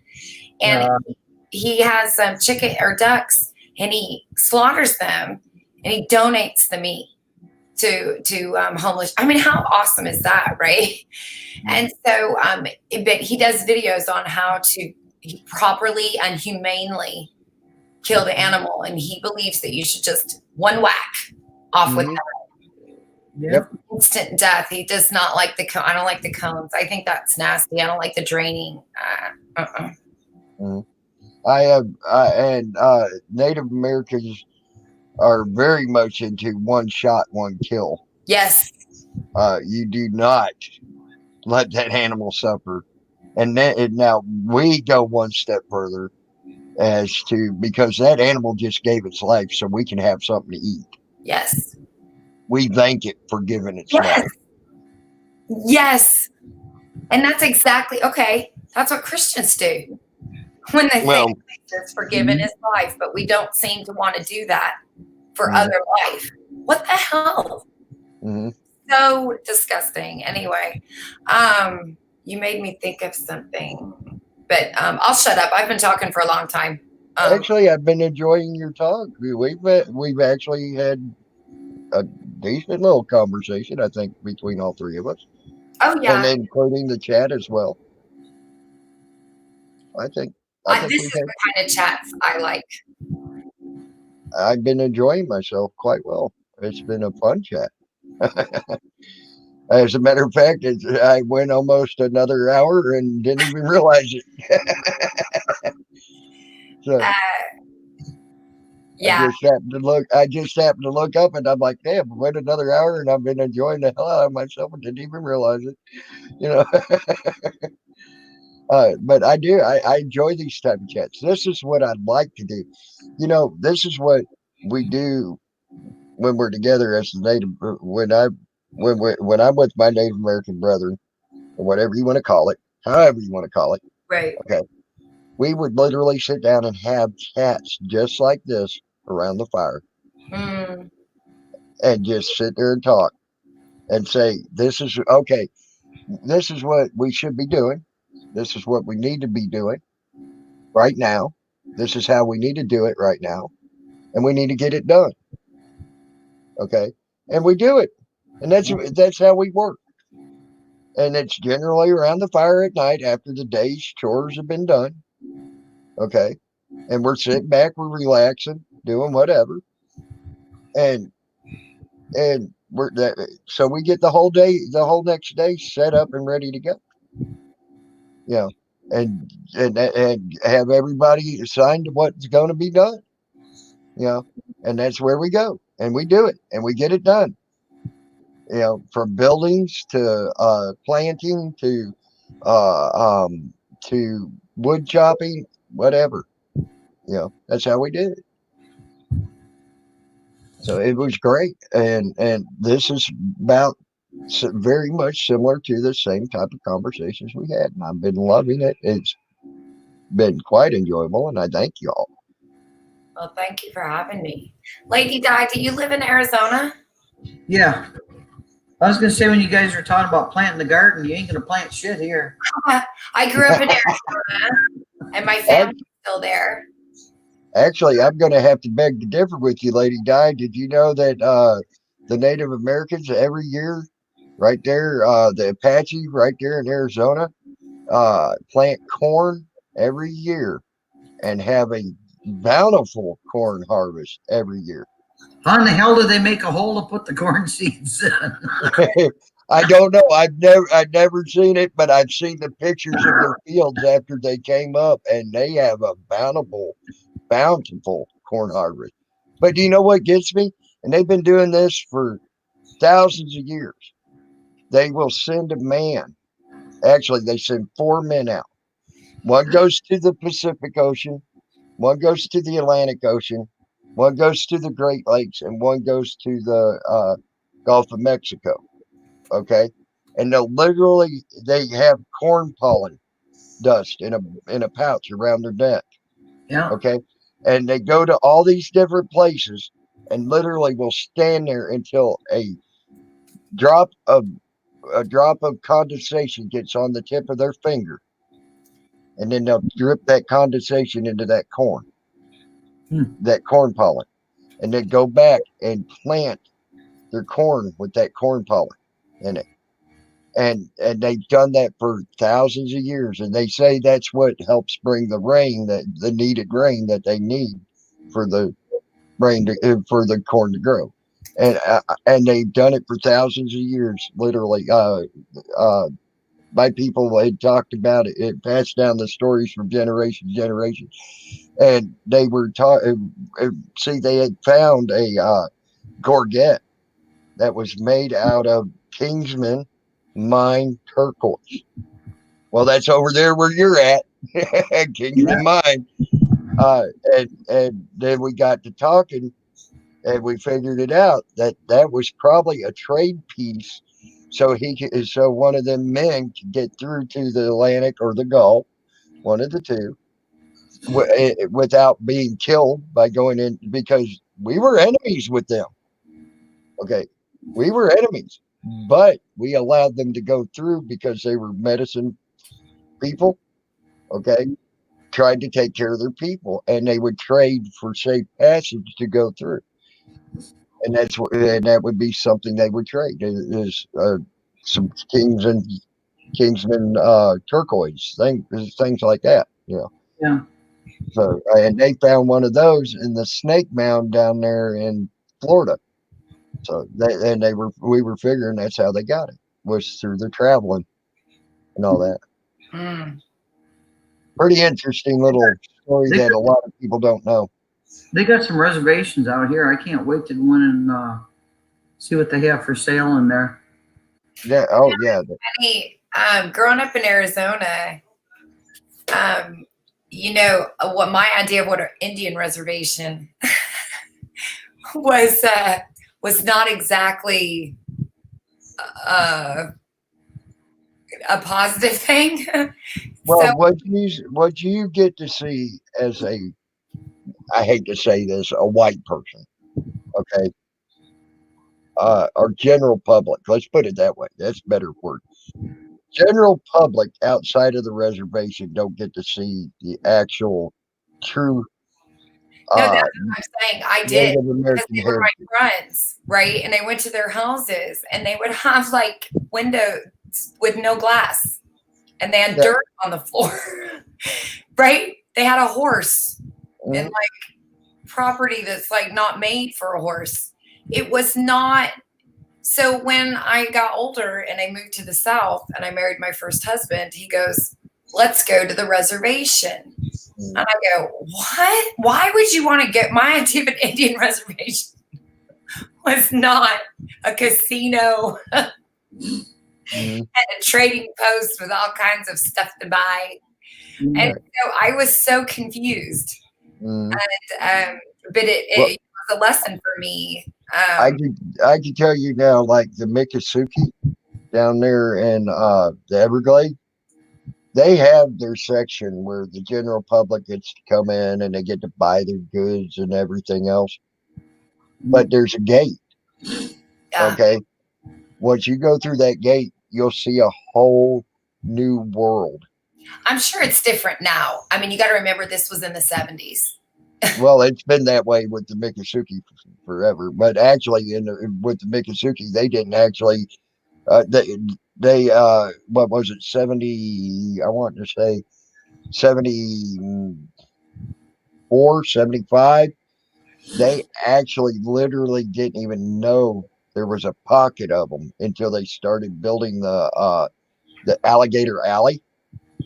What they call Alligator Alley, which is the turnpike down there that goes from east to west and west to east on Florida.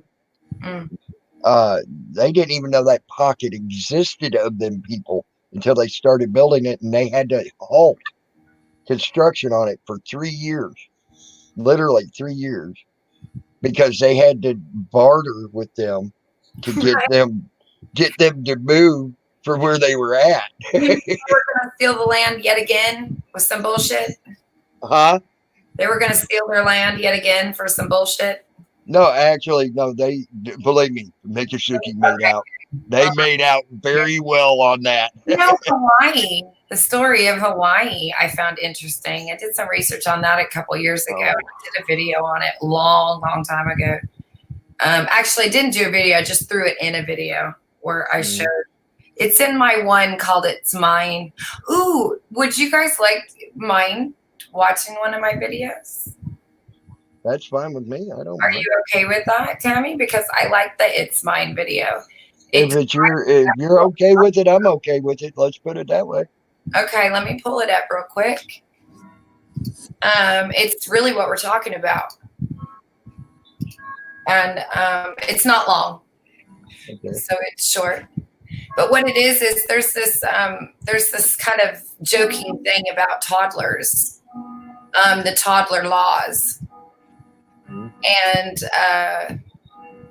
And so what we did was we made the video where we showed what humans are doing and how they're acting like children, and we played it as the clip, and then we showed it. Anyway, you'll get it, hopefully. But let me I'll take this off, and oops, I gotta put the screen share. Okay. It's mine. I'm just waiting on that to come up, and as soon as there it is. Okay. And only 2 minutes. So here we go. Back in the 1960s, a wise man by the name of Dr. Burton L. White started studying children. It was then he came up with the toddler's creed. It's been shared, printed, hung up, and joked about by teachers and parents alike for decades. Here's our inspiration today. Well, we got to thinking. We know another age group that acts this way too. They are called the meings.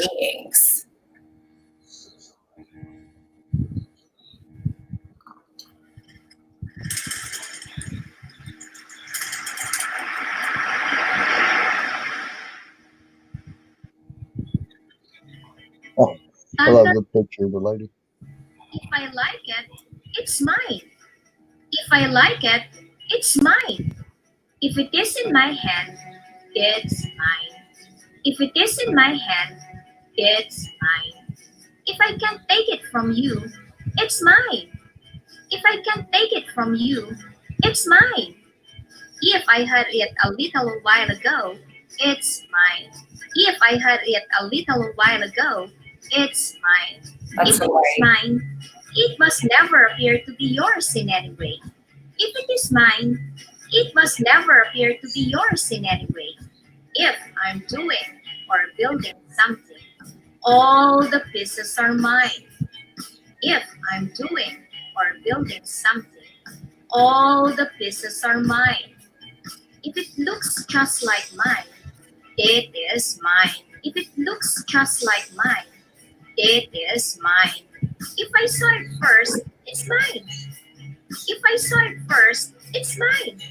If you are playing with something and you put it down, it automatically becomes mine. If you are playing with something and you put it down, it automatically becomes mine. If it's broken, it's yours. If it's broken, it's yours. Yep, I agree with that, and that has happened a lot. I love that video. I'm very proud of that one. It's very truthful as well. Okay, with that, because I like real quick. Sorry. Yeah. That toddler laws, and it was, I can't remember his name, but the guy that got killed, the Texan, I know, was he in Texas? No, Yep. he was killed by the FBI. He had papers of that land from his ancestors who bought it, and the government wanted it, and they murdered him. I've seen the video of him being shot and murdered. It makes me so angry. You want to know you want to know a modern day story that just happened here recently, and it was white against white. That Bundy Ranch thing, where the Bureau of Land Management tried to take their land. Yeah, they still won't even let them go into the archives of the courthouse, where he's got proof that the government gave his family that fucking land. They're kids, Tammy. These are children on our planet. Yeah. And they're running the show because just like a toddler, just like a school-age kid, they're throwing temper tantrums. They want it. It's mine. It shouldn't be yours. I want it. Gimme, gimme, gimme, gimme. And they have money, and that's why they're able to take it. It's disgusting. And I want to expose all that behavior. I do not like it. Thanks, just me. I agree. And I really work. I mean, I do. I know I have a house and I know that but I work as hard as I can to try to practice what I preach. Mm-hmm. You know, I mean, I'm here and I've learned this after the fact. So it's not like, you know, I can go backwards. But my husband and I have had many conversations and we have already decided that we would be fine in a camper. I said, I don't need a house to love you. I'll live in my car. Mm-hmm. You know, I'll live in a box, for God's sakes. We need to stop that nonsense. It's hurting our world. It's hurting people. It's why everybody acts like ridiculous animals. You know, my friend Bass, which is Brooks, that's my little monkey I'm holding. And I'm the 50-foot woman. That's from the movie, The 50-Foot Woman. I have that poster. And she's got a little marionette. Yep. Right there she's holding. And then we do everything in reverse. So you notice every video we have, there'll be something in reverse. We have little things we put in every video. And our codes. It's my way of leaving, because I believe that I do believe that if we speak it, it goes out into the greater consciousness. And I believe in that collective conscious. I believe in that what Catholics would call a purgatory. Mm-hmm. And I can't wait to go see that. I can't wait to go visit that. I can't wait to go see what Sheol looks like. You know, Salty Ramp, until he gets used to that taste, he says, I'm going to do the alum gargle, right? Yes. Until he gets used to that taste, he's going to cuss me every time he does it. I'm going to try it too. Yeah, well, it's great. It's great when you got bad sinus drainage. It helps to dry it. It helps to dry up any infection or whatever you might have in your throat that's causing your throat to be raw and nasty. My grandma literally used it on one of my cousins who was having tonsillitis, and it worked with the tonsillitis. Cussing you. Huh? He said, I'm already cussing you as I type.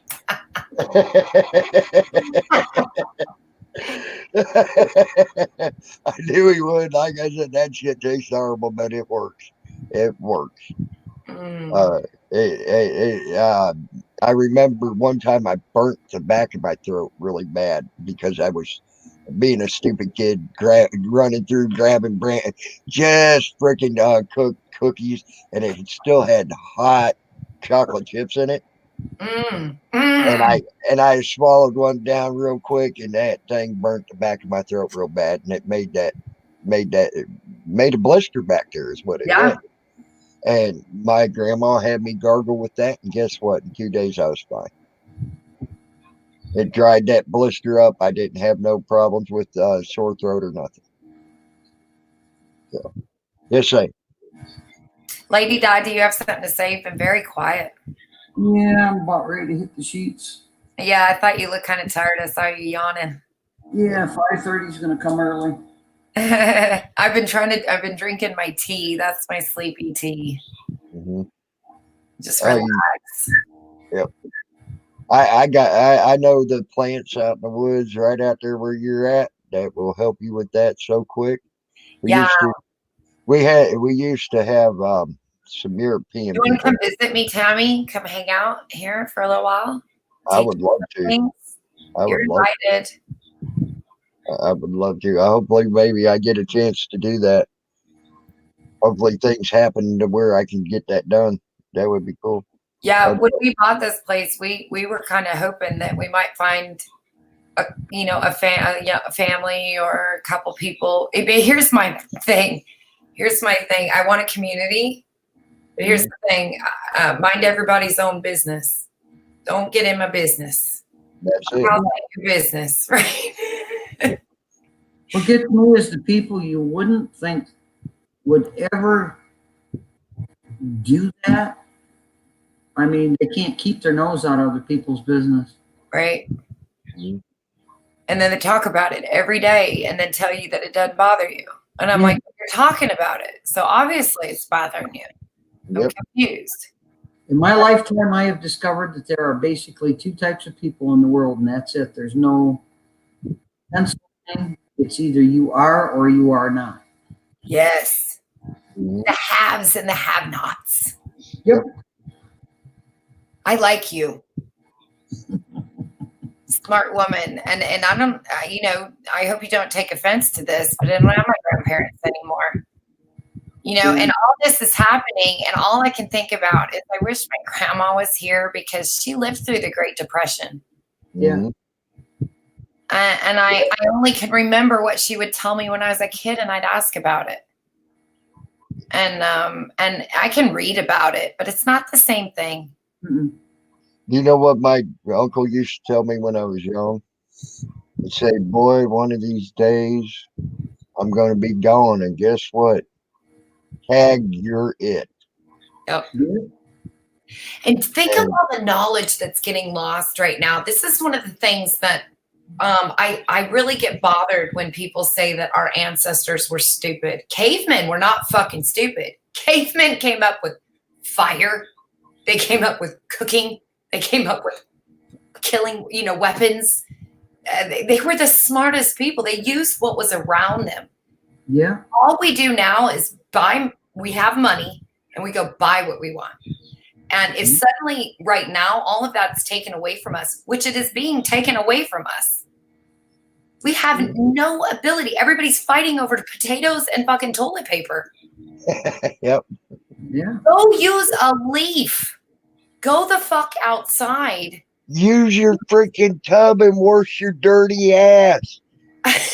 You know what? Just saying. You said something I said the other night.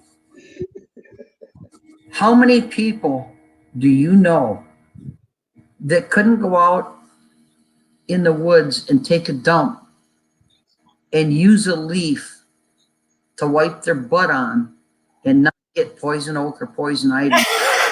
I thought of that. I was like, I want to do a video. Brooks and I are working on a video of things. Don't use these things to wipe your butt. And then you take this generation, you take this. You know why I'm laughing so hard? Do you know why I'm laughing so hard about that? My fucking little dumbass at 10 years old used poison oak on my ass. Yeah, right.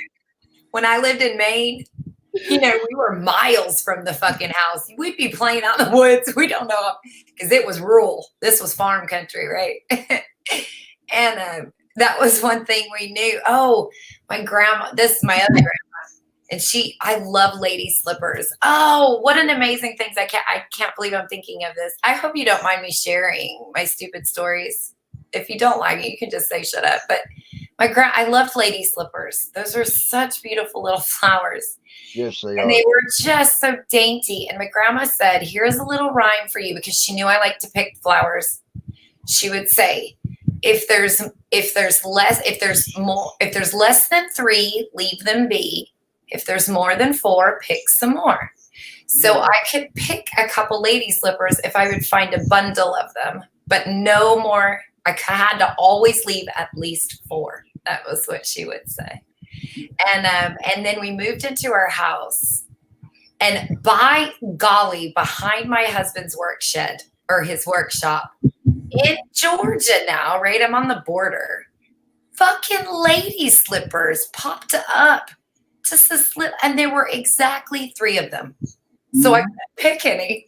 And that little rhyme went in my head, and I felt like my grandma was growing in my like she followed me here, and she grew little lady slippers for me. I know that sounds silly, but it was the connection of it. I know the lady slippers on my grandma, but it was the memory of that, and I love when nature does things like that. I told you you were going to cuss me, Salty. I told you were going to cuss me. Goes, holy hell, this tastes freaking horrible. There's no unreal. My husband said, even ours, we got everything else, but no toilet paper and no wipes and stuff. Ridiculous. What the toilet? What the fuck with the toilet paper? What a bizarre thing. This sickness doesn't even give you diarrhea. If it gave you diarrhea, I would get the toilet paper, right? That would make sense to me. It doesn't though, so I'm confused. Yeah. And don't flush your toilets. If it's yellow, there's another rhyme my grandma in Maine told me. If it's yellow, let it mellow. If it's brown, flush it down. Yep. There you go. Salty said when you were all talking about the toilet paper thing, he said use your cat. That reminded me of the joke. That reminded me of a joke. This bear, he took a dump out in the woods and he looked at a rabbit and he said, Does shit stick to your fur? The rabbit said, no, not really. He said, good. And he starts wiping his ass with the rabbit.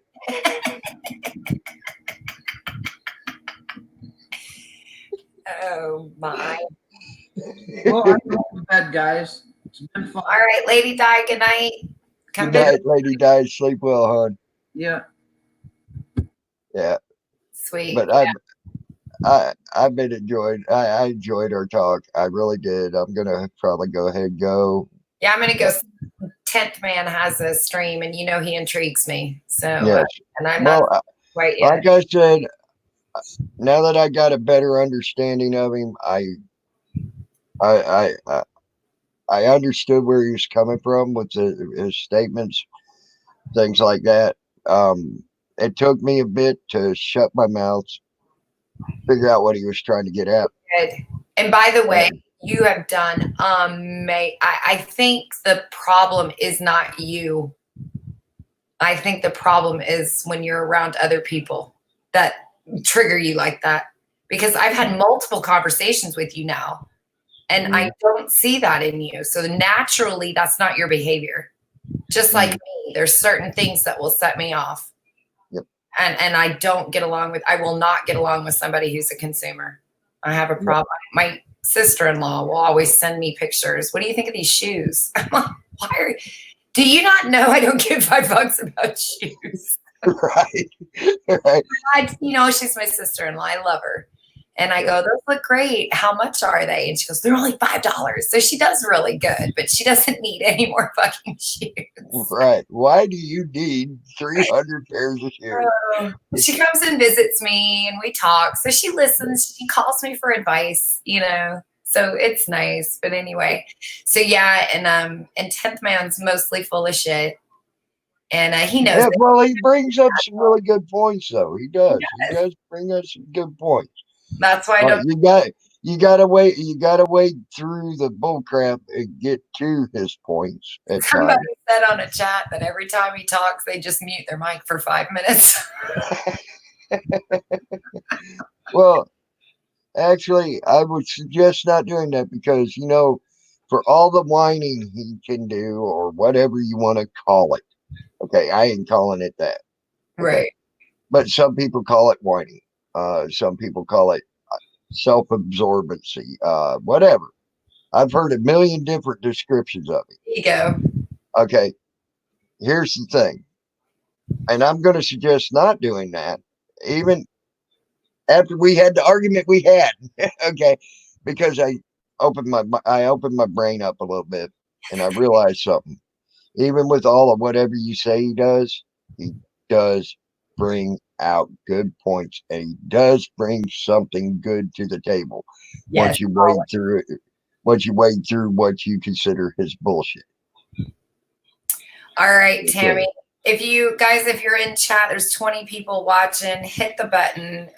A thumbs up, thumbs down, doesn't matter, right? If you want to be a jerk and give a thumb down, that's actually, if you want to give me all the thumbs down you want to give me, that's fine. I want to break Howard Stern's record. All right. I'll see you tomorrow, man. Yeah. The reason I said that, Howard Stern, by the way, holds the YouTube record for the most thumbs down. How many was it? It was like hundreds of thousands. Wow. Literally. Well, literally. I like Howard Stern, actually. Yeah. Well, he was one of the most controversial, and he was either liked or he was hated. There was no in between. A joke from when I used to do stand-up.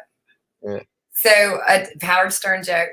At the time, this was like 25 years ago. So Oprah was really big and Howard Stern was really big. And so I made a joke. I said, my husband told me the other day that he always can tell when I've been watching Oprah because I'm either crying or I'm trying to assert myself. And I thought, well, I can also tell when he's been watching Howard Stern because he's either whining or trying to insert himself. I like that. That was good. All right. Good night, Tim. Good night. Good night, all. Sorry, Rob. I'm getting ready to call it a night, bud. I've been on here 4.5 hours. I'm getting tired.